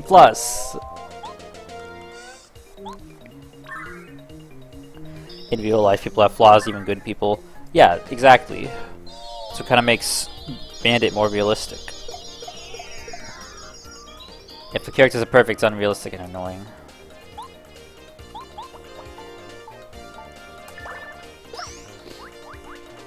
What a way to start.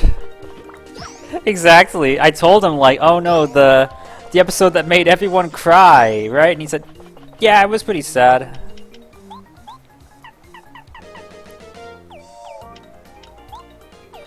Actually, I'm about to level up.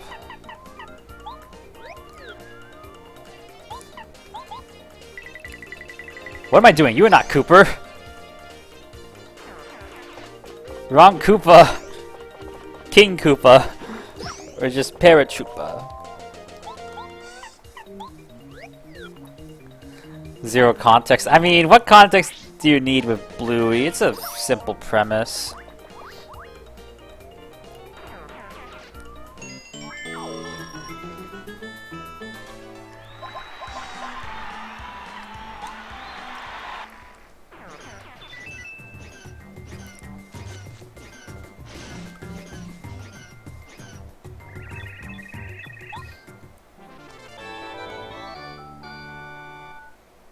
context of who the characters are.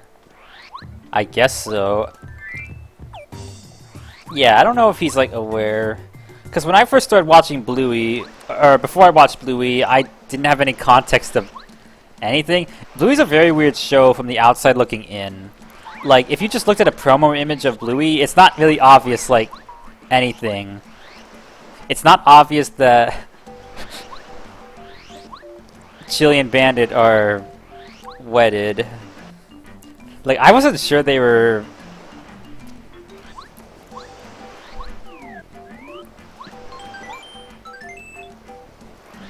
Like, I actually thought that, like...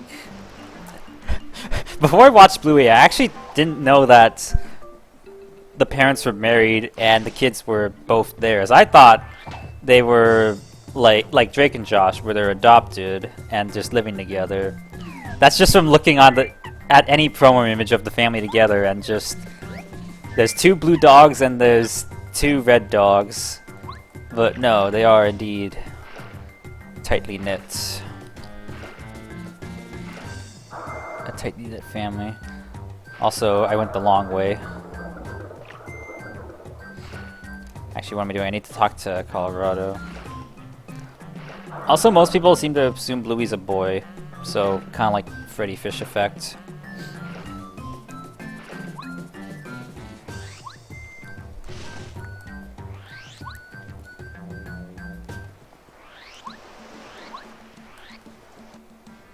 So actually, I do need to come to the village. Isn't it realistic? I guess so. Bluey's pretty realistic in all honesty. Oh, you're right this way. Huh. I thought it was somewhere around here. I don't know why they had to animate it looking like that, but they did. Oh yes, I found it. Here it is. Please take it. Take it, please.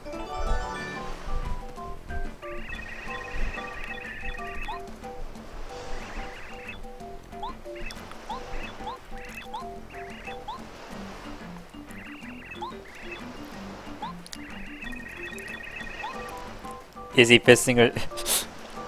He was trying to find us his Jade Raven that he had misplaced somewhere. I mean, if you pause it, it looks like the former, but in animation, it looks like the latter.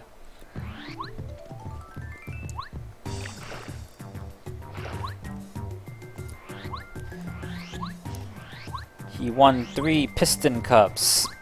He did what in his cups? It took me so long to get that joke. I was like, oh, Pixar is fucking dirty for that one. And then once you hear it, once you realize it, you can't unrealize it, so Piston Cup will never sound innocent again.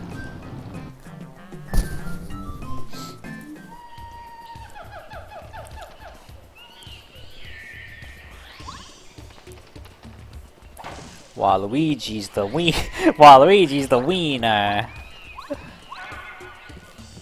The wiener. Do I actually have to defeat this guy? Nice invincibility frames.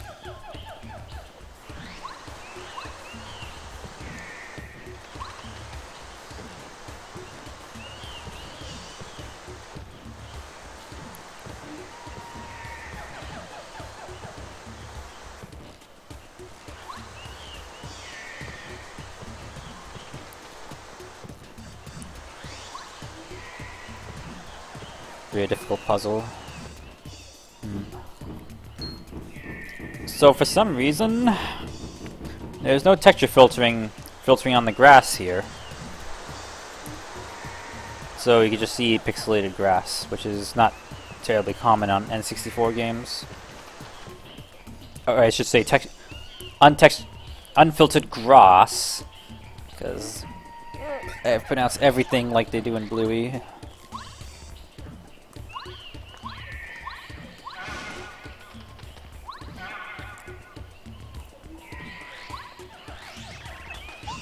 Forgot about this part. More plants.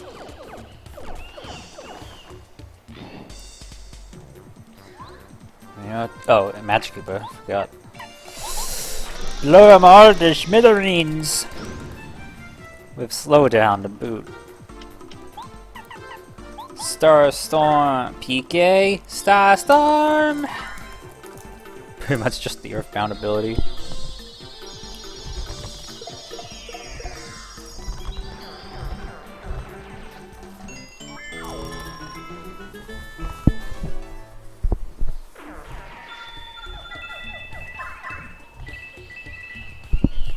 Like, the reason the system slows down when I use the attacks is because the dust effect. It's the dust overlaying that's slowing down the N64 because the memory. And Kaze proved it by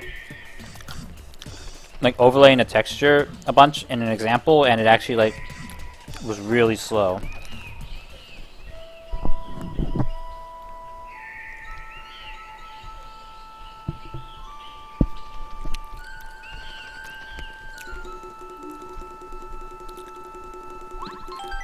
And then he demonstrated like a surprisingly polygon heavy scene. The N64 had no trouble running.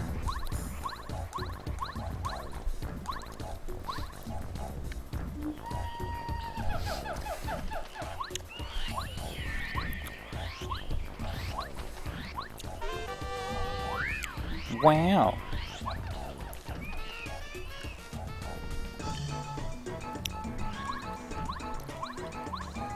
Speed running.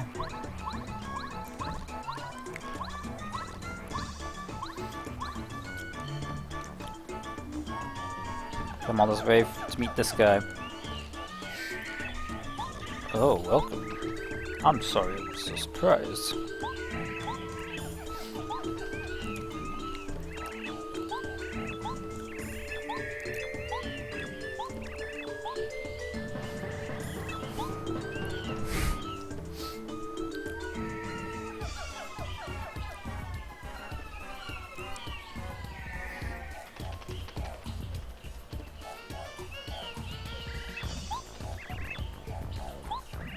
So yeah, this guy straight out of Yoshi's Island. It's interesting because this game was originally a sequel to Mario RPG, and I think had even more Yoshi's Island references, like the watery guy from the box art is in a pre-release screenshot. Mario himself is based on this design for Paper Mario is apparently based on Mario World's Small Mario sprite. Hence the beady eyes.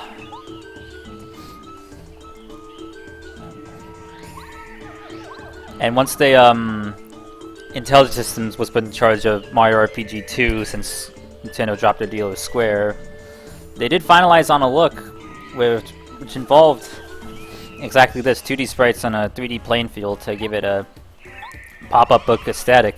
And in fact, the game in Japan is called Mario's Story, which is actually a reference to Yoshi's Story.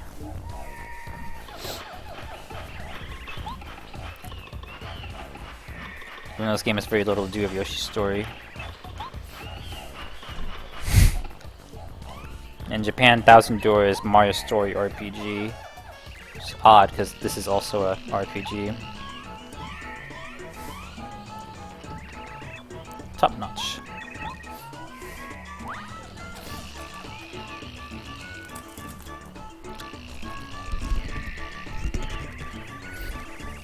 What a maverick.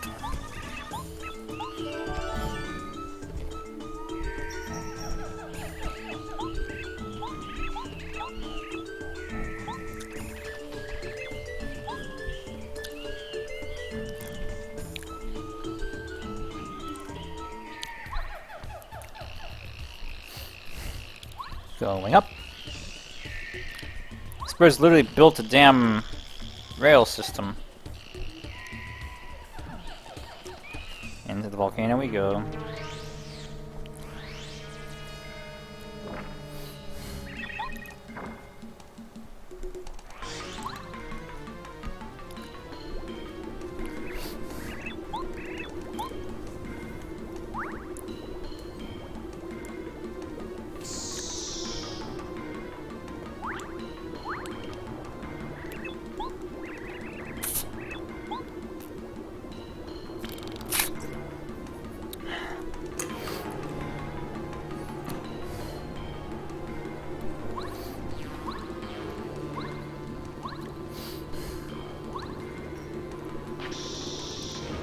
So Bombette does explode immediately when she falls into the lava. Kind of funny.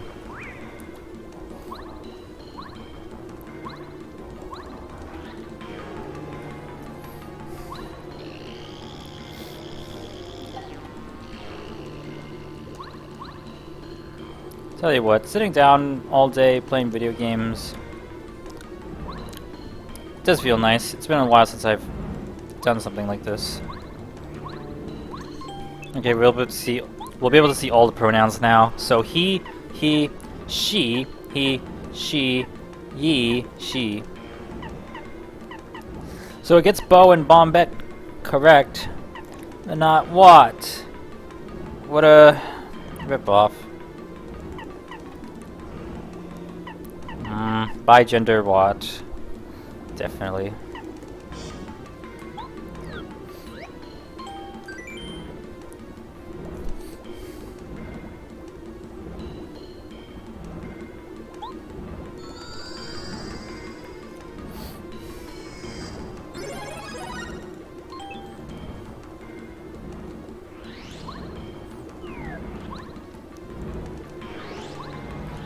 By gender.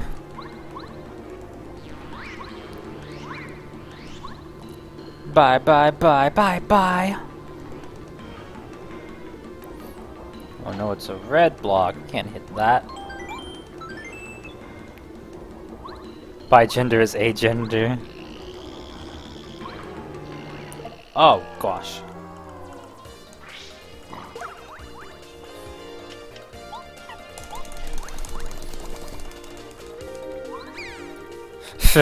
I get it.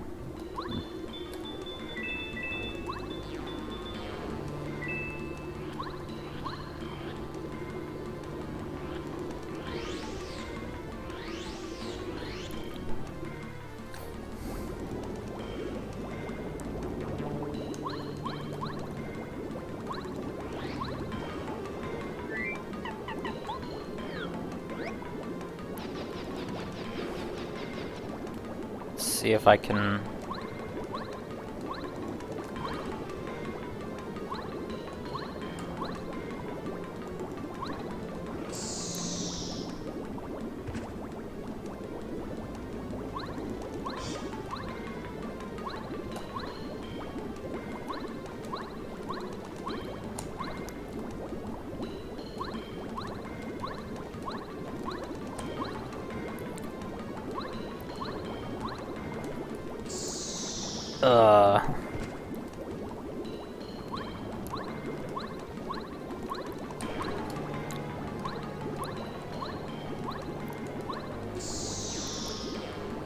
This is taking longer than just doing it normally, huh?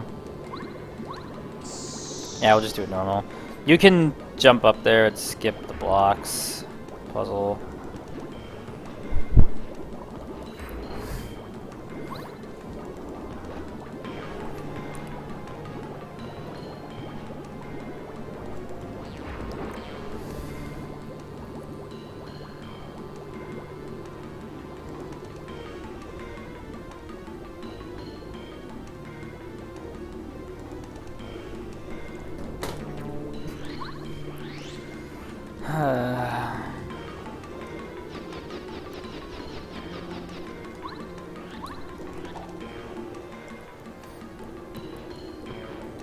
So here I believe you only need to, you can get away with only pushing one block and then stand on the very edge.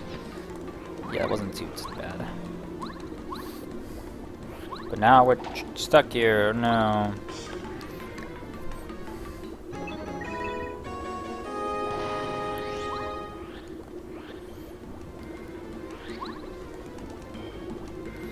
Still kind of can't believe that my N64 has been powered on this whole time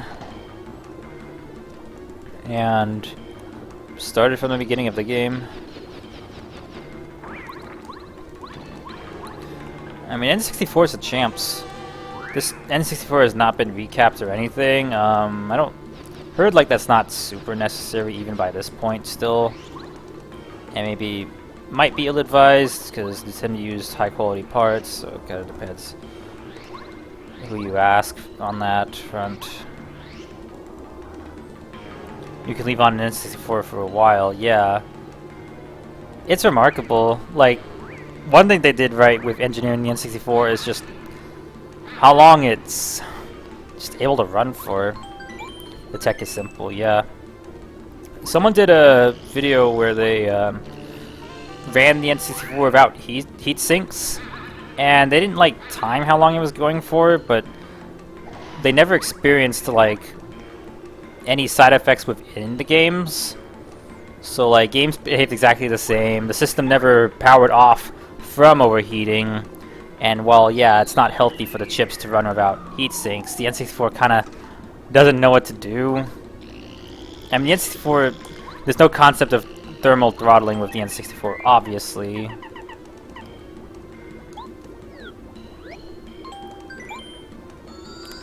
There's no like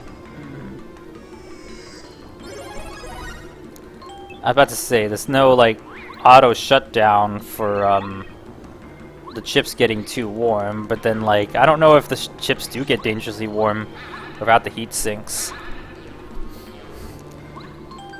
GameCube's also a beautifully well-engineered system, but everything after that, you get into like the really powerful stuff, like the HD systems are all just like really complex and just prone to breaking.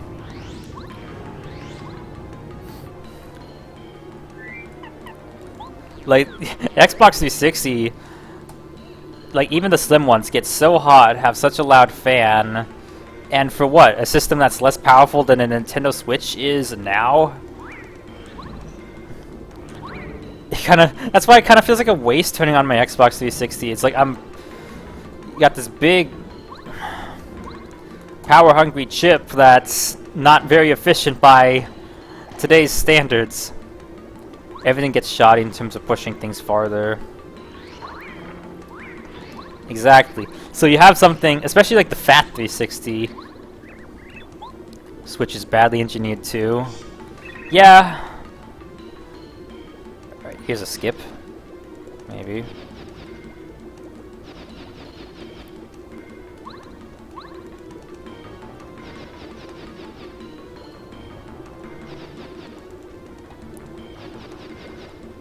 Nah, I'll just do it the normal way because I do like this cutscene.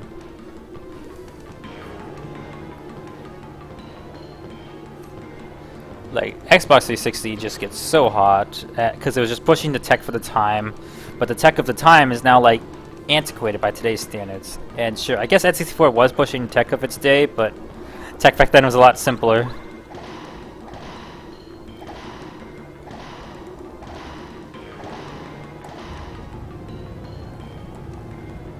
The Wii has pretty decent. The Wii was pretty decent. It was. Wii U things started going downhill. Also, for some reason, when this guy's fallen over, the lighting doesn't apply to him. Funny. Yeah, that is the sad truth with Nintendo. The Nintendo system will probably be pretty underwhelming. Just a 4K Switch. Maybe backwards compatible, maybe not. I mean, NSO will be there. Worst case scenario, they just build a new NSO emulator for the new system.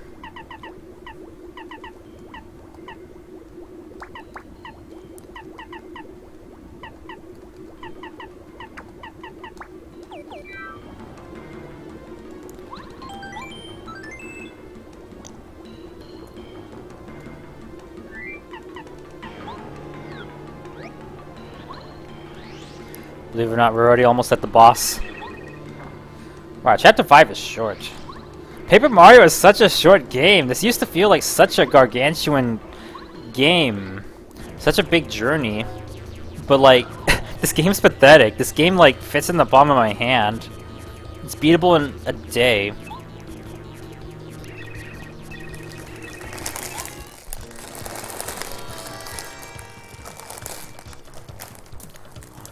Like, I remember, like, all these N64 games are actually rather short. I still remember me trying to beat Banjo-Kazooie in one sitting for my first time, and it was a revelation there, too, kind of being like, wow, Banjo-Kazooie is really short. This game just takes like a few hours to beat and it's over. I remember there was a day where I tried to beat Conker's Bad Fur Day in one day, and I did do it. Because that game's not very long either, especially if you skip all the cutscenes. Because Conker's a cool one to beat in one day, because the game kind of presents itself as taking place over the course of a day.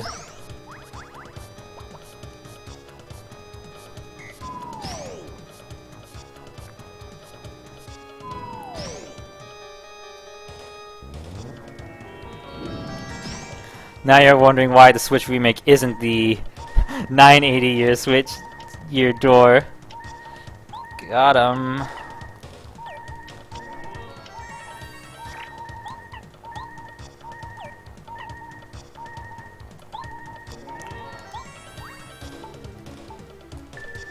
What will happen in year 3004?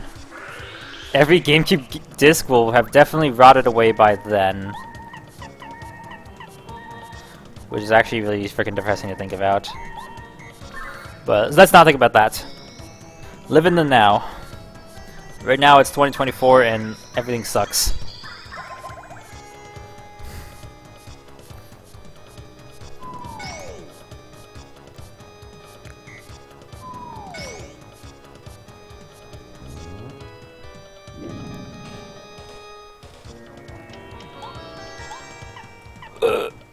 Excuse me.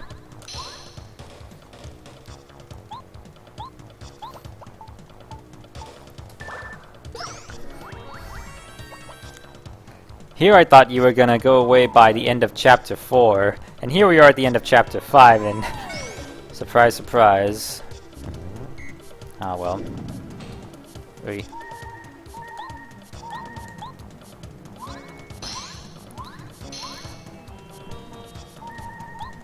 That's also my other concern, is like why Thousand Year Door's not super long either. So they're just this is what I mean. When you remake an old game, like yeah, it looks prettier, but it's still a game that was originally made with much weaker hardware in mind. And there are certain limitations in place because of that. Stuff came up. Fair enough.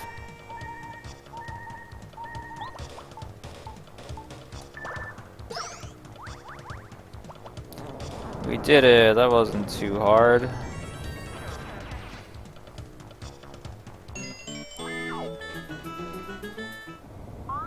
Wow.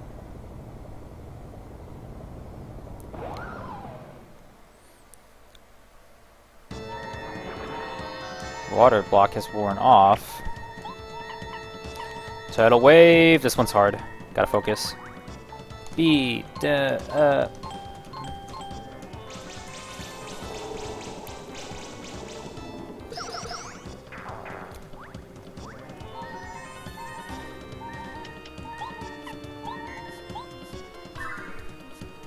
Well, thankfully I've not had anything come up, so I've been able to just sit on my ass and play Paper Mario for 4 hours.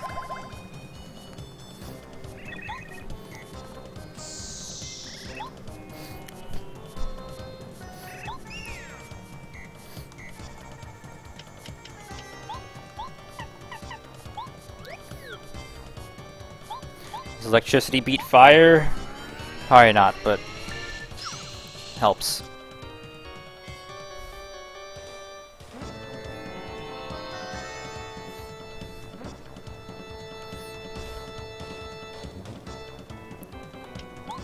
Snowman doll. I always like this animation. Is that pre-rendered? I don't think it's a 3D model. It's like pre-rendered thingy.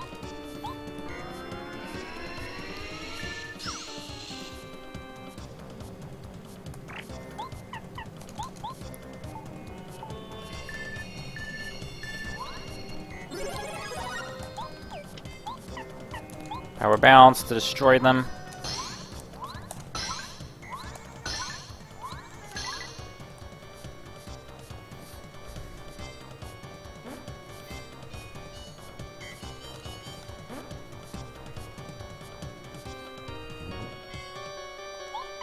Alright, the fire is their detriment because I have Ice Stomp, which will make this do massive damage.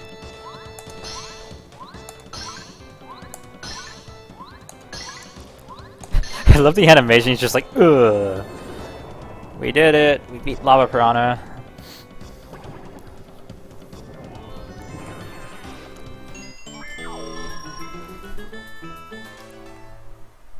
Just barely not a level up, darn.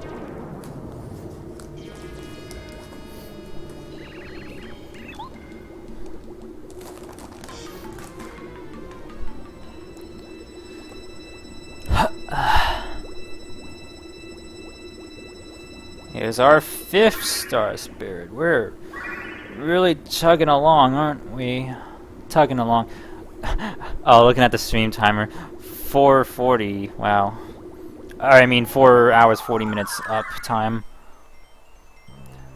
And 4 PT here.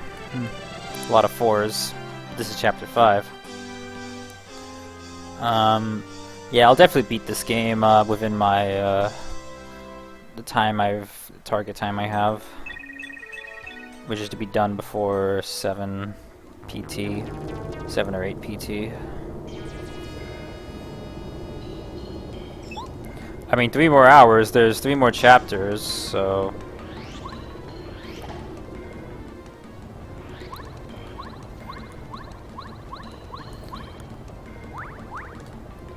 Ah, treasure.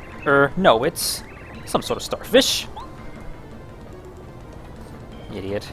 Colorado. That's this guy's name, by the way. His name's Colorado.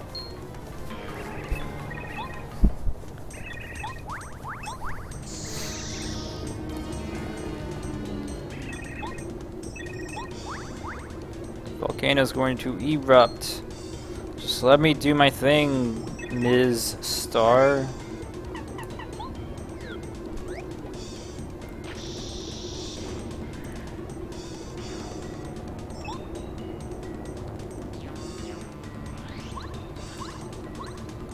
Oh god.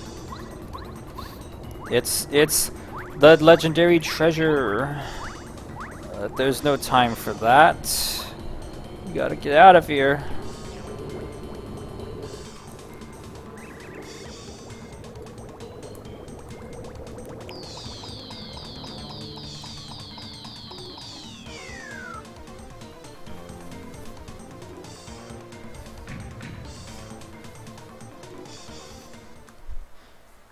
Prelim explosion, in all honesty. Lava just boils up and then just stops. Here we are with Peach again. Tired of her. I'm getting kind of tired of Peach. I don't think Paper Mario was meant to be played in one quick sitting like this. How many times can we put out the fireplace until Bowser notices the secret passage?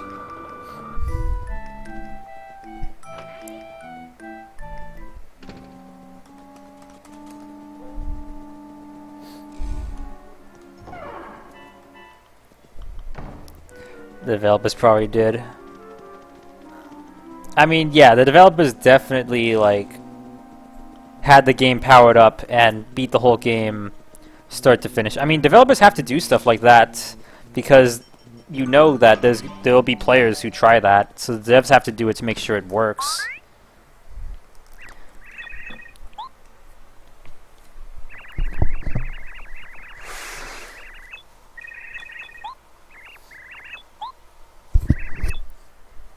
Which is, the Conker's Bad Fur Day devs talk about how, they didn't expect anyone to get, like, to the Haunted Mansion portion of the game without, losing at least one life. But one of the players says this from Nintendo actually did and said, the game gets bugged if you get to this part because you haven't met the Grim Reaper yet. So then they had to, like, do that. They had to account for that. I know this one.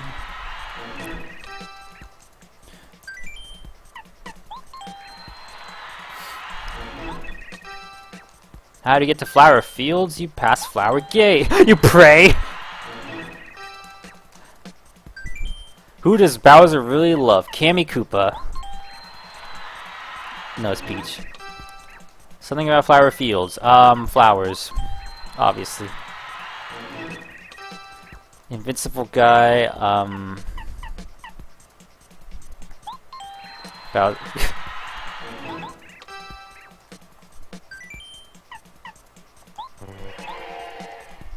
the answer is Boo.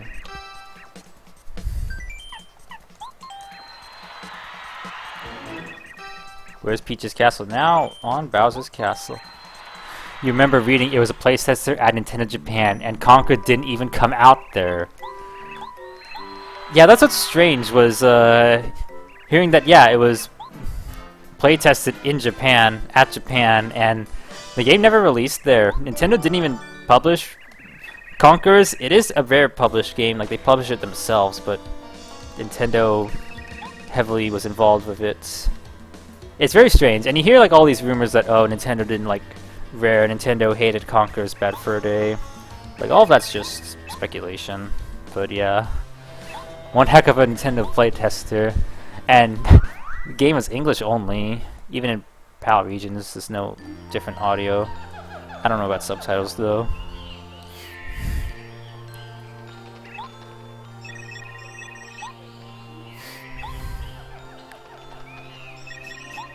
So then Japan's only exposure to Conker was Diddy Kong Racing, I guess. You wonder what Japanese testers thought of the game? Very good question. Apparently Nintendo was quite horrified with some of the content of the game, or that we only know that based on stuff that they told Rare to remove. All the stuff that they did keep in, I guess they were okay with, which is funny considering the stuff that did make it in. But stuff like the I don't even want to say it.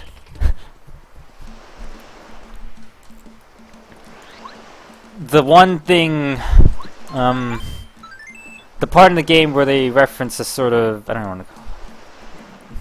That had to be changed because Nintendo was like, fuck no. And then there was a really gory part that had to be censored because Nintendo was like, no, just don't do it. And it is very shocking for its day.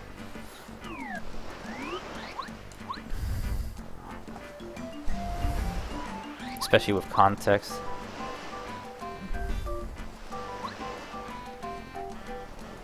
I haven't even seen this guy all game, Chuck Quizmo.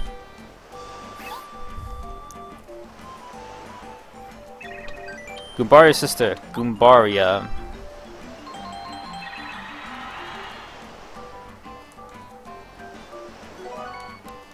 Oh yeah, those parts. Pretty memorable. Oh yeah, the pissing. So the Xbox version of Conker's Conker Live and Reloaded was initially pitched as Conker. It was going to be called Conker Live and Uncensored, and it's supposed to have no censorship, and it was supposed to add back. Again, this might be anecdotal. No, it was supposed to be. I need to find a source. I think it's true, but I need to find a source because I only hear secondhand accounts. It's supposed to be uncensored, but famously, it's more censored than the N64 version. As you just brought up. Yeah, it's more censored. The frickin' Halo box can't say, like, shit without being censored.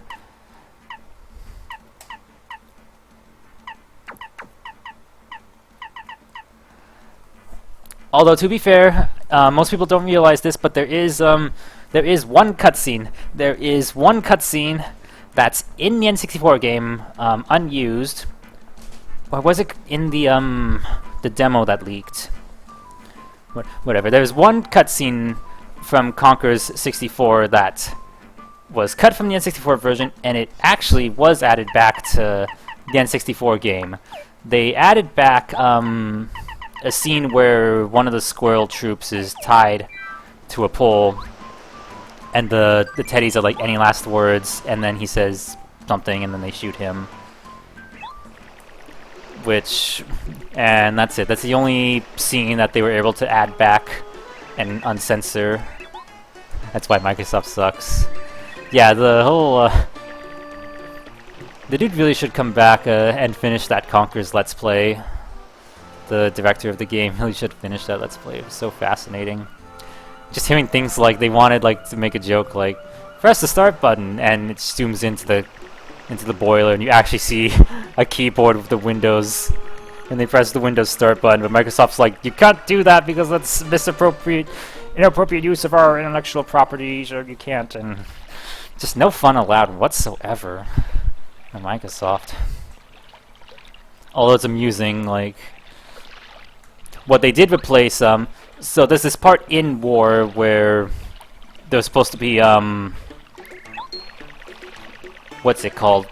Open dissection, but it was replaced with the nurses just being like, well, if you were to give this game to, say, 20 intelligent people, what would it do?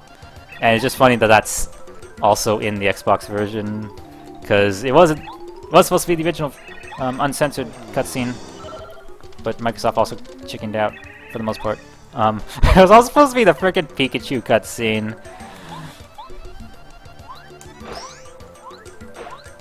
See how that would have gone over.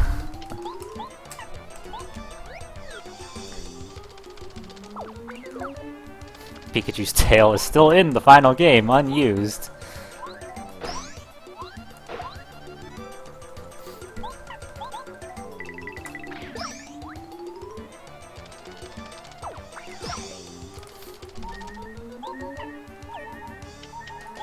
Not taking any chances.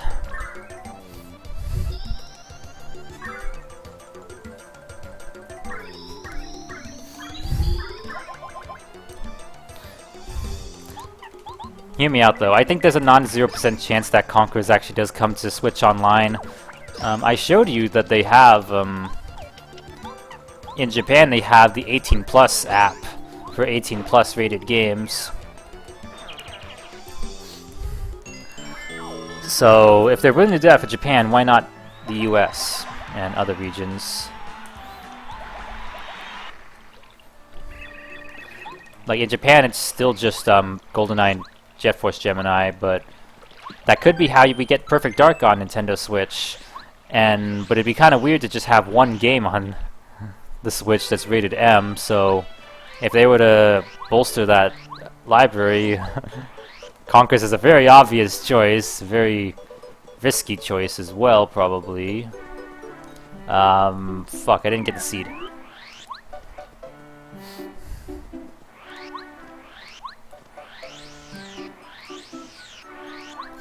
We're going back to the island because I forgot something.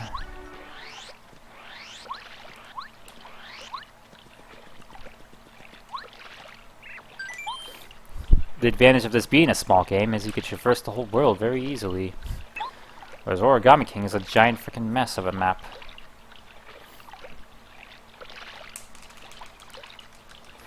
It's also interesting, you don't have to fight Junior Troop at the end of Chapter 5, you fight him anytime.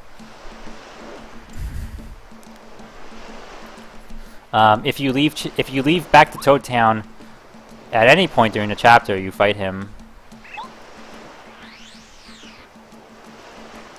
Just a little different than the other chapters. Like you're obviously intended to fight him after Lava Piranha, but works out kind of weird. The trigger's always waiting for you.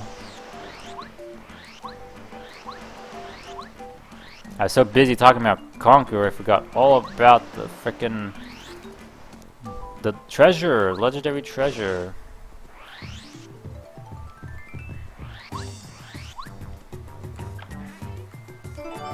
Volcano Vase. Vase, who cares?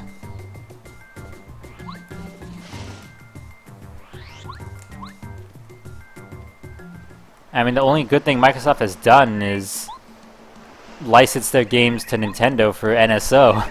They suck at making games on their own. Like, they form a studio, they say, you're gonna make a Perfect Dark game, and it's been years and years and years since that game's been in development for forever. They announced it so long ago, and it's just never frickin' coming out. I mean, apparently, it should be, it's been so long it has to be shown in June, right? Microsoft's June showcase. but who knows? They just cannot deliver games. It's taking them so long to just get a perfect Dark game out. When are we getting that Jet Force Gemini reboot or Blast Corps? Banjo! Everyone wants Banjo. Phil Spencer said himself he hears the Banjo fans. Where is it? In Microsoft, you can't just contract a studio to make a Banjo game.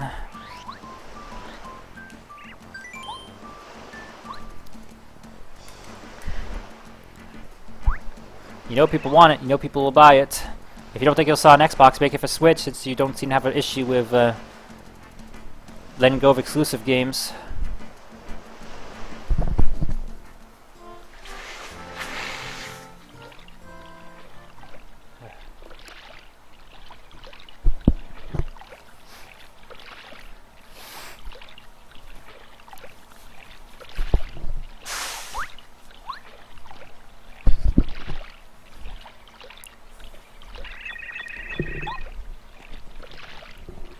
Look at him go.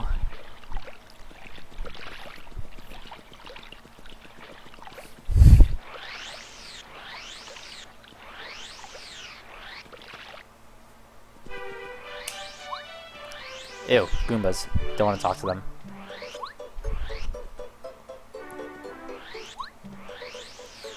I mean, not that I have an issue with Goombas, but you know, don't care.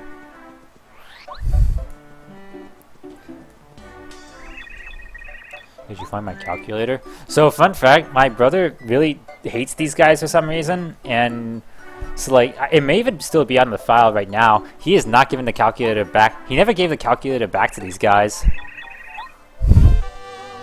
So, I guess he never got the damn I Spy badge. Or reopened the badge shop. So, for a long time, there's just a calculator in the boss menu. I'm like, why do you have a calculator? And he's like, because I don't like the badge people. I don't want to give it back to them.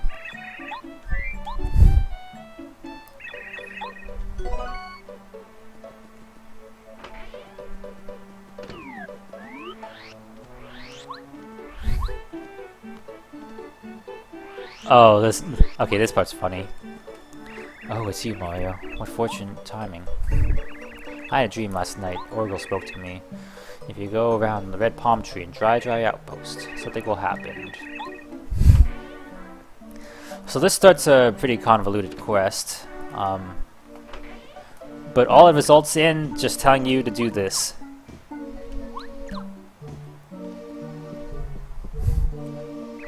There's just a freaking badge at his attic. But speaking of optional stuff, we should go see Luigi. Totally forgot about him.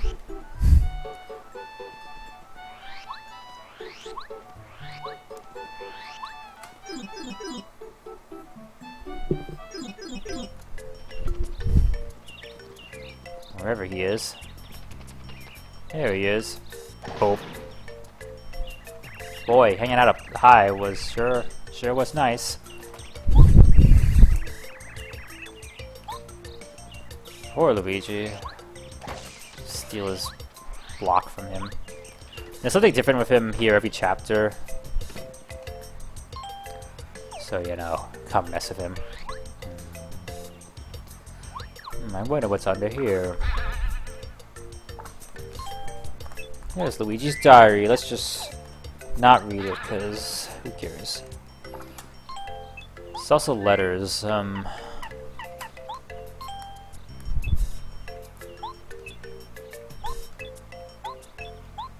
Very overlooked part of the game, actually.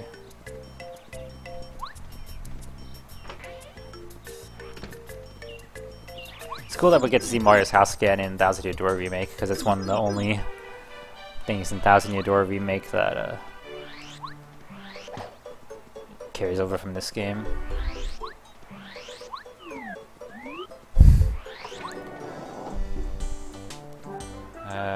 Can't afford any of this.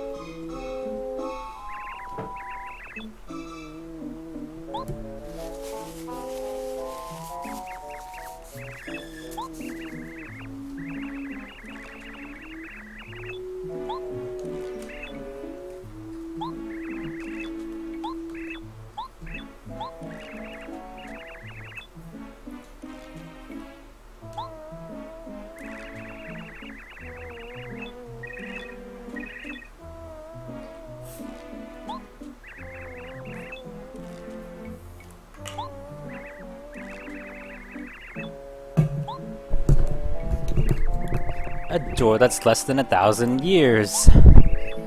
How about that? There's a door in the middle of a tree, though.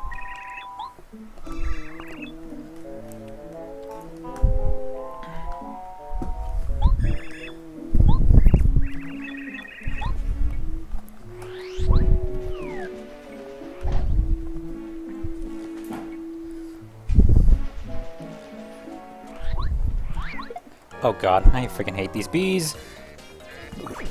Just look at that, they do 6 freaking damage. They only have 3 HP, but jeez. It's one big stinger. You gonna go now? For real life? For real life, probably. Okay. Well, thanks for sticking around as long as you have. Sticking around for 5 hours is no small feat. And yeah, I'll have fun with the rest of the game. Because the rest of the game is pretty fun. I do like the latter half of the game here. So, pretty flowery chapter. Alright, see ya, Sarah.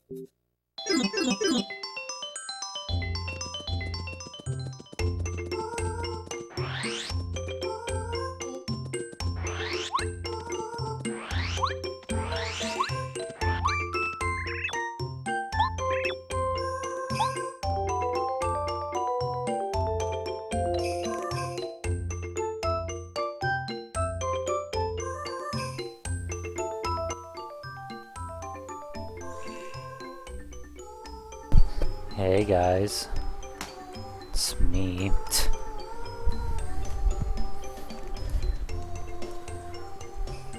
It's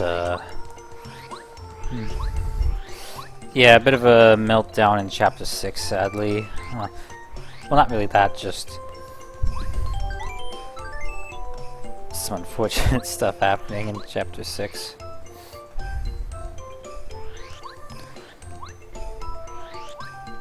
But we're alright. We're at chapter 7. We're still making it with my goal in mind of being done before 7 or 7:30 my time.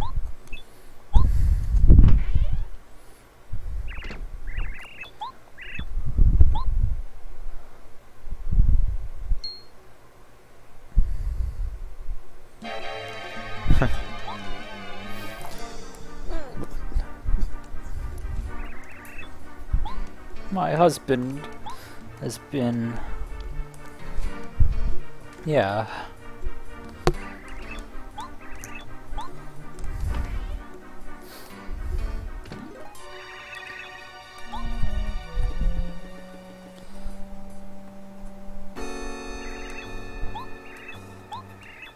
Never made the connection between this guy and the detective in Thousand Year Door. Both penguin detectives, but no relation. I also noticed, like, Lackluster and his girlfriend are basically Coops and Koopy.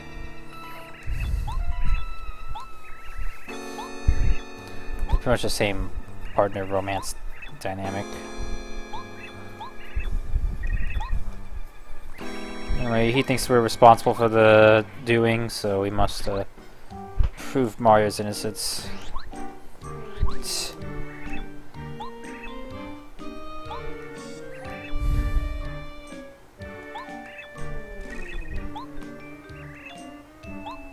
Here's the mustached man who did it.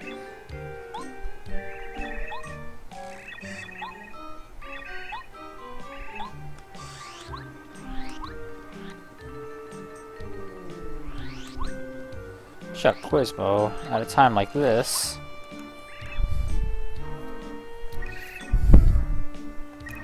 Can't let you leave the city, I'm just gonna sit on this pipe.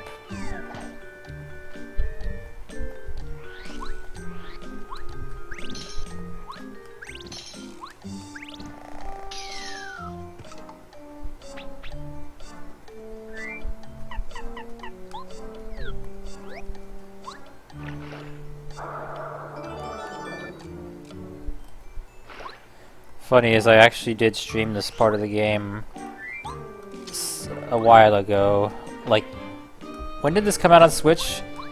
2022?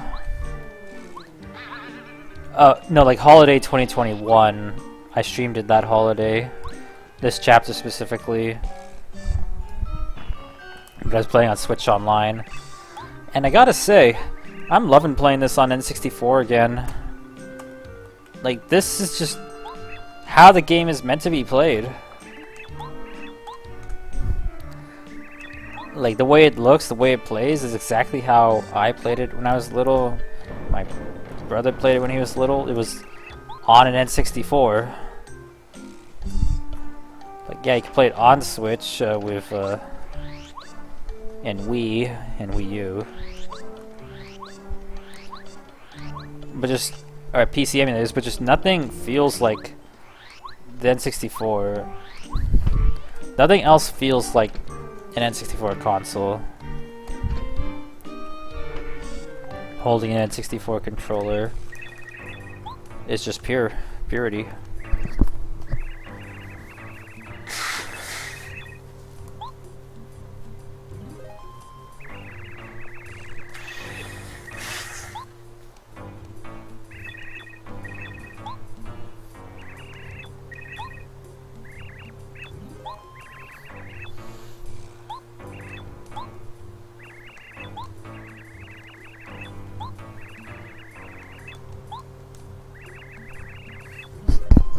They're so explicit with this whole thing. Jeez. Well, I guess it's okay because he's actually okay. He's actually alive.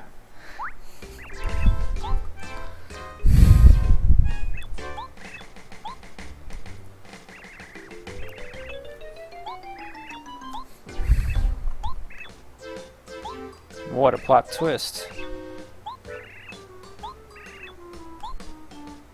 It's so weird. Ever since Onfi left, the chat's not had to reconnect.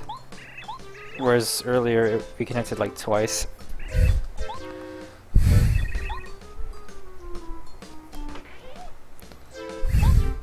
Anyway, he was holding the paper that said Hemingway because it was a gift for Hemingway.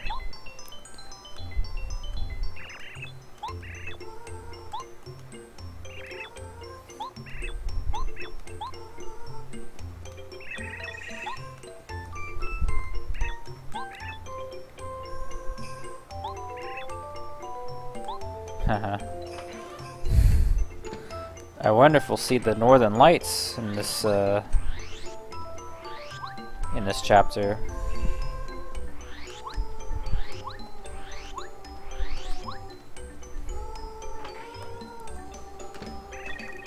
Anyway, chapter 6 was a bit of a lull. I mean, I like Flower Fields and all, but I like it much better when the sun comes back, which is like when the chapter's done anyway. A potato. Iced potato. But I just personally love chapter 7 so much that I'm okay talking. Bringing back the mic for it.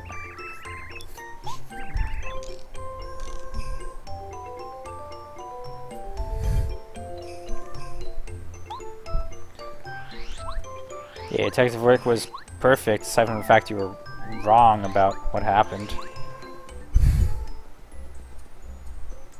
Senior trooper there? I think he is.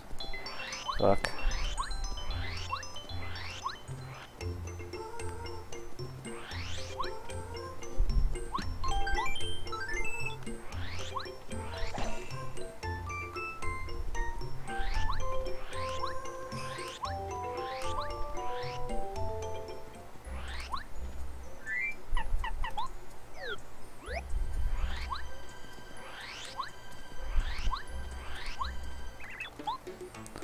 In the middle of a chapter instead of the end.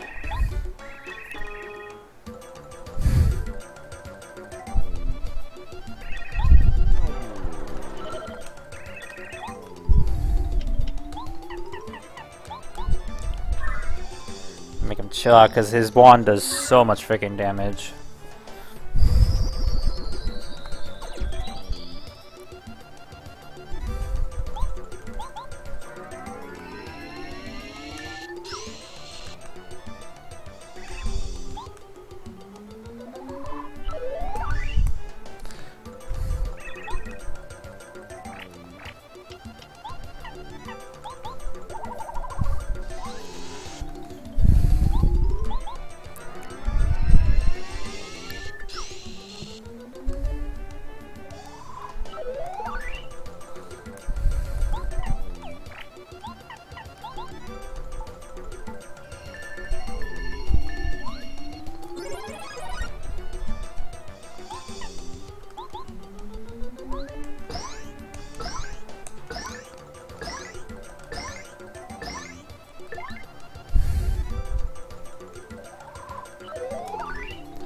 When is the timing on that? Jeez.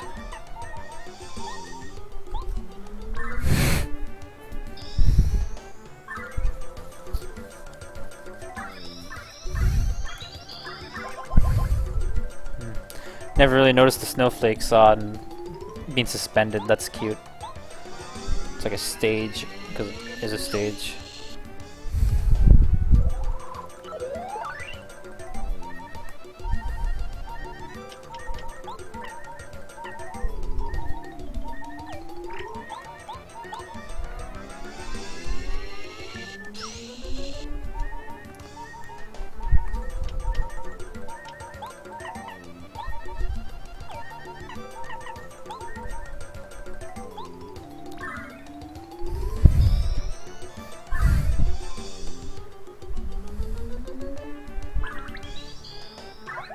Haven't used that ability in a while. Which is odd, because as a kid, that was like my most used one. I'd always use Smooch, because I'd always be trying to heal.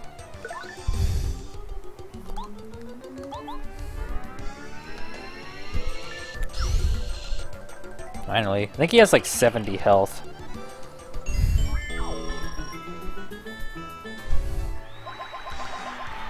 That went absolutely bonkers.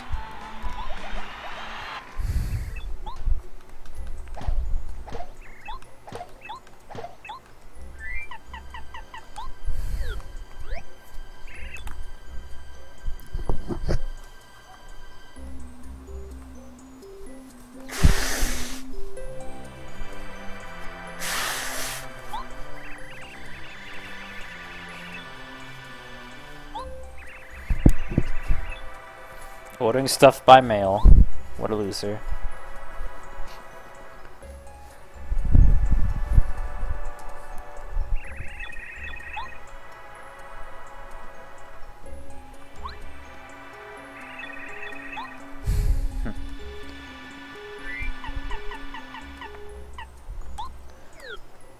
I just really like, I love the scenery, I love the music. Just Chapter 7 is just amazing. Maybe I just have a soft spot for snowy levels in video games and media. But like, this song in particular does bring back memories, not of Paper Mario, but of my writing career. I will just say the early days of it as well.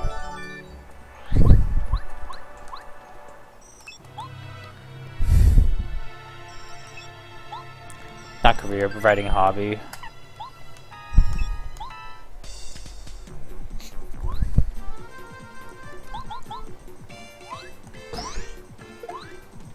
It's the Monstars.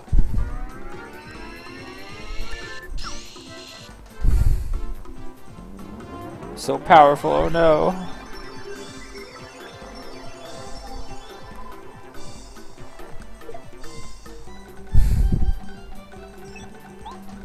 So much damage, wow.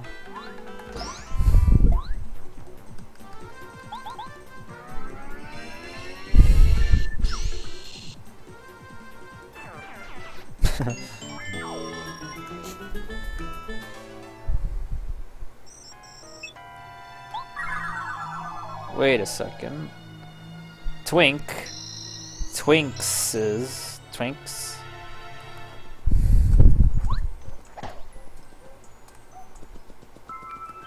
And I love this song so much.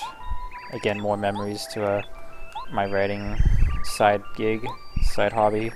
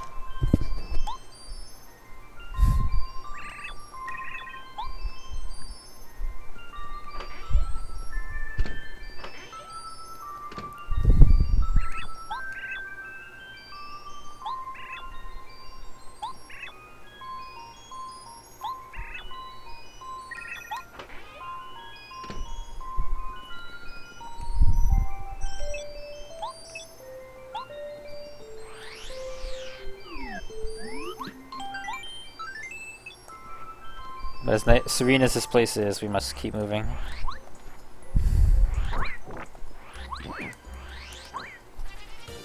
I mean, I'm not so much concerned about beating this game before I have to rest. I'm more concerned about beating the game before it's time for my evening activities.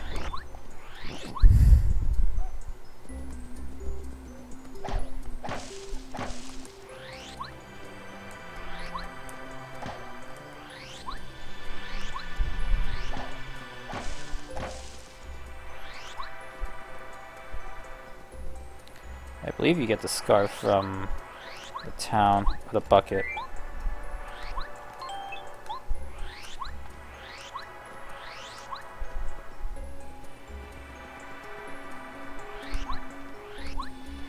What a frozen loser.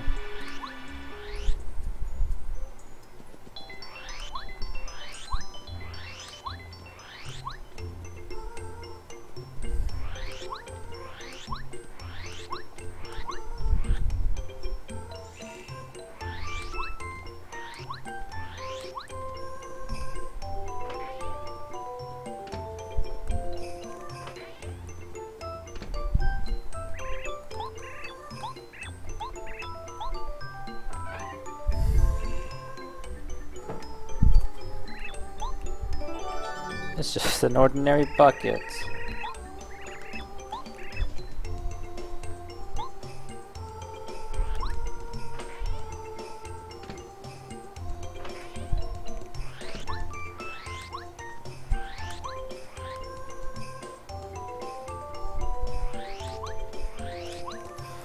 Fine, we'll do Chuck Quizmo.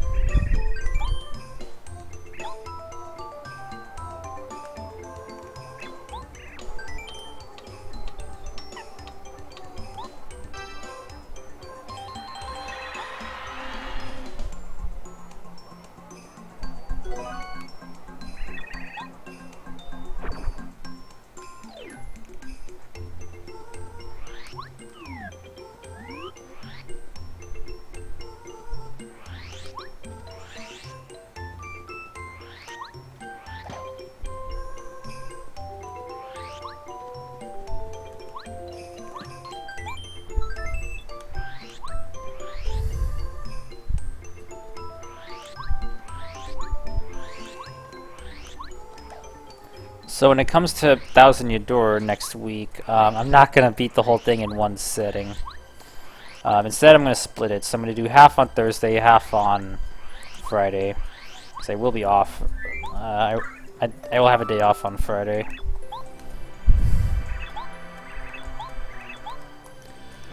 Rumble Pack support.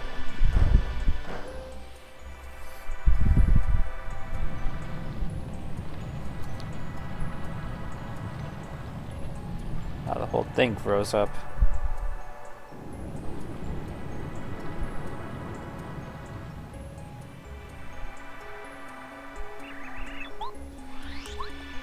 And the best song in the game right here.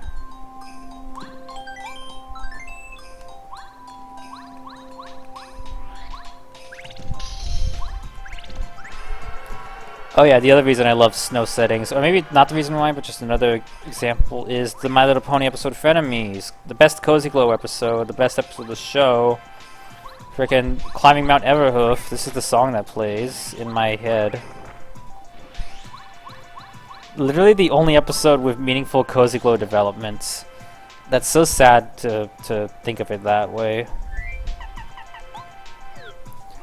Like, my favorite character gets one episode where she has good character development, and they never follow up on it.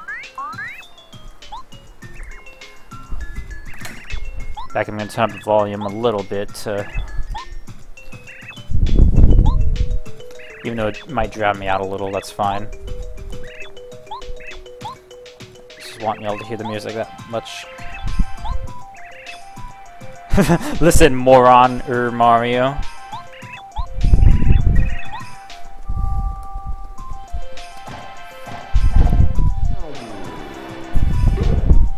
Dupla Ghost.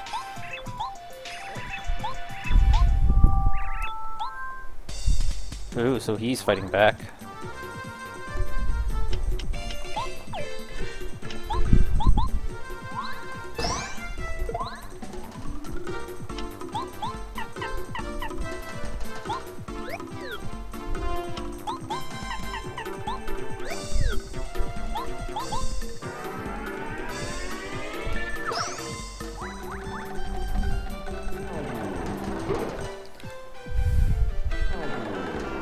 So here's something fun. If they turn into Bombette. Bombette? Question mark, question mark, question mark. The bomb will destroy them immediately.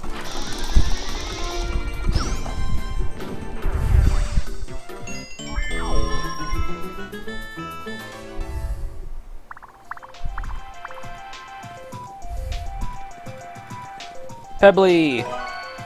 Pebbly the Pebble. The best item, the best character. God, this music fucking rules.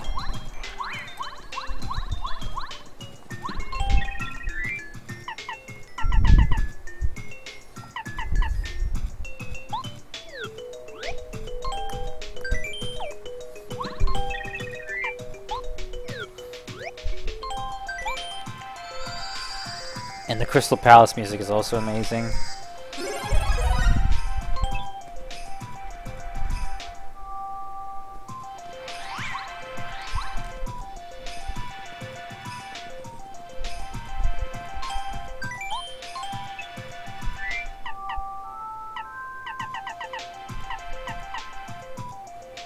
Don't make me eat my iced potato right now.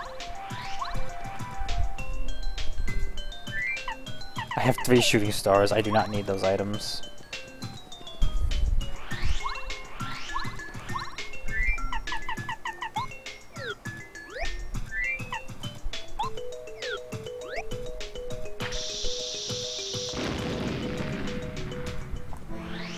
An empty room? Not quite.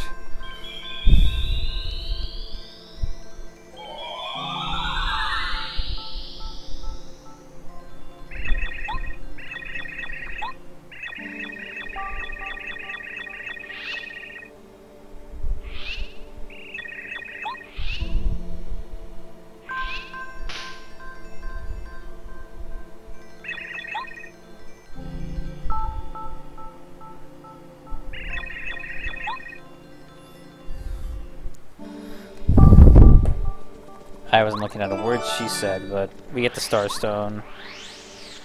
I don't know, something about Bowser came along and ruined everything, as he does.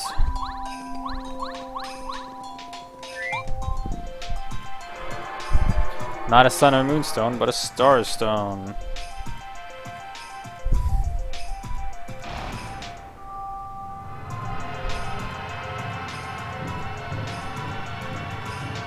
Jeez.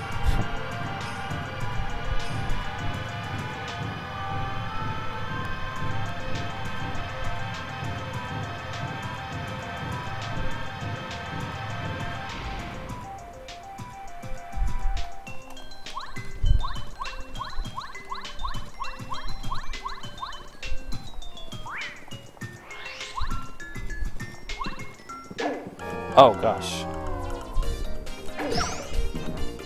Oh golly, gumdrops.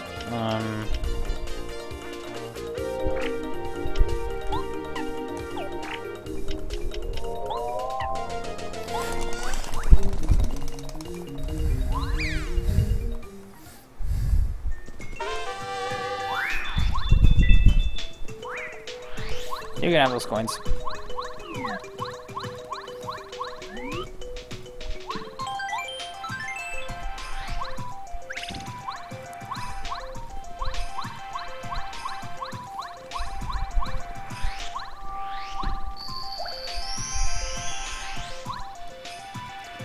Alright, best dungeon in the game as well.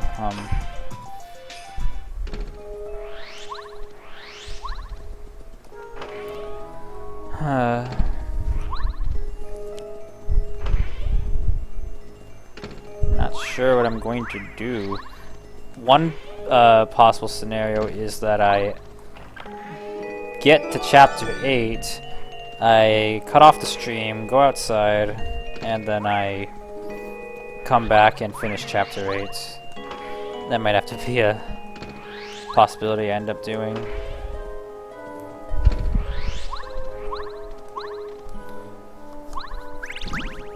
If I care about going outside, which I do, I'd really like to go outside. I've been indoors all day. I don't know how people do this for a living. They say, oh, get paid to play video What are you doing, Bombette? Getting paid to play video games, but be pretty draining.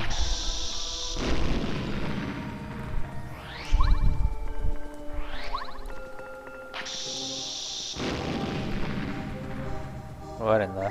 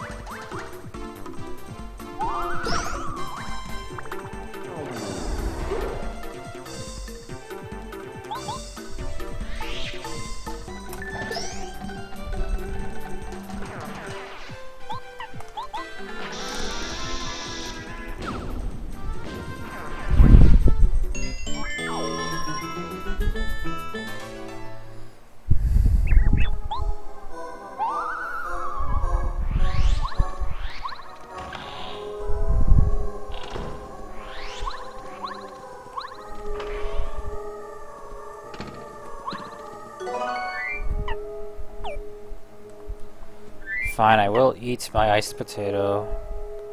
No, I'm just gonna throw it away. Wasting food, hooray.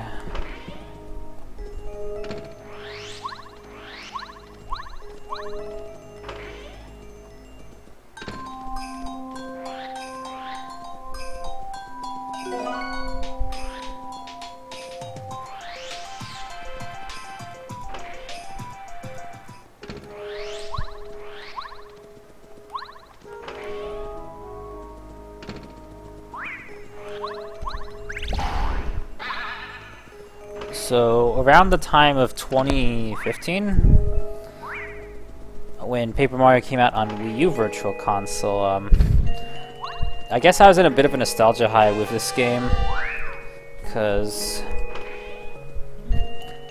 I don't know if it was this game being shown at AGDQ 2015, because I do have one of the t-shirts that was made for it, for this game being at the event. Just something about... and it's a really good t-shirt. It has Mario and all the party members. Something about how good the t-shirt looked. The speedrun itself. Paper Mario coming to Wii U Virtual Console, and this song, this really nice song. Sorry, Pebbly. A common pebble. Throw it to damage one enemy. Well, it didn't land on anyone. And like listening to this song again, I just started to appreciate Paper Mario again, kind of a random nostalgia high in 2015 for a game I've already played a bunch in childhood.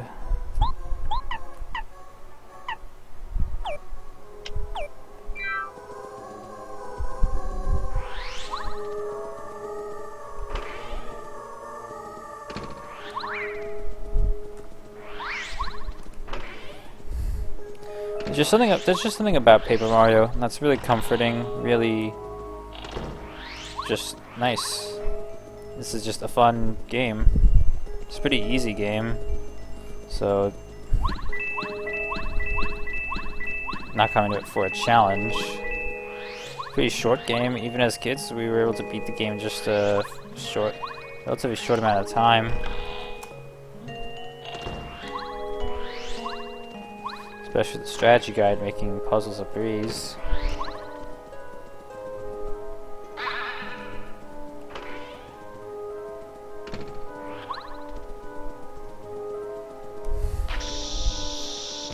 Oh, I like this part. I'm not gonna do the voices though. I'm all out of breath for that. Just the symbols make it cute.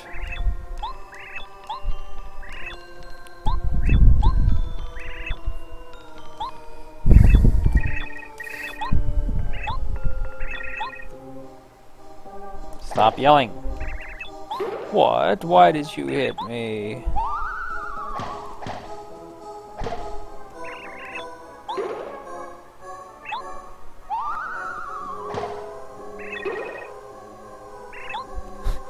An imposter.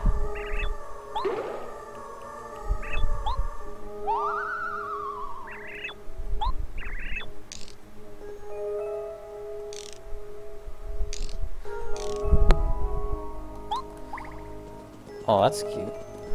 Forgot about that.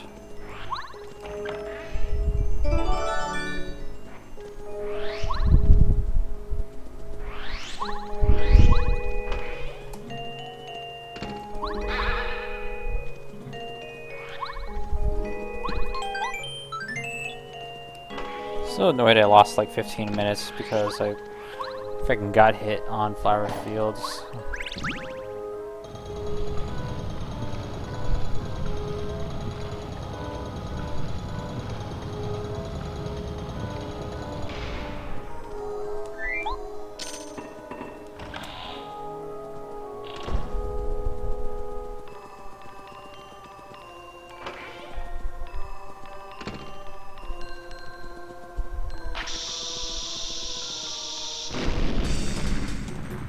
For some reason you can't first strike him.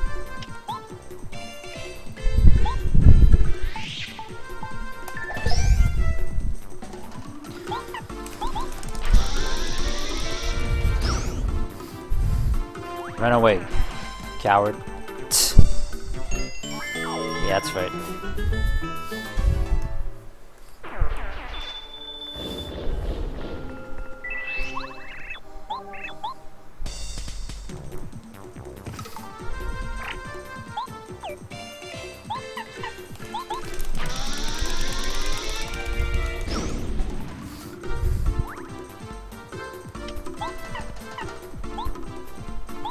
Shooting star because we have so many of them.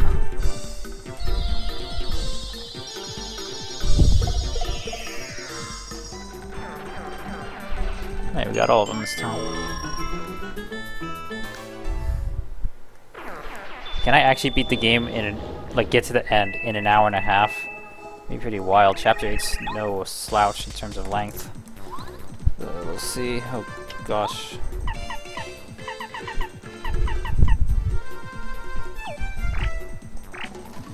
Use the this, which is renewable.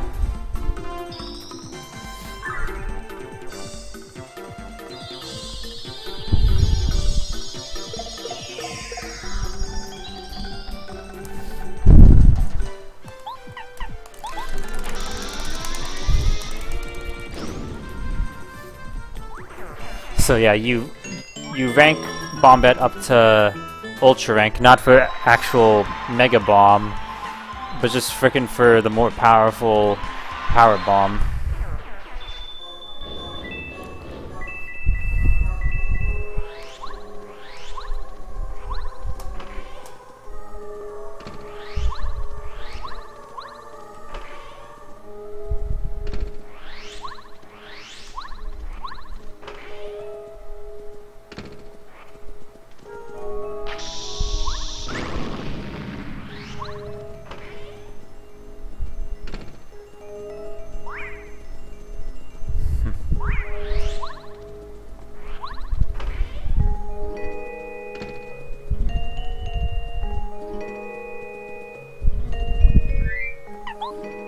Looks somewhat suggestive. Let's try it anyway.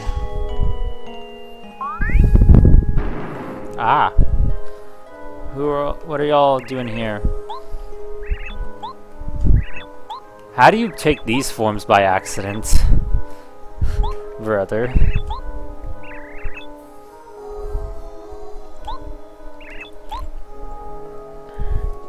I've always wanted to hit Koopa Koot. You must have some sort of sixth sense, Sonny.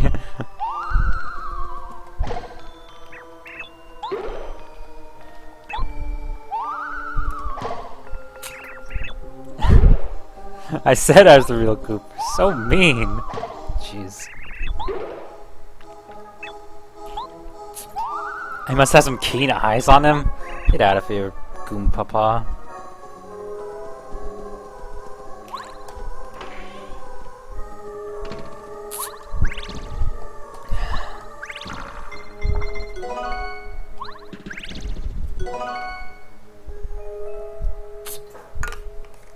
I think his name is just Goompa.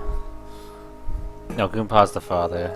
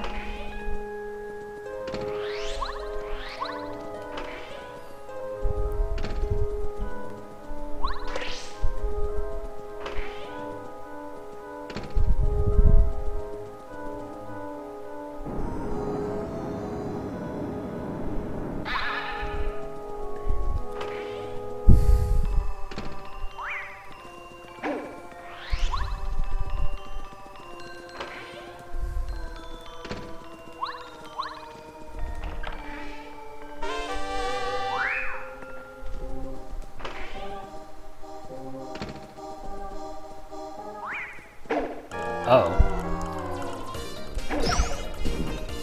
That's a lot of enemies. Come on! Are you kidding me?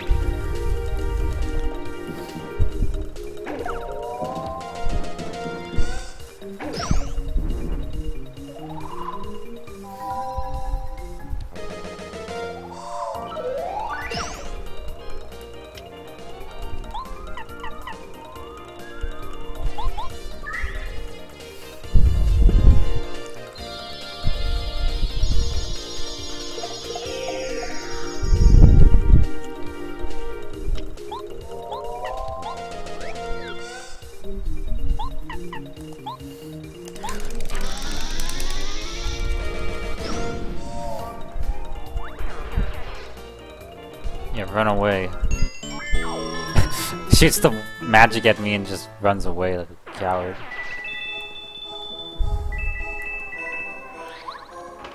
Doesn't want to see the rest of the fight. It's very strange that behavior from Magic Koopas. They just run away if they're the last surviving. I mean, I guess it's nice balance. They're very strong enemies, so it's nice to have that easy way out.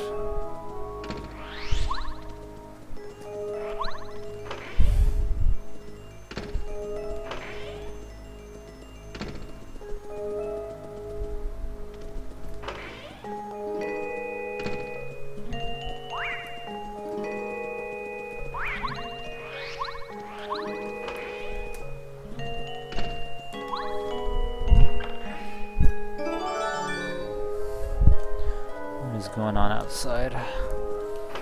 Don't know. Not particularly interested anyway.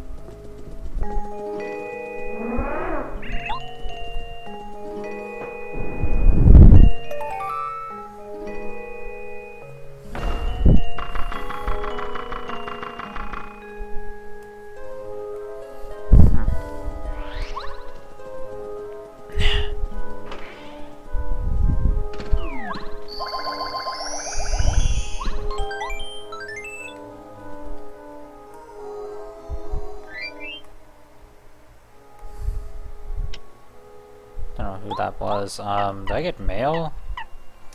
There's no way that was mail. There's no way it's what there's no way it could have been mail. The only package I'm expecting big enough, there's no way it should even be anywhere near,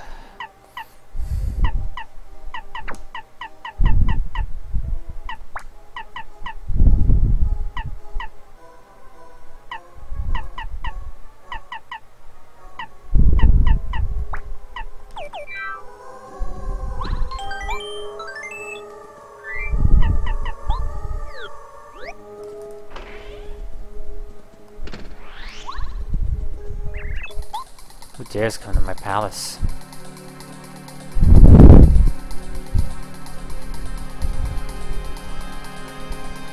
Coolest boss in the game too. No pun intended. Snow pun intended. Oh, Mario, you finally arrived.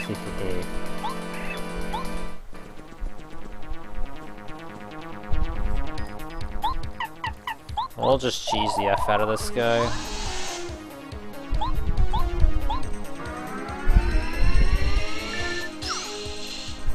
really cool boss music too.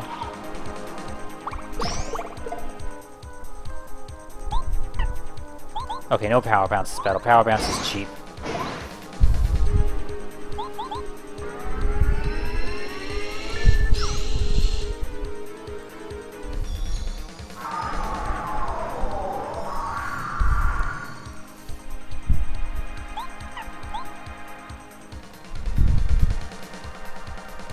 How much damage did that do? Shoot, I do need to heal. Or I'll just chill him out. Ice King's not chill enough. Or Crystal King. I used to think that Ice King from Adventure Time looked like this guy if he was visible.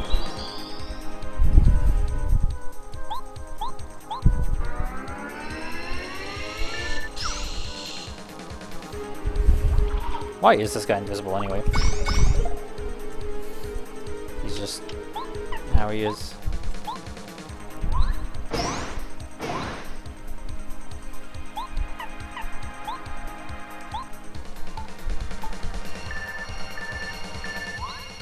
Whoops. Oh, shoot. No more quick change.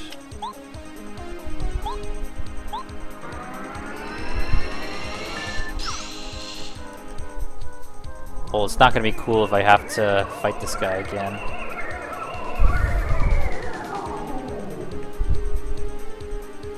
Am I still out of turn? Yep.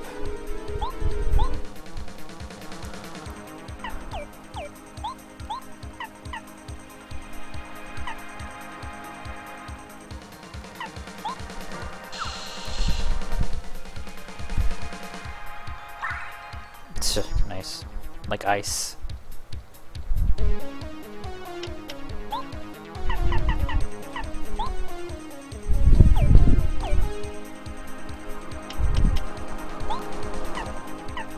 Do I go back to Rugged Mountain for Whack-A-Bumps? I think I should.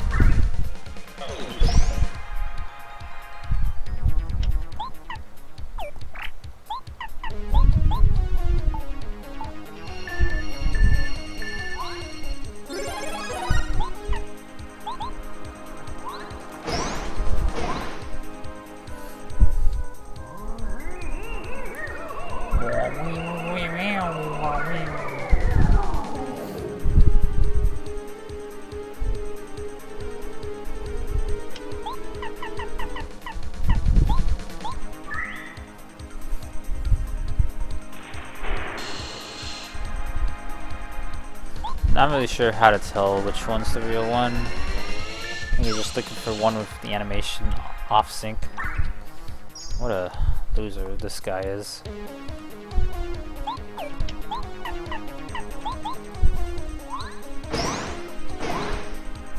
Well, we could always just finish the game on a different day.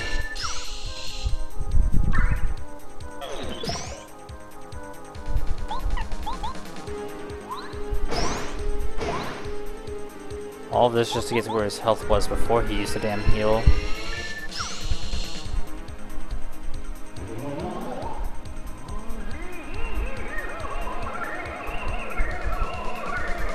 I think this is slightly easier to tell which one is the fake. Yeah, it's the one on the left. No, it's the one in the middle. Left and middle are not in sync, but neither is him. No.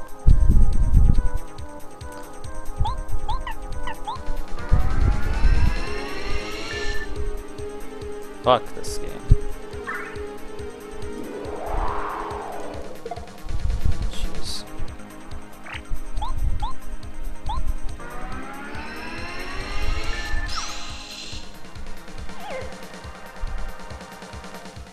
Kinda thought I was defeated there for a second. He did the damage animation for a bit long, so the last thing was done.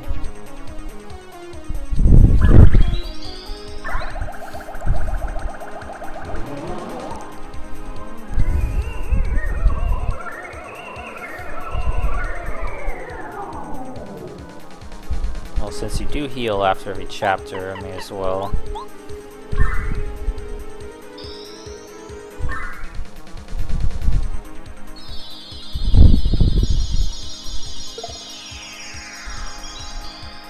Hey, we got him.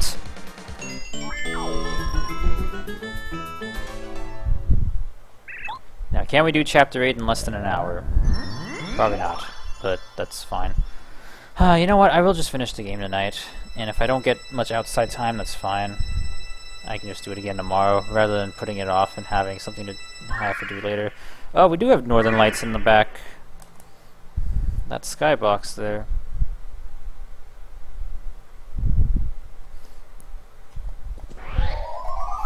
N64 has been on for 7 hours.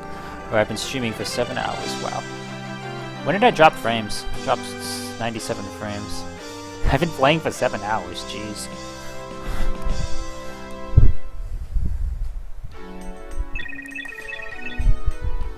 Like, no one part has felt overly long.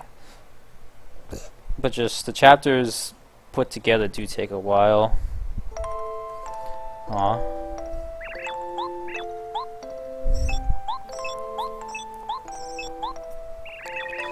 Oh yeah, but this isn't a valid glitchless run because I glitched to get into Merlin's house early. So there's not much to this Bowser in the mission, you don't play anything.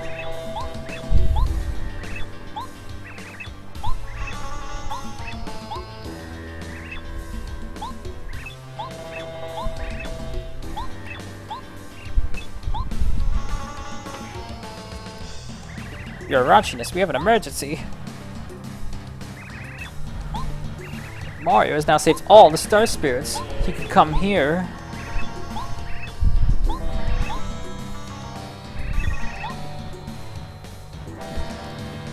Mario's coming here, oh no.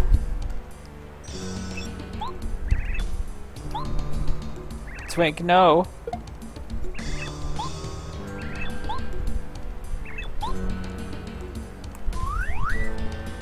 Slide whistle.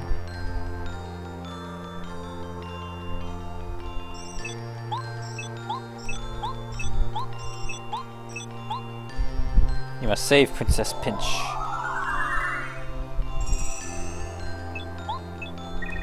Up and away. Most useless power because it never works.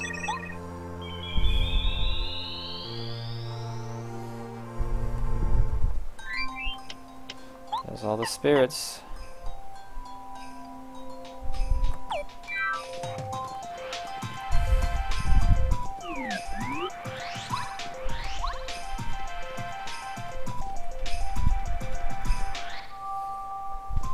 Oh, who cares?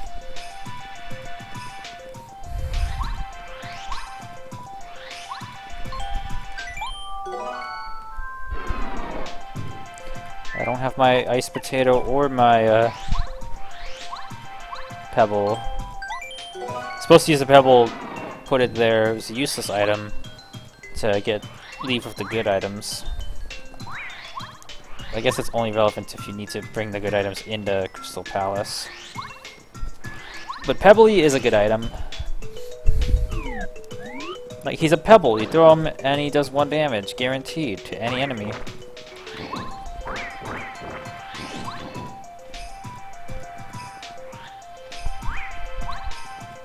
Always hate these guys. So strong.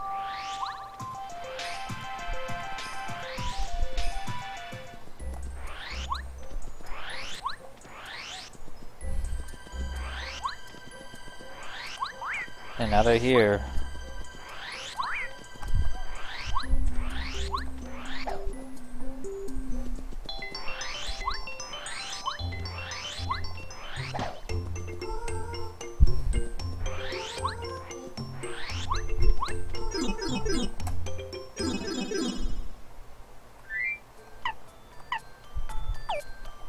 that's enough heal items. Not like this game is too hard.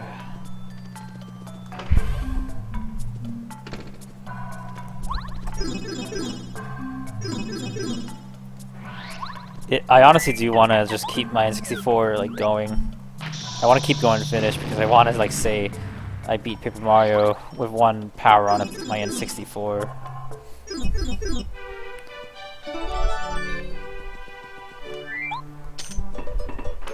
So when I stream Thousand Year Door, it will probably not be a 7-hour stream. It'll probably just be a pair of 6-hour streams or whatever it ends up taking. Damn calculator.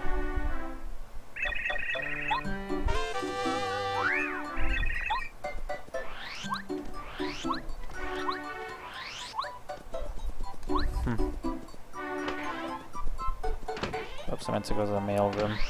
Post office.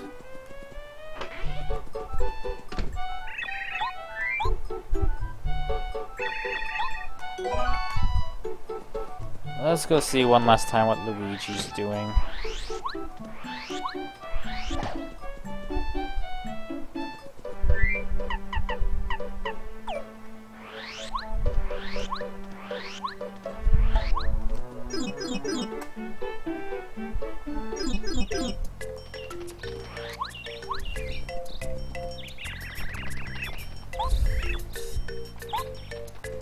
Yep, gonna save her.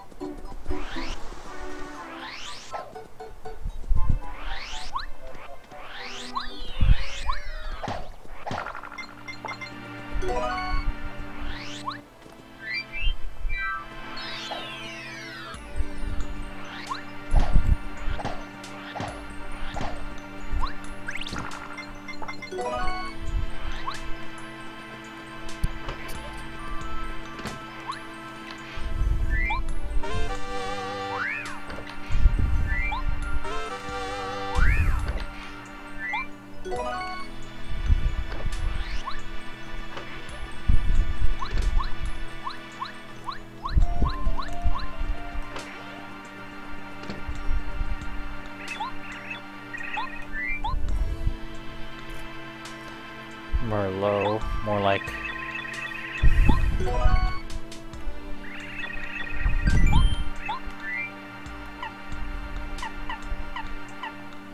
Oh, I didn't fight Anti-Guy, did I? Oh well.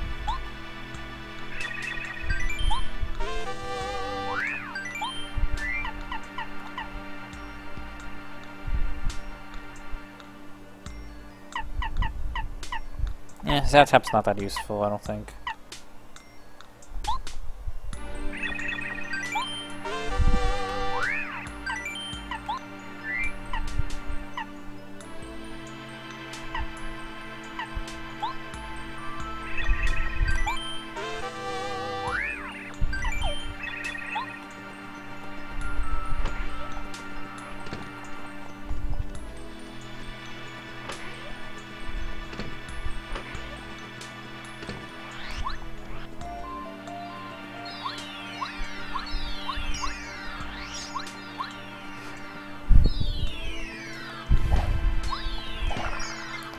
Feels like just yesterday. Feels like just a few minutes ago I was entering chapter 3. Now we're entering chapter 8. Last chapter.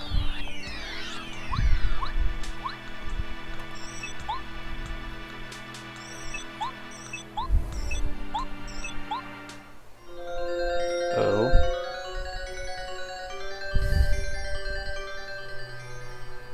Beautiful.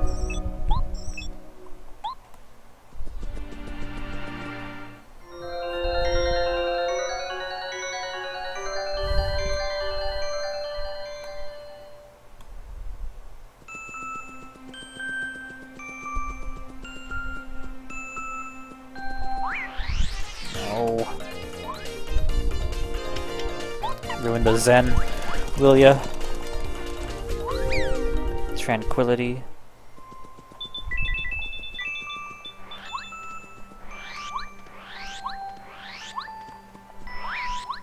I'm trying to think what other N64 games I could beat in one sitting. I've always wanted to beat DK64 101% in one sitting.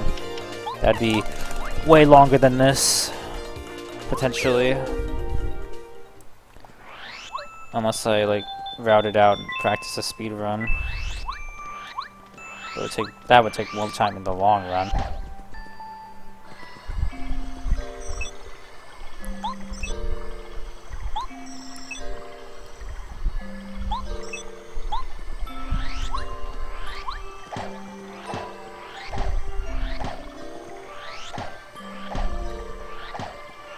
I know there's a star piece somewhere.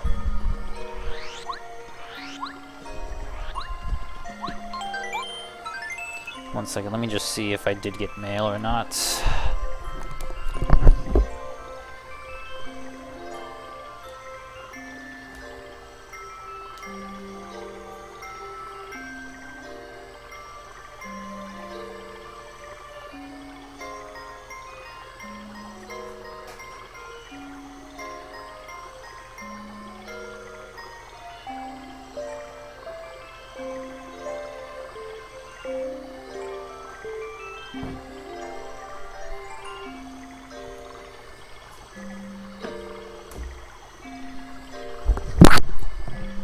Okay, no mail.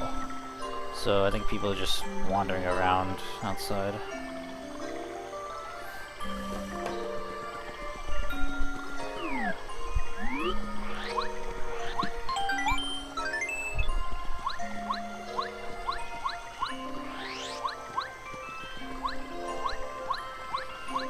Oh yes, live stream would be very nice to have.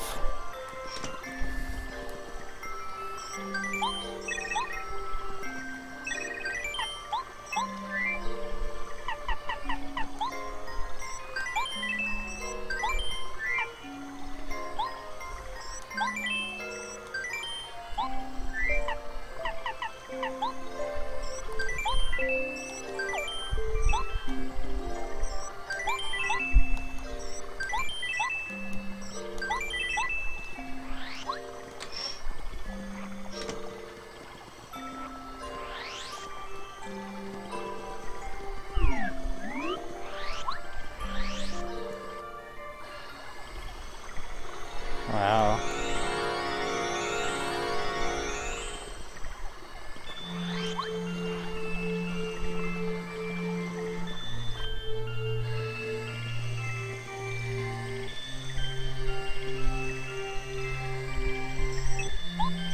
Finally, yeah, 7 hours.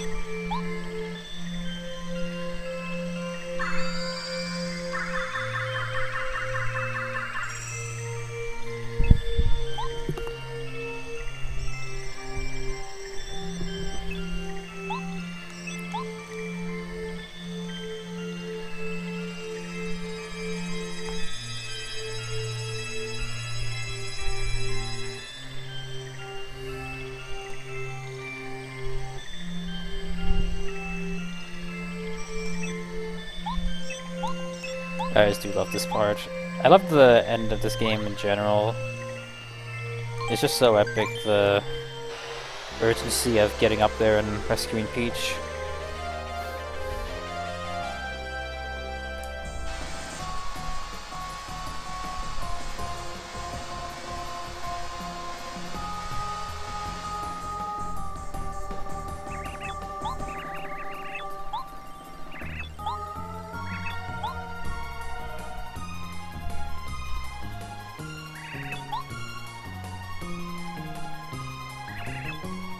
I want to eat shroom cake.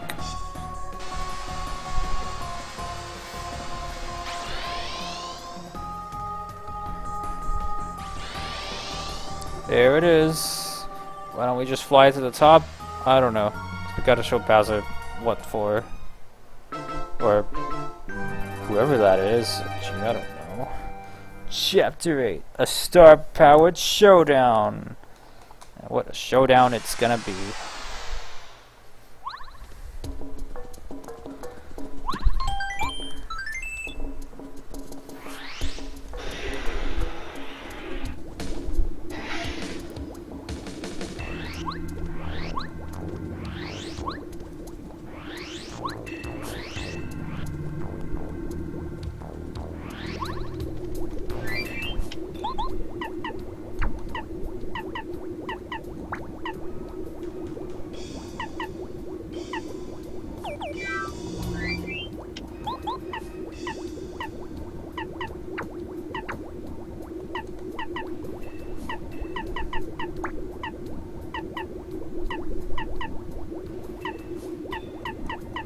Too deep focus is weird.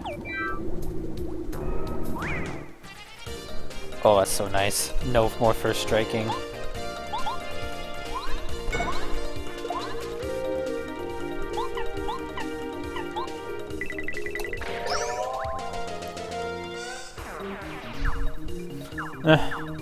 Forgot about this. The mating call. The backup call. See, when I was a kid, I used to think this game was hard. I just didn't know that.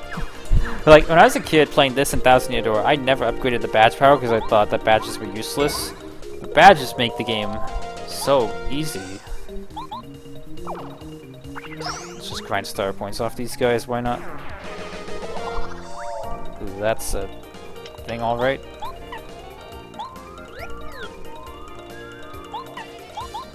We'll definitely be upgrading badge power next, because all of a sudden we have so many useful badges.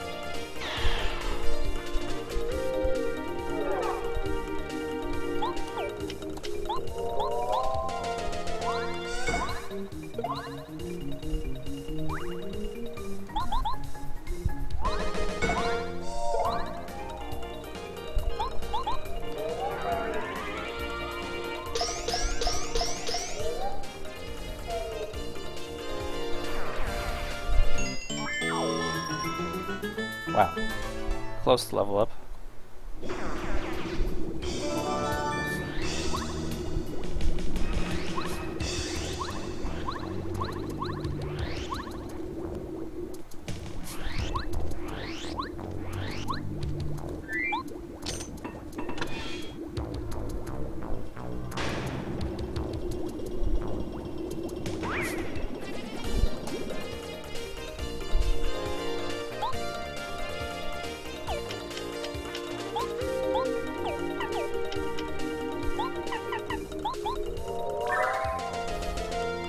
I think they have more than 7 HP.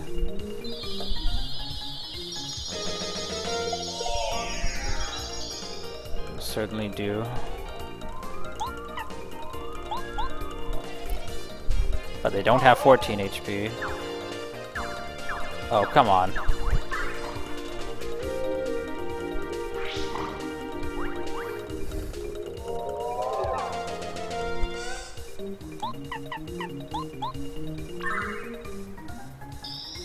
If he just calls for another buddy, I'm not sure what I'm gonna do.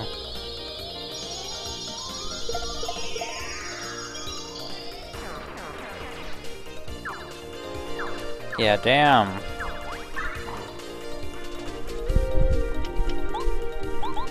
Just attack them normally. If only Boo could actually hurt them.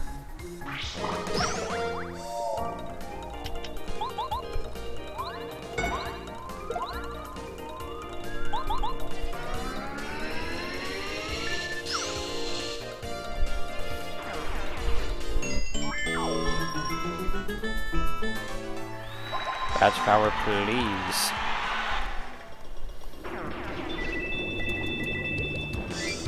As if coins matter at this point.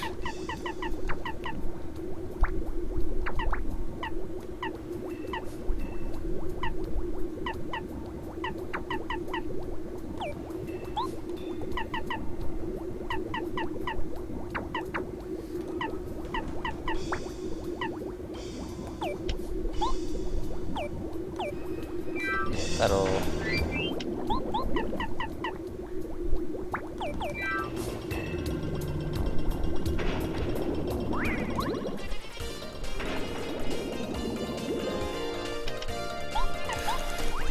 That said, I'm not interested in the battles if I can help it.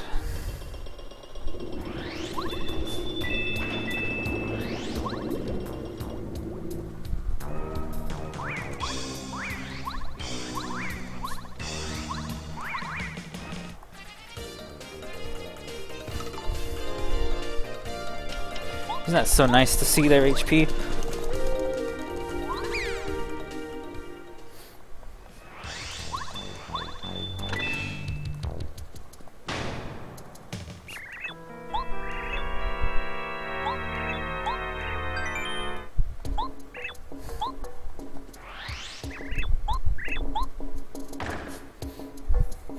Oh no. Oh well, we tried.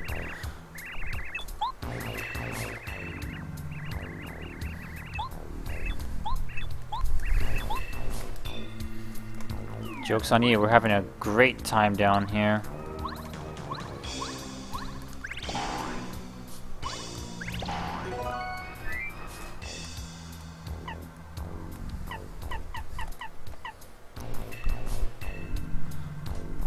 Actually, not that useful, damn. That's useful. Totally need 4 of them, though.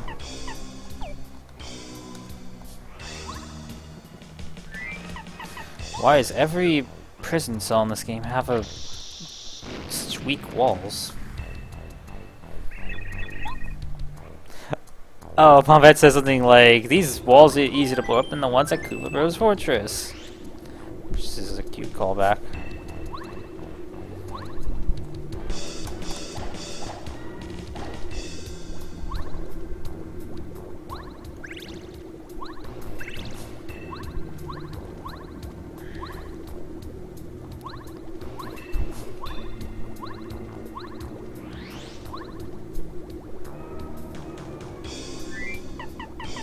So Lackey Lester can go on the lava, but he's not happy when he does it.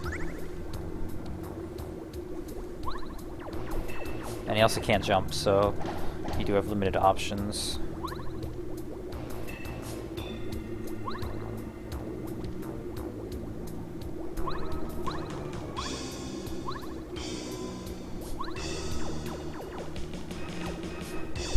Like, yeah, see, there's nothing you can do there.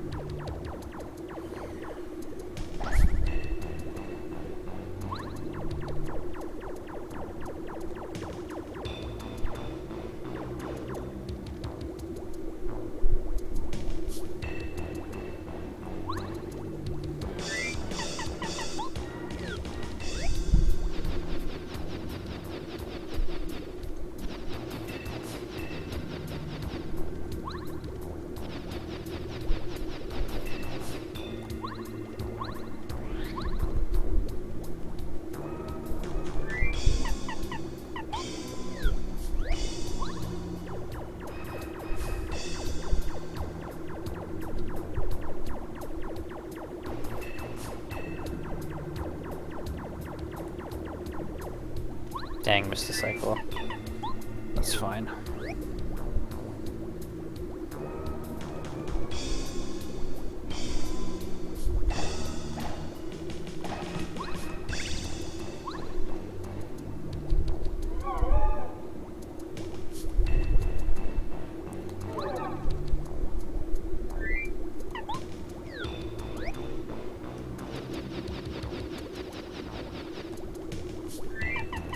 So much part in the swapping.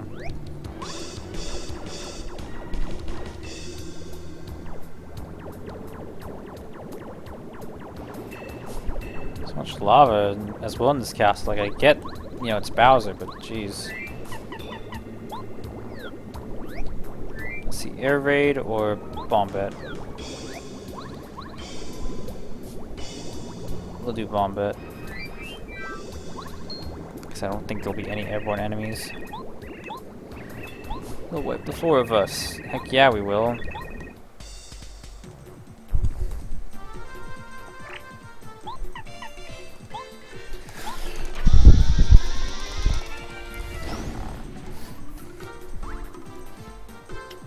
There's no match for the dynamic duo of Bombette and Scholar.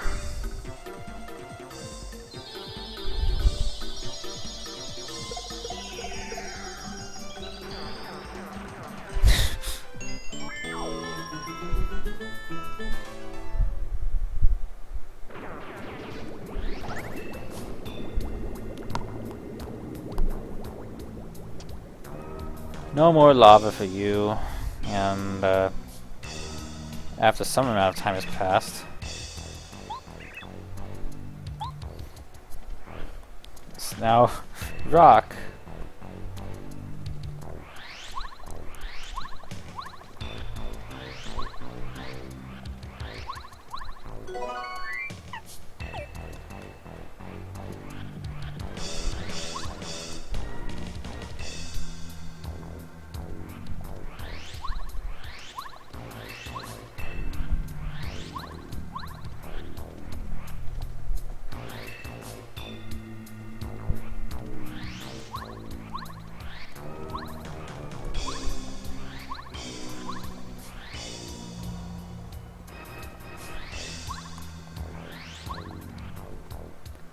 appear to have walked past something.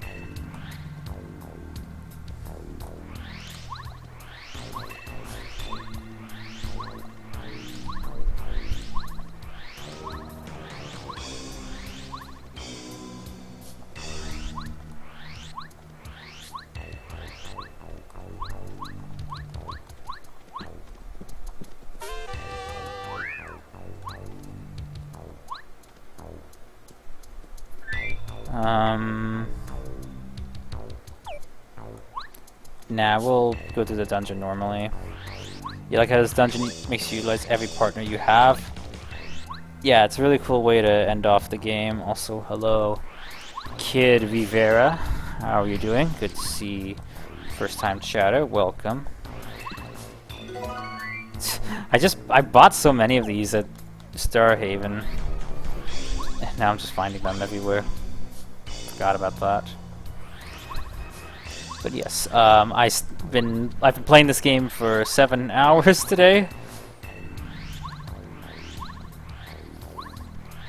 Started from the beginning, now we're at the end.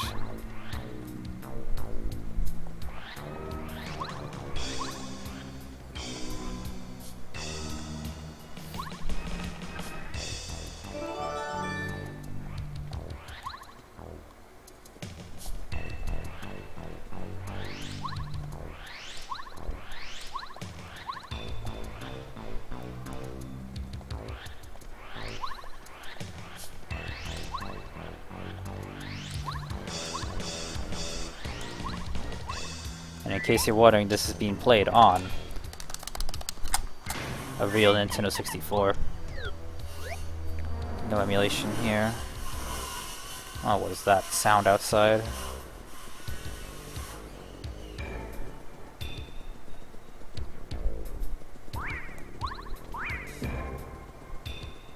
Jeez.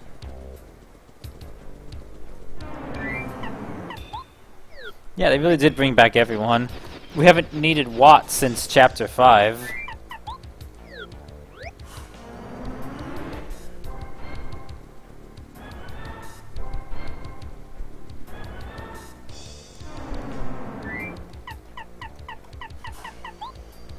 It also makes the speedrun tricky because, yeah, you can skip big chunks of the game, but you can't, so you have to find workarounds for the party members.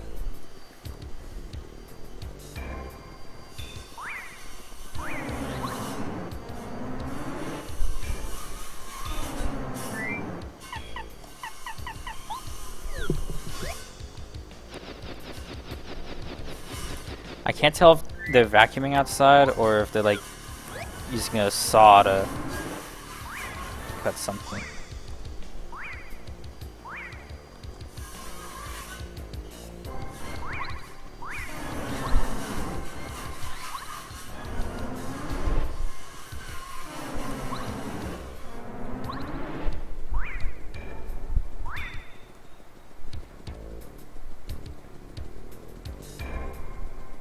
Cool, nice dead end.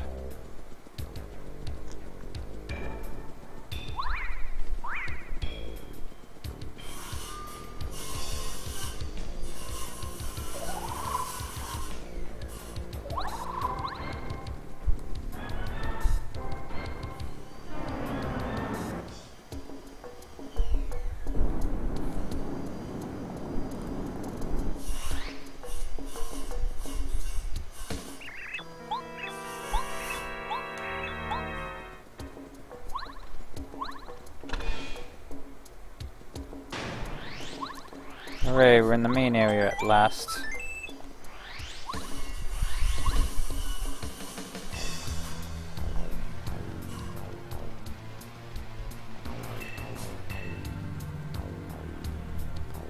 So I don't think there's anything necessary here.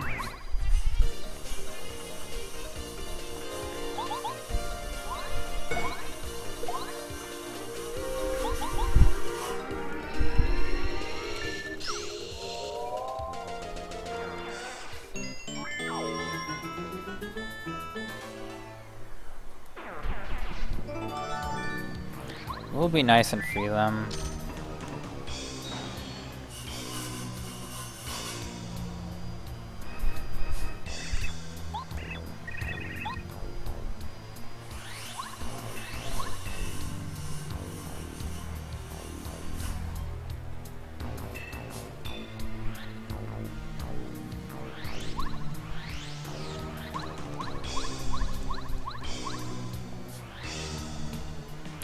forget what's on this side, if anything.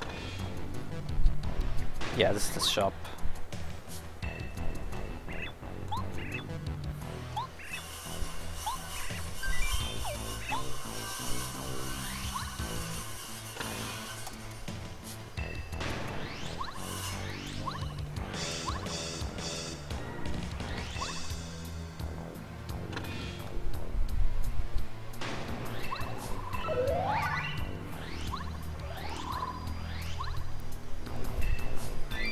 Sounds like whatever they're cutting finally has broken apart. Let me go see what the heck happened outside.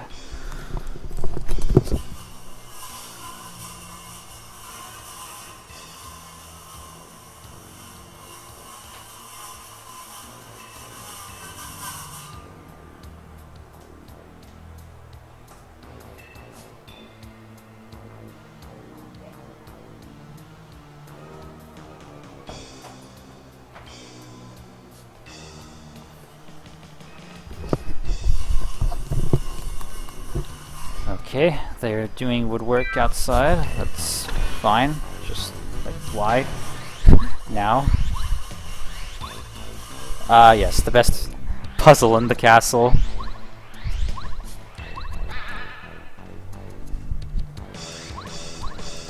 Bowser's toilet room.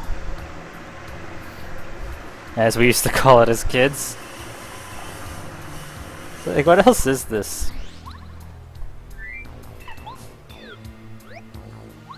Now we got sushi puzzles.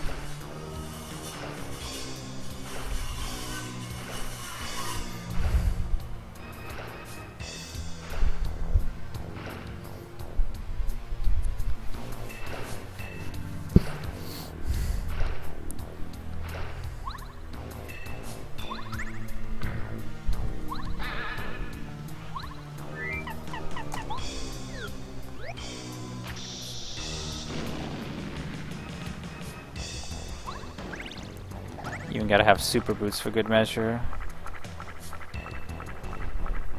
Is there like any other area that super boots are required? I guess they're lightly implied. You need them to get into Chapter 7.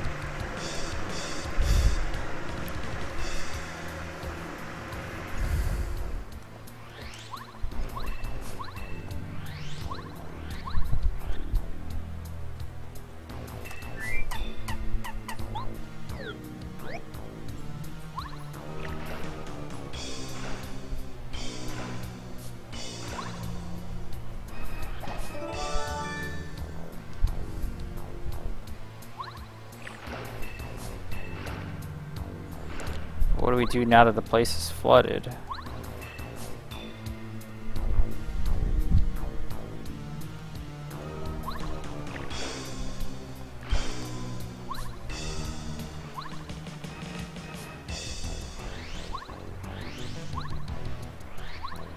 Of course, we must flush the water down.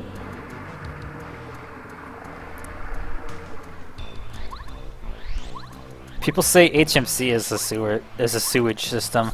What if this is Bowser's freaking sewage system? This one room with a key.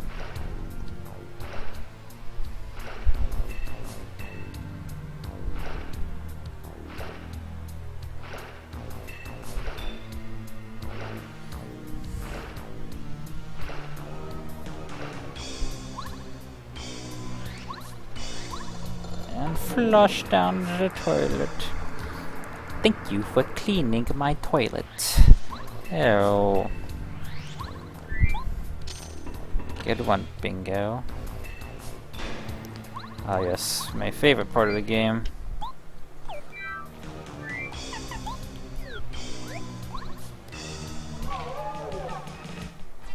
Ah.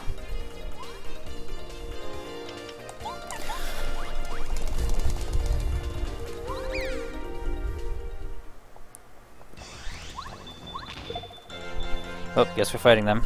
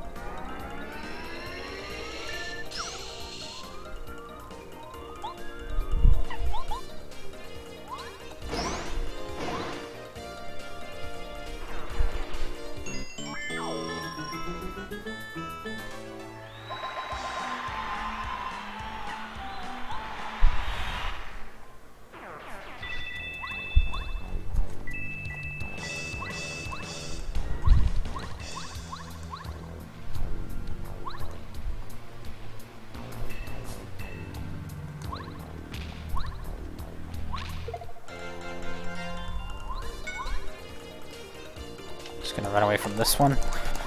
Whoop. That's pretty low meter. Wow. Still made it though.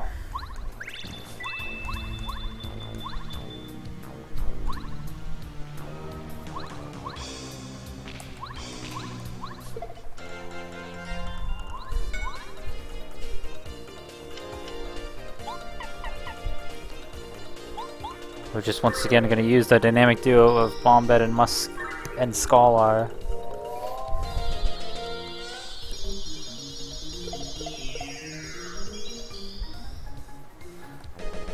Because it's just faster.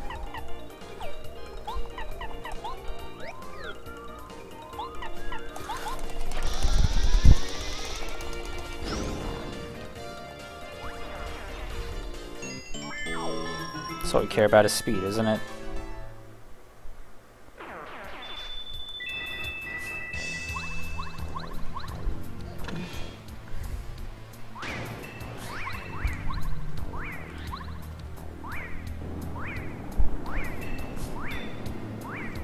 Yeah, keep trying.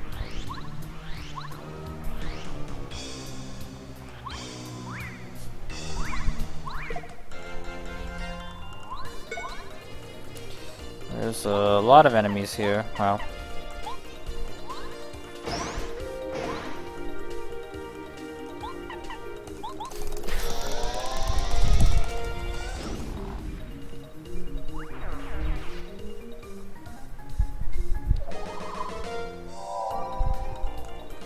Wow, +1 defense. What am I gonna do against that?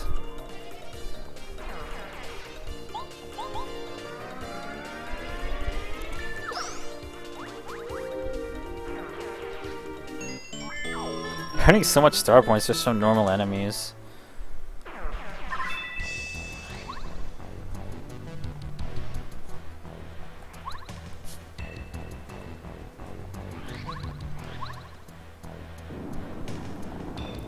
Bombette is too good. She is definitely a very overpowered party member. Like, you want to upgrade her to ultra rank, not for Mega Bomb, but just for the power bomb that does more damage. Mega Bomb's relatively useless. It's just power bomb that costs more, and all it does is just hit air enemies. So technically, that's Bombette's only way to hit an air enemy is with an 8 flower point attack.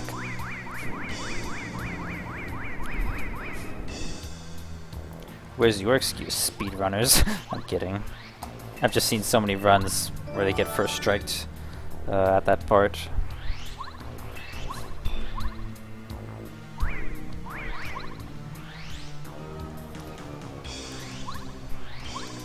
Like, if we did a party member tier list, I don't know if Bombette would come ahead of Watts. I mean, she probably would. Alright, we will not be fighting triple anti-guy. Actually, I mean, I have 2 repel gels. We'll give it a shot. I mean, you don't get a single thing.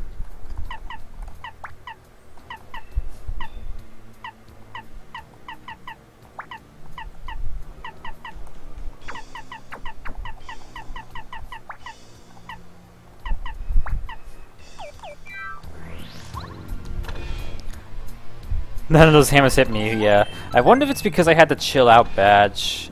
Like, do I just go through hammers? No, I should have started the battle.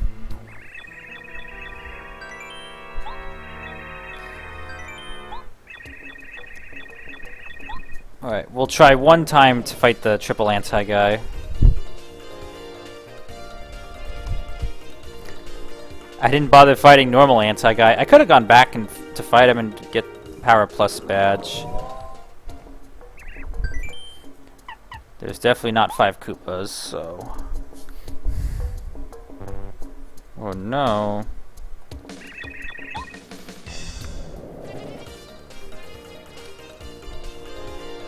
Three green, 4 green.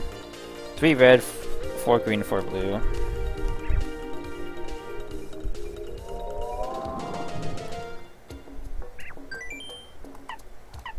What did I say? 3 green, obviously.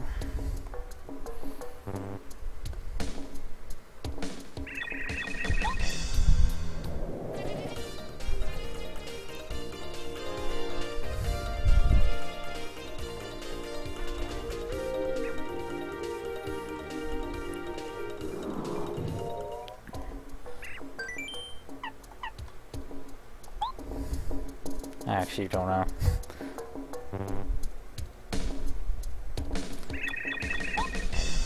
Anti-guy unit, hooray!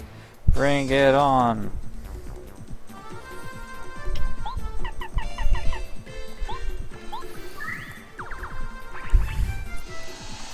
I bet they didn't account for this.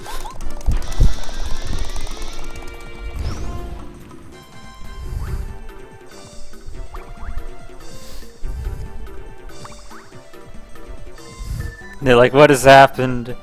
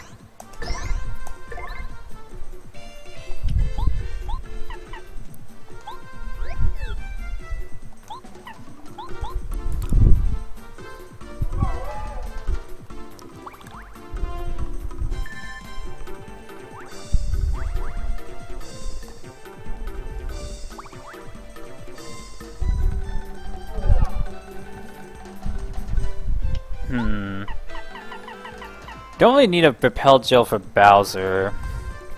So screw it, we'll just use it again.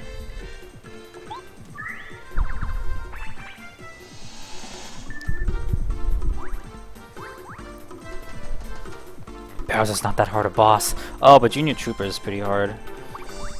Eh. He ain't that tough.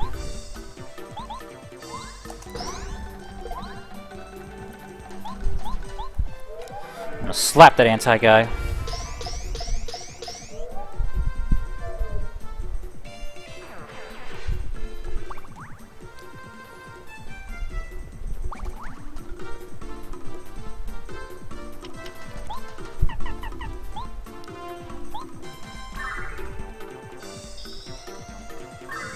And we're gonna chill out. These aggro customers need to just chill, man.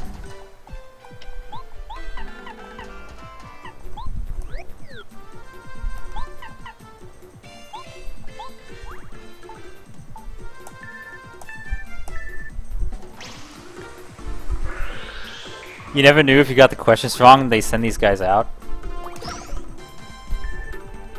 Well, now you know. And they're pretty tough, as you can see. So tough, I wish I had the Wacka's bump. Honestly.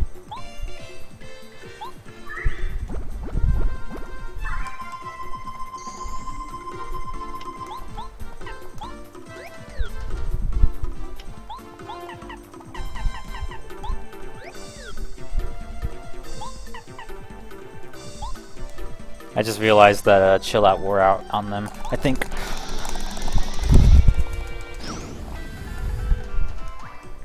No, it didn't.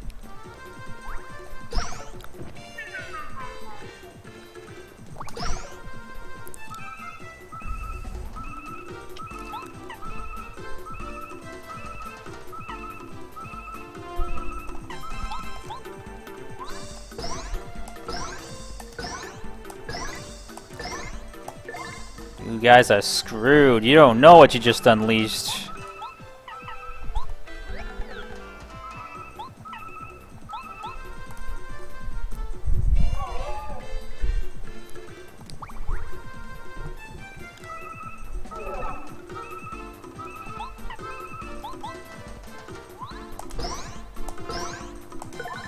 Oh, fuck.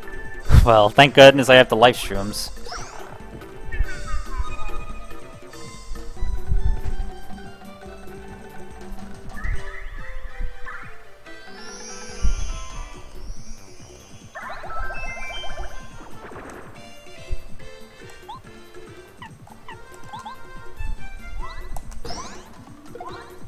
And defeated. Jesus.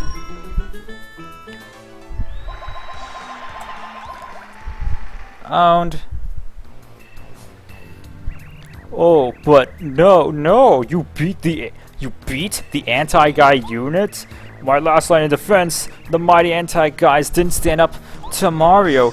Crow. I could see defeat. I've been defeated by Mario. Why? Why?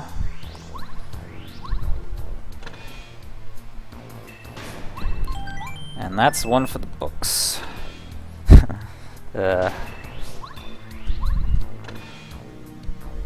Ain't nothing that a little prep work can't prepare you for. Although it did consume like all my items.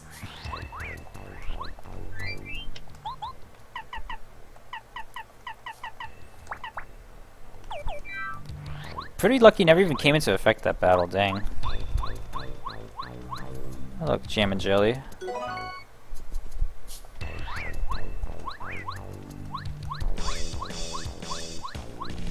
Weird outside part of Bowser's castle. I guess we're... I don't know, the whole atmosphere thing is weird. Because if air was a factor, we'd definitely be too high up. It would be too thin. It's just such an interesting skybox too, just the blue and the red clouds. I always thought looked very foreboding.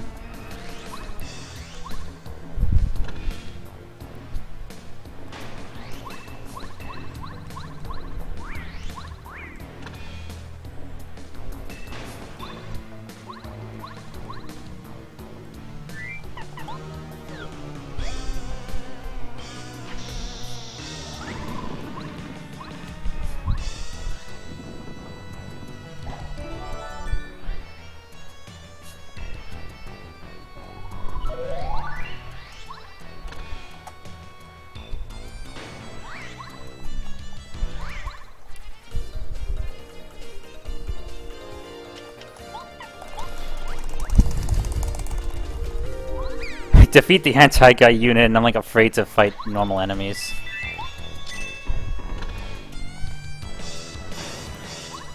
Here's a pretty familiar puzzle. This is yet another common mainstay in the first three Paper Marios. There's a room like this. It's even the same pattern in all three games, I think. Or maybe it's different in Thousand Year Door, but I'm pretty sure this and Super Paper Mario have the exact same pattern to follow.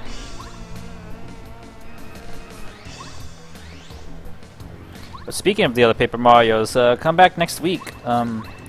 Same time next week, where I'll be playing the Thousand Year Door remake, where I'll be aiming to beat that game, not in one play session like this, but probably 2 play sessions at least.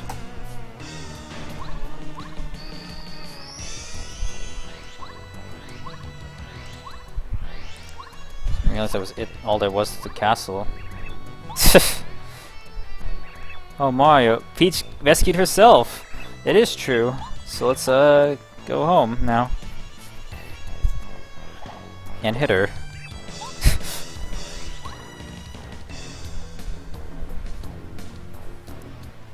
Peach, you're kind of lagging behind. Oh! What was that?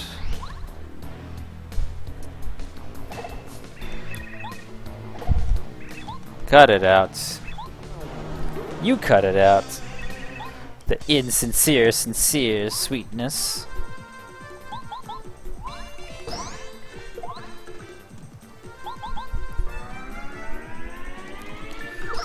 All of you just copy bomb bed and have it be over quicker.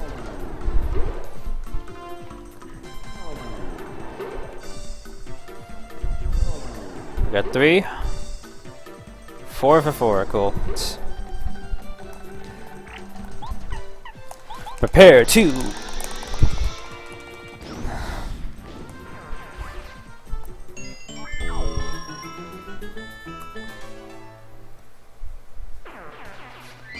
Alright.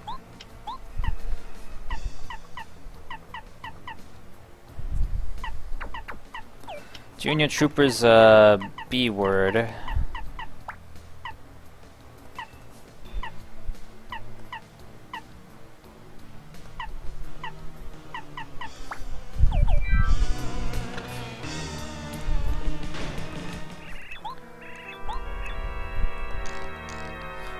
How in the world did you get this far in the castle? Congratulations, but this is the end of your adventure, I'm afraid.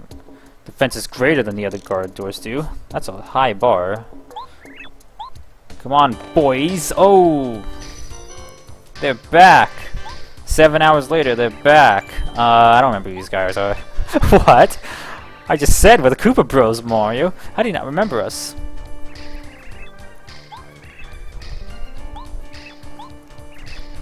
And Koopa Bros refight would have been so cool.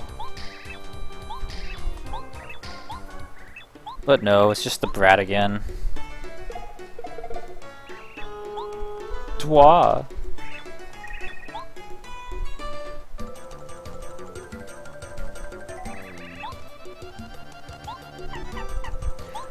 Here, I have no issues using Power Bounce on a child because this guy's a frickin' brat.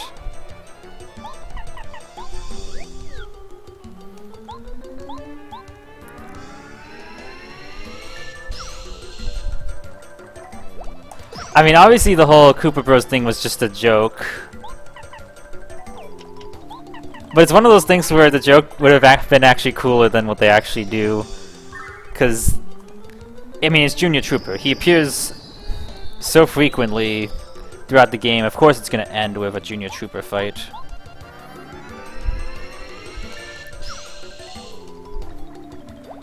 And it's one of those things, yeah, when you really think about it, Koopa Bros refight would have been pretty sick, because none of the other bosses come back at any point.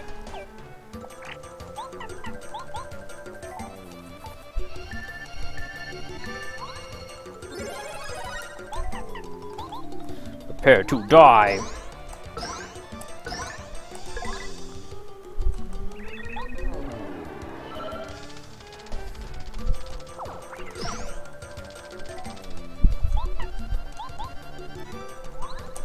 Goodness, I have Spike Shield. It's got to be near impossible.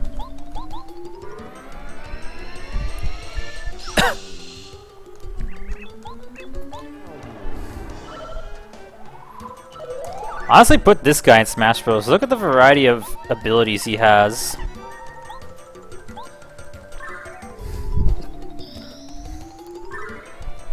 Like, if they don't want to put Paper Mario because it's another Mario, then put Junior Trooper. Or Vivian, way better Paper Mario character.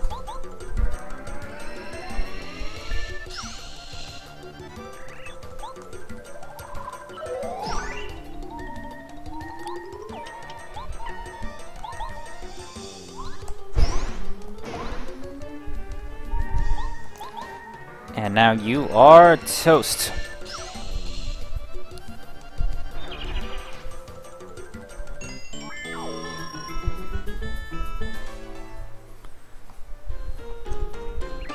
Darn it, darn it, darn it. Don't think you've won, Mario. How the heck did he get up here anyway? He just seems to follow you no matter what. So, since you beat the guy that beat the Koopa Bros, does that mean you beat the Koopa Bros? No, you beat him. He beat them. But you didn't actually lay a finger on... It's too confusing. Okay, fine. I guess there was no big difference between that guy and the Koopa Bros. You can go through. It's not possible for you to beat King Bowser anyway. I'll let you have the honor of being beaten personally by the evil King Bowser himself. Lucky you. Lucky seen it.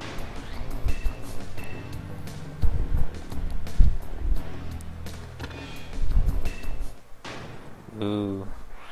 Foreboding.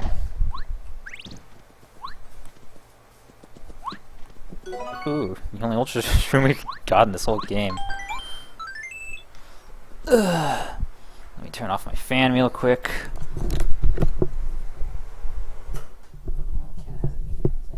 One sec, let me go feed my cat. I haven't fed him all day. Jeez.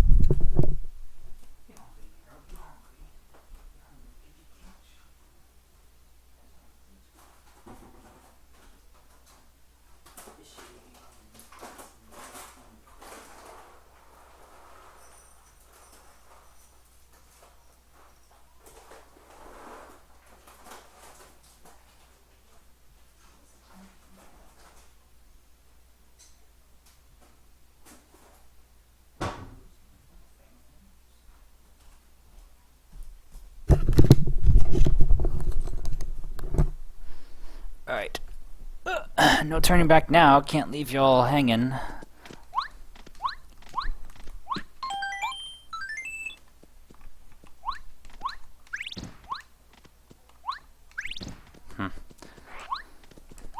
Gotta see this dude to the end. We're right here. Wow, 7 hours ago I was sat down, started Pape, and we're back at the castle.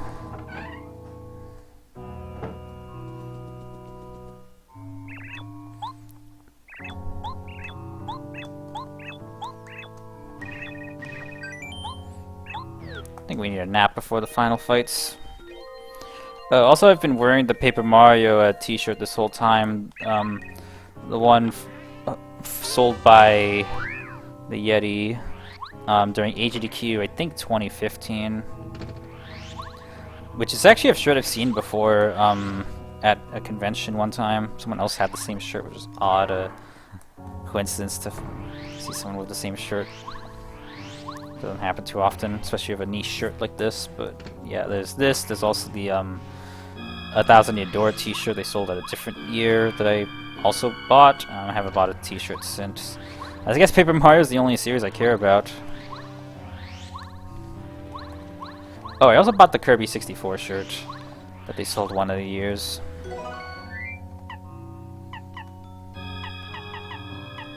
I think it was by the Yeti.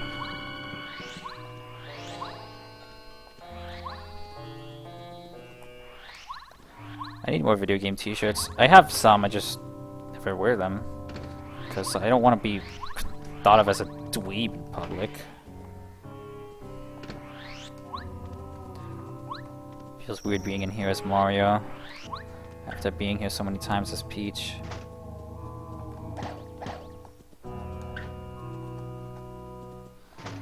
But like, this is like the best endgame of any Nintendo game. One of the best endgames, just the foreboding atmosphere. This is also just one of the best Bowsers in any Mario game, period.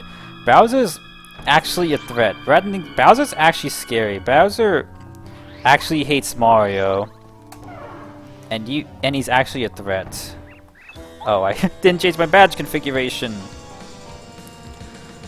Hallway Bowser.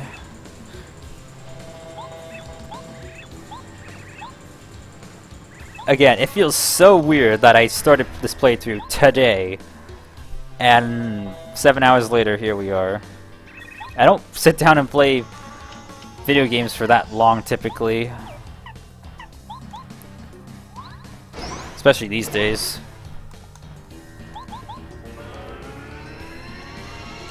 But I want to do something special for one of my favorite games of all time, as a remake of one of my other favorite games is coming out next week. And then after I beat 1000 Year Door on HD on stream, I'm never gonna play video. I'm never gonna stream again. I'm kidding. Might do more Wario Land speedrunning here and there when I feel like it. Might play some miscellaneous games in June. I don't know.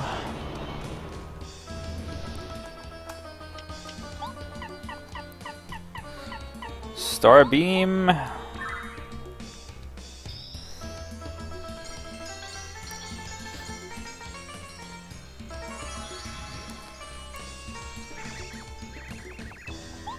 Yeah, not so tough now.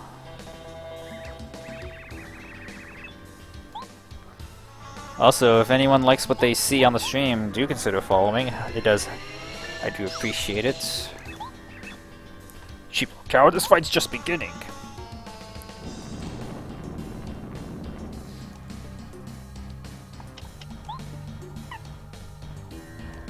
What are the odds that he does the fire breath again?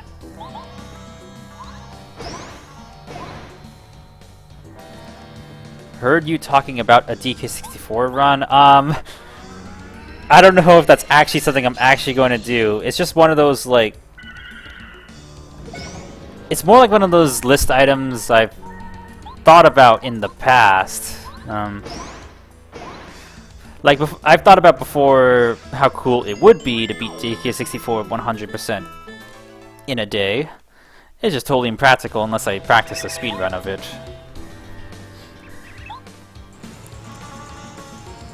So that wouldn't happen anytime soon. Whereas Thousand Year Door is definitely planned to happen next week.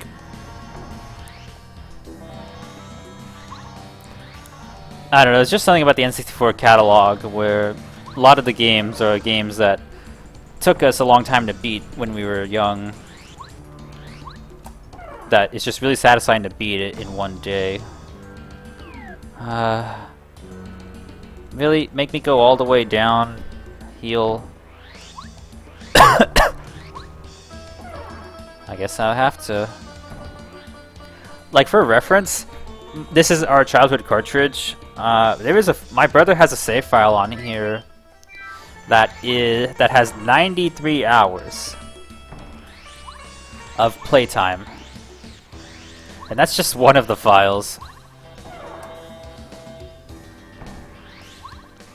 So it's pretty safe to say that we really freaking like this game. And we also used to think this game was so long and so difficult. We couldn't beat it without the strategy guide that I still have, by the way.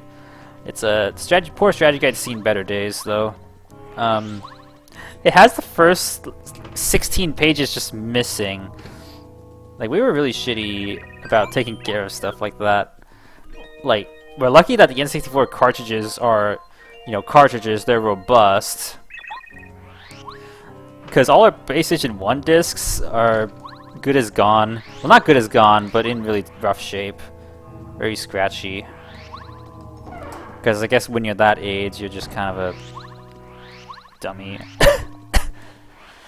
Because all of our PS2 and GameCube discs are mostly fine, and our strategy guides from that generation are mostly intact. Like my 1000 Year Door strategy guide's not missing any pages. But for some reason our GoldenEye, DK64, Majora's Mask, strategy guides all just went through the ringer, I tell ya. Like our GoldenEye strategy guide spent a night on the lawn. I think the night the sprinklers ran too, so I don't know, you're a kid, you do weird crap.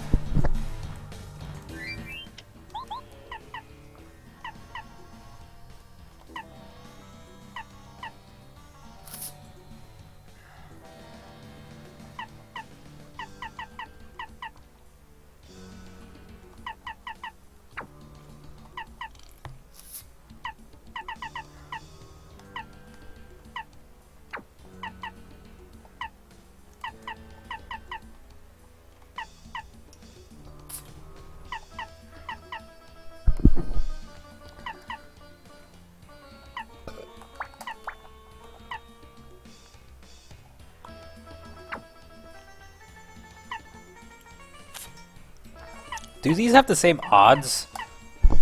I just realized they have the same damn symbol. I'm gonna assume they have the same odds. So yeah, TLDR, don't expect DK64, sadly. Although I do really like that game. If you can't tell, I really like the Nintendo 64 library, even though the system released a year before I was born. Having an older brother who got a lot of play out of the system thankfully meant that we ended up with all the good games, basically. Like, we had all the good games, which meant we had about 30 games, because, like, Nintendo, Rare, we had all of them, basically. Because when you look at the extended library of, like... I mean, that's the one thing people dog on with the N64 is, like, well, there's only 30 good games or 30 classic games. So, but also, like, everyone who had the system had the same games, pretty much. It also meant that it was easy to get most of the good games, so I don't know.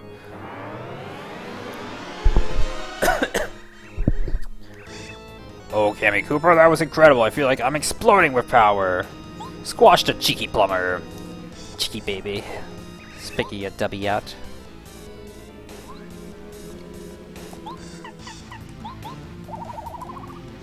He's so tall, jeez.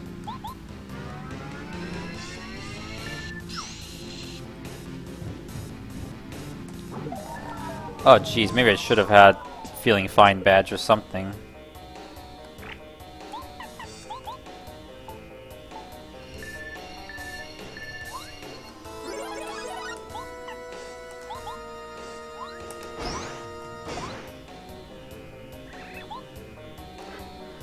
He's using the Star Rod.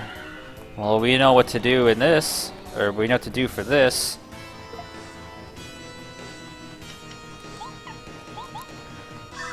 Star Beam, give us pasta power!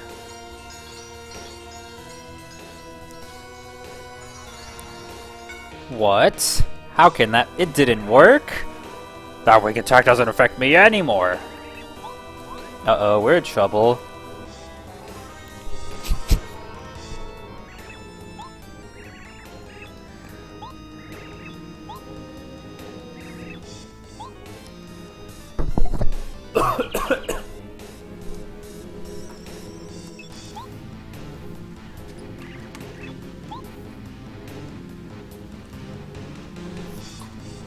Oh god.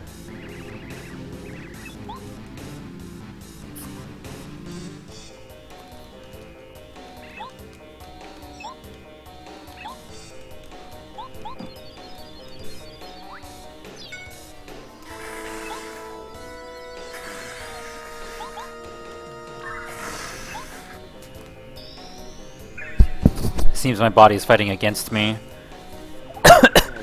All of a sudden well, my allergies have been fighting me this whole time, but now I have a cough. That's weird. But thankfully this is an autopilot part of the game where you just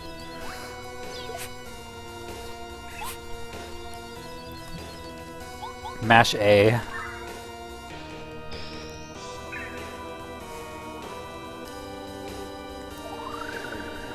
And I mean, normally I whinge when I think about my day and think, man, I didn't go outside all day, I wasted my whole time. But actually I don't feel that. I feel rather accomplished. It's refreshing to finally just sit down and just play video games again. I've been so busy with work and other obligations. I've been thinking lately, man, what's the point of video games? I never play them anymore. You know, I've always loved video games. I want to keep loving video games, so it's been escaping me. Just thinking about other things, work, but I don't know, this childlike satisfaction of just sitting down and just playing Paper Mario again all this time, just doing something child me could never do, which was beat this game in one go.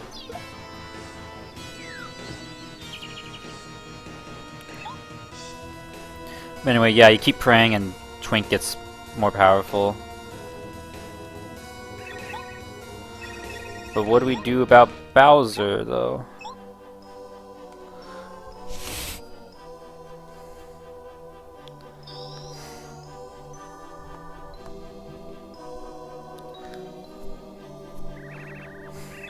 What's the matter, Mario? Feeling out of the weather? You want to work out more.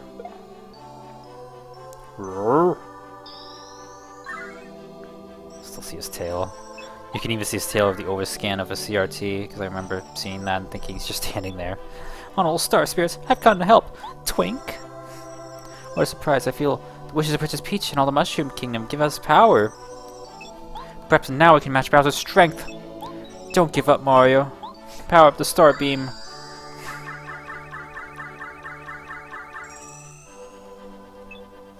Star Beam has been upgraded to Peach Beam. Alright, final battle. Also, the icon is of Peach, but like playing through composite on a CRT, I could never tell what this frickin' icon was. I always thought it was just like more Star Spirits added, and it just looked like a pixelated mess. Pixelated nightmare. You've got to be kidding me! Although this guy is no slouch, so precaution must be taken.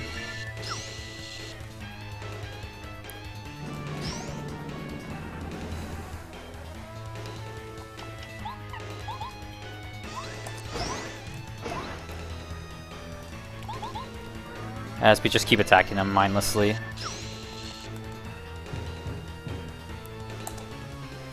Eh.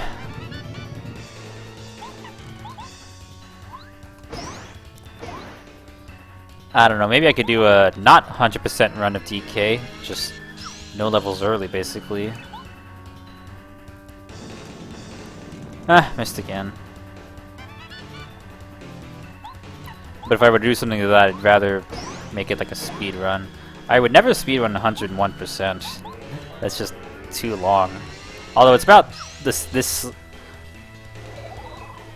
The world record for 101% is shorter than this stream, this playthrough. So I don't know. But like doing it multiple times, just completely impractical with the time I have. Like this is just a one-off. Next week is just another one-off.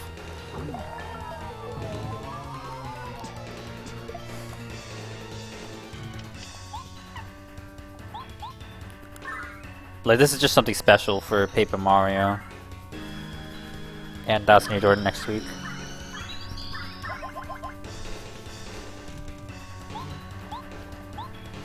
As I've explained many times already.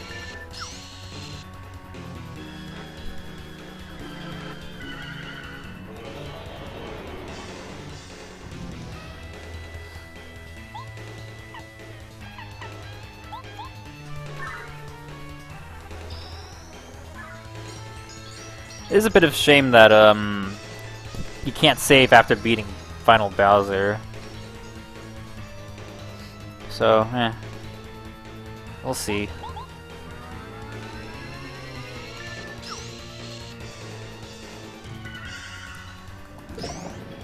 Oh no, what? Time for a smoochy kiss. From her.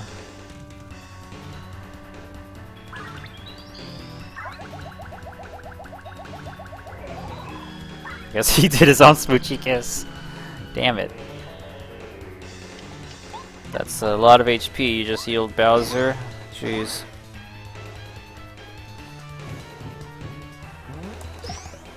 Ow.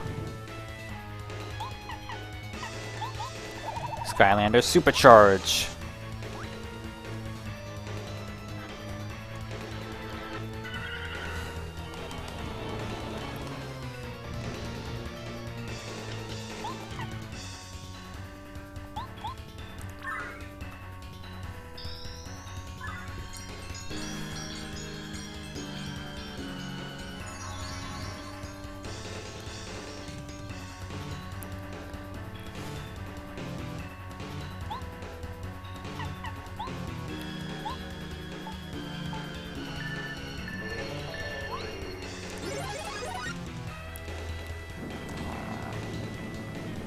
Oi.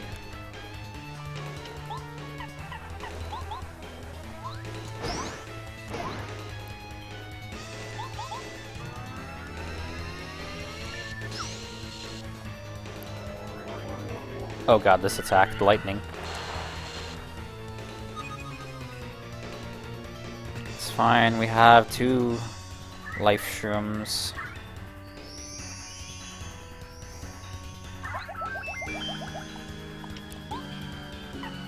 We have 3 life shrooms, jeez.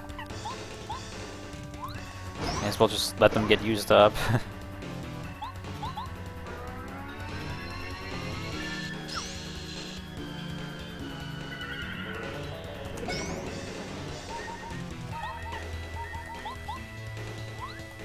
You don't know what you just unleashed, Bowser.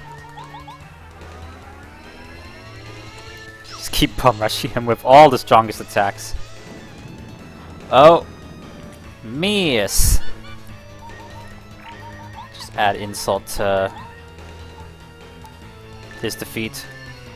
How do you like it when I power up, huh, Bowser?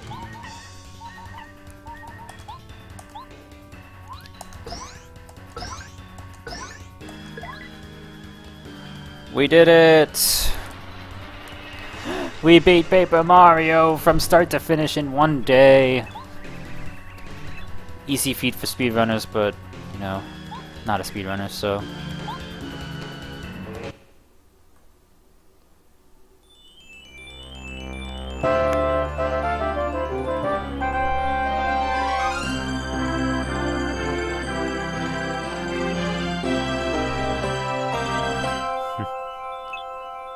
Got the Star Rod.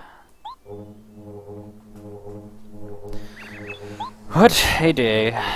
A day of a lot of nothing, but hey, I'll have the weekend to get stuff done instead.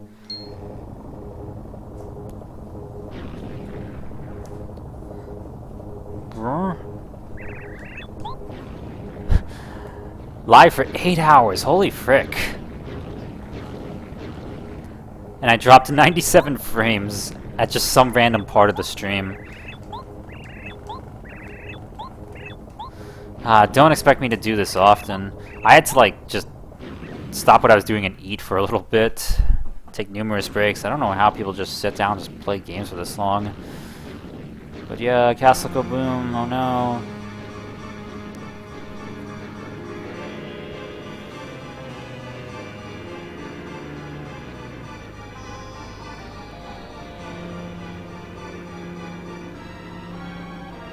So pixelated on original hardware.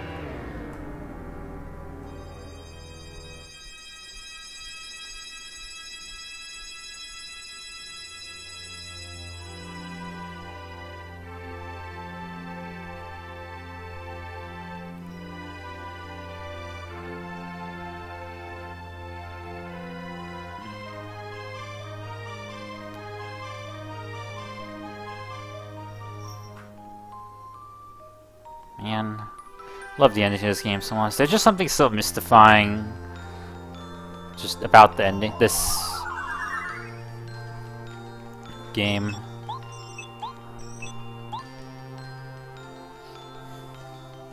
We talk a lot about we can grant people's wishes, look at the night sky.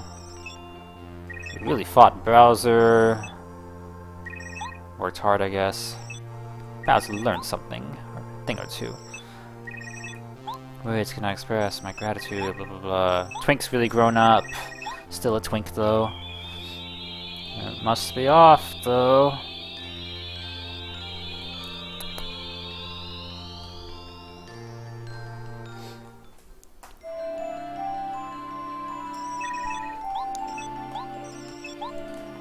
Don't bite my feet, cat. My cat's probably sick of me because I've been here all day. Turning my living room into a stream setup. He's like, why do you do this? I don't like when you do this. Especially for 8 frickin' hours. But yeah, emotional ending. Twink must go.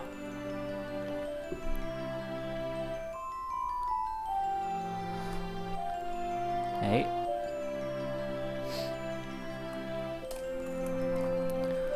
What's my 3DS battery at? Still full. 3DS XL just lasts so long in sleep mode, but the regular just doesn't. It's very strange. It's not even that much bigger a battery. Castle now returns to its rightful spot on the ground.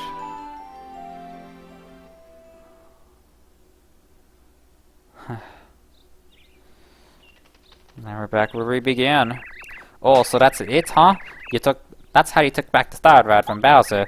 It seems like another wild adventure in the books, bro. The castle's back at its normal place and everyone's returned home safely. You came through in the end, just like you always do. I know you've been back for days now, but I'll bet you still feel kind of like you're on an adventure, don't you? That reminds me, the palace travel with you. I wonder what they're up to now. I don't. I don't care about that. Goomba Village. Take me back.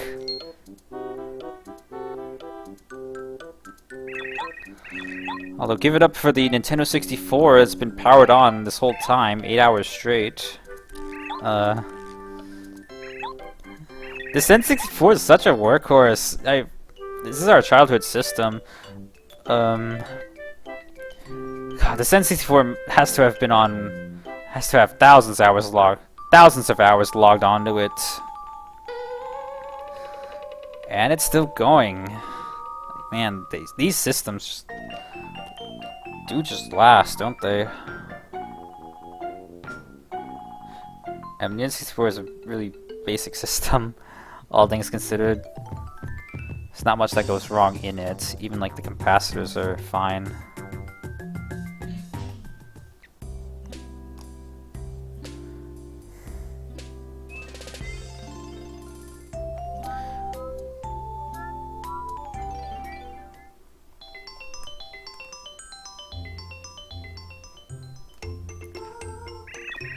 So I guess we're going back to Crystal Castle.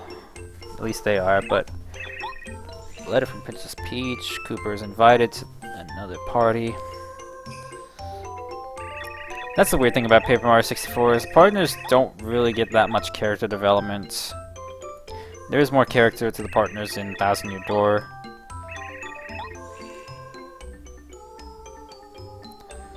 These guys are just left with nothing to do.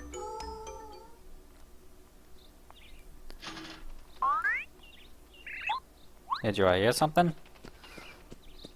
You should just come invite them herself. They live right there. Actually, that's what she does at the end of Thousand Year Door.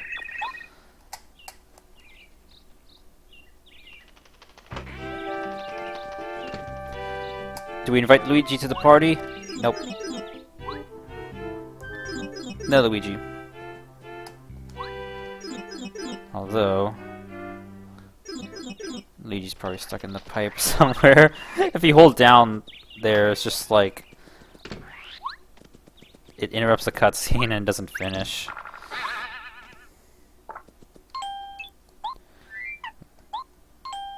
I heard that my brother finally saved the Princess Peach. Bowser increased his power to Star Red, but my brilliant brother beat him anyway.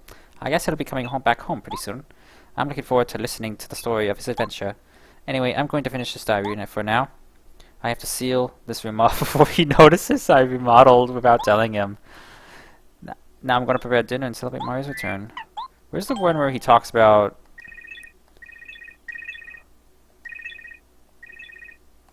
He wishes to sleep on the top bunk! What a fucking dweeb!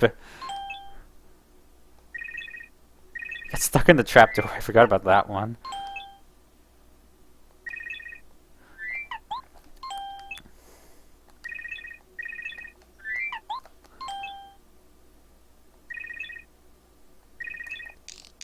I heard a rumor that I actually have a lot of fans. Wow, what great news. I live up to their expectations. I want to play the lead in an adventure. Of course, my name and would have to be in the title. That'd be sweet.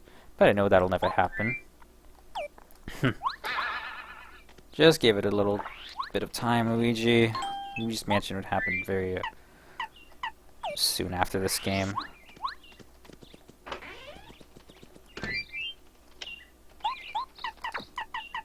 We must go! Hurry to the parade!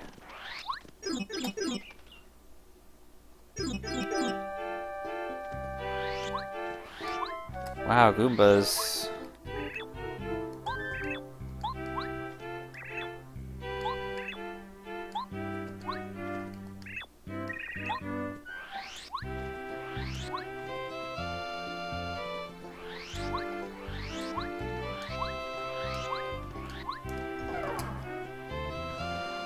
It is nice to actually see Peach's castle where it belongs. Hey, I know you. And you.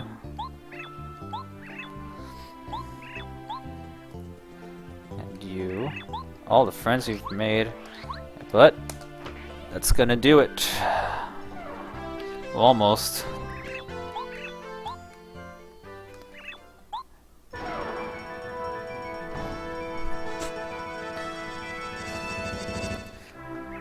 Greetings to all of you. I'm so glad everyone could be here on this special day. The Star Rod stolen by Bowser has been returned to its rightful place in Star Haven. Peace has once again returned to the Mushroom Kingdom. Above us, the stars shine with more beauty and power than ever before. It seems that they're sending us their thanks. Mario, Goobario, and everybody across the lands of the Mushroom Kingdom. Thank you very much indeed. I appreciate it from the bottom of my heart. I hope that the Mushroom Kingdom will enjoy peace and prosperity for a long time to come. Perhaps forever. This is my heartfelt wish. So, let's celebrate and enjoy festivities, everyone. Hands in the air. Whew! We'll end the stream when at the end of the parade. I do love this parade so much. Best credits of like any game, other than like maybe Super Mario RPG. But Enjoy the credits while I grab a bite to eat. Jeez.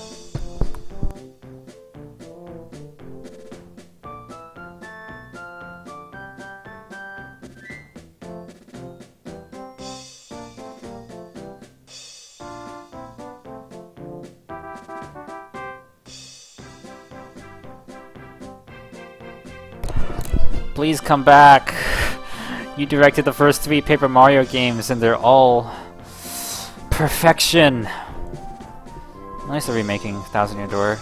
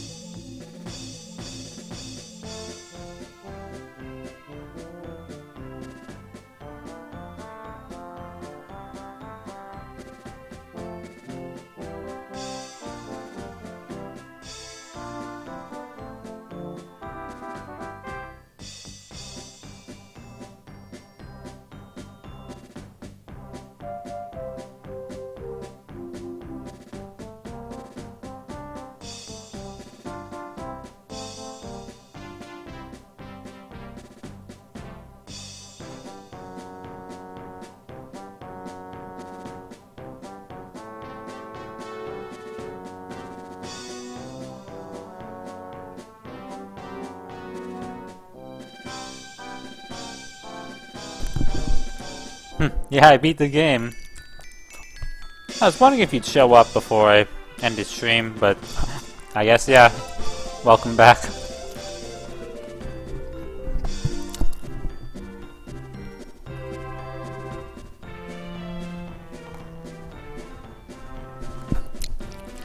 And, yeah, funny thing, like, you said, like, enjoy the rest of the game, but, like, shortly after you left, I ended up getting a game over in Chapter 6.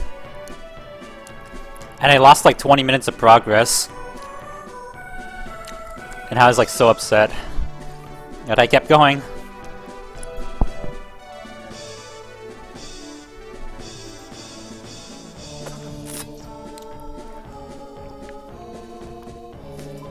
And sure it paid off. 8 hours stream. I'm still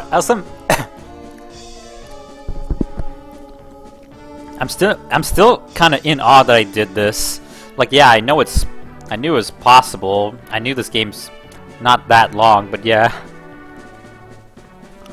8 hours stream, 8-hour play session. Power on. N64's been powered on this whole time, no break in that. This is the best part of the credits. Look at that. Project Manager. See Microsoft? The Project Manager is in charge of seeing the Progress Manager. See Microsoft? Progress Manager is in charge of overseeing how the game's progress is going. Maybe you should think about hiring one of those so you could make sure your games actually come out.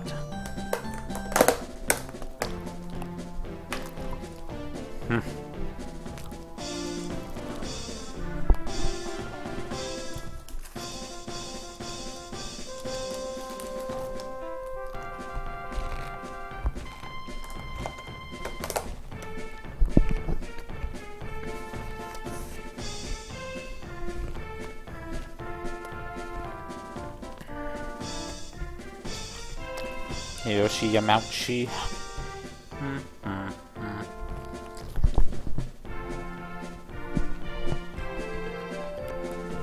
2001 Nintendo. Wow. Yeah, so I didn't realize that this game came out so late in the N64's life. Like, I just would have assumed it was always had been there.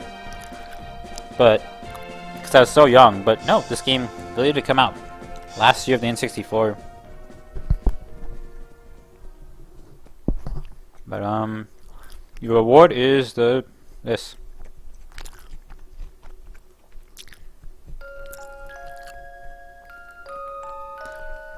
Weird emotional lullaby thingy music box with fireworks and the end.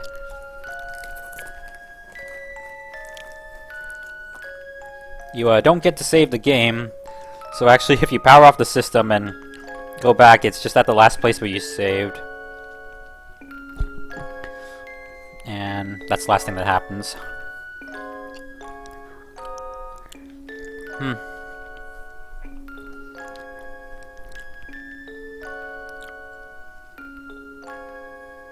I don't know. Paper Mario is a game that means a lot to me, and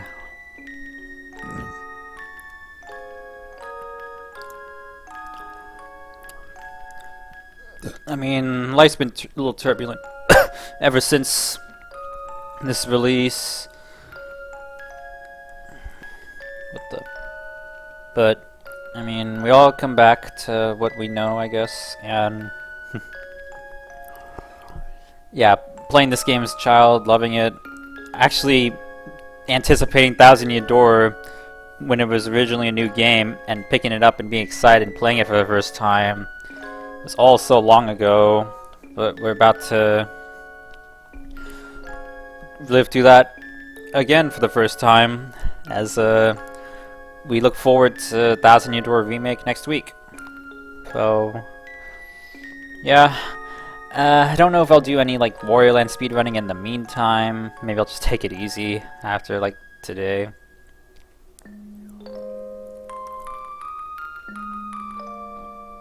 But man, it's, been a day. Been a long day. N64 still holding up like a champ.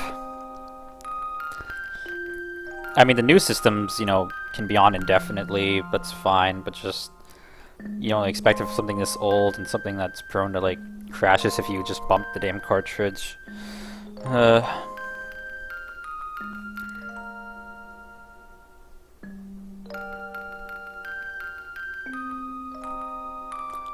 But I guess that's mostly it. I don't know. Video games, am I right?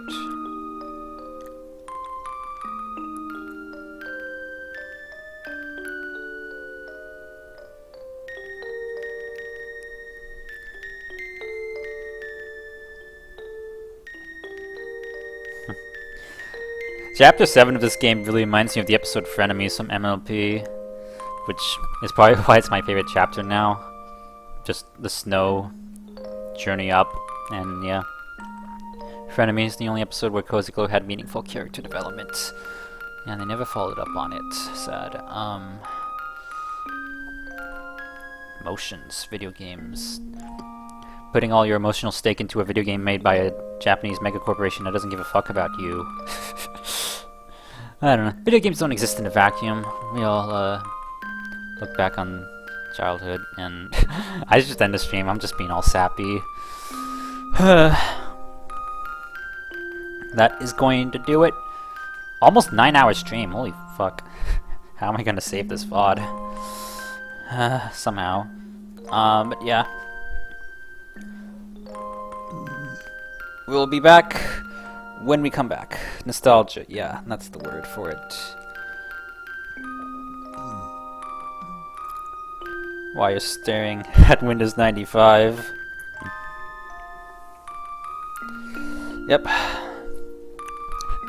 Again, operating system made by billion-dollar mega corporation doesn't care about you, but, you know.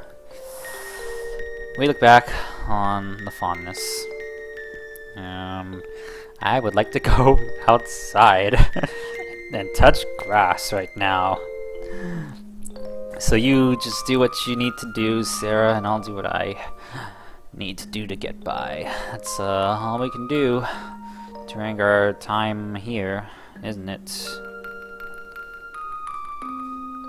What would you do with Slackware? I don't know.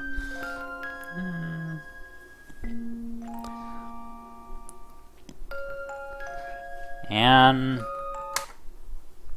power off. Sag. And turn off the OSSE too. Alright. Thanks everybody for stopping by to this epically long stream. We'll see you next week for 1,000 Year Door remake or Warrior Land, whatever I end up doing first. Yeah, everybody take it easy. Hope everyone had a good time, the lurkers, people who popped in for a little bit, and yeah, everybody, just take it easy, and just do what you like to do.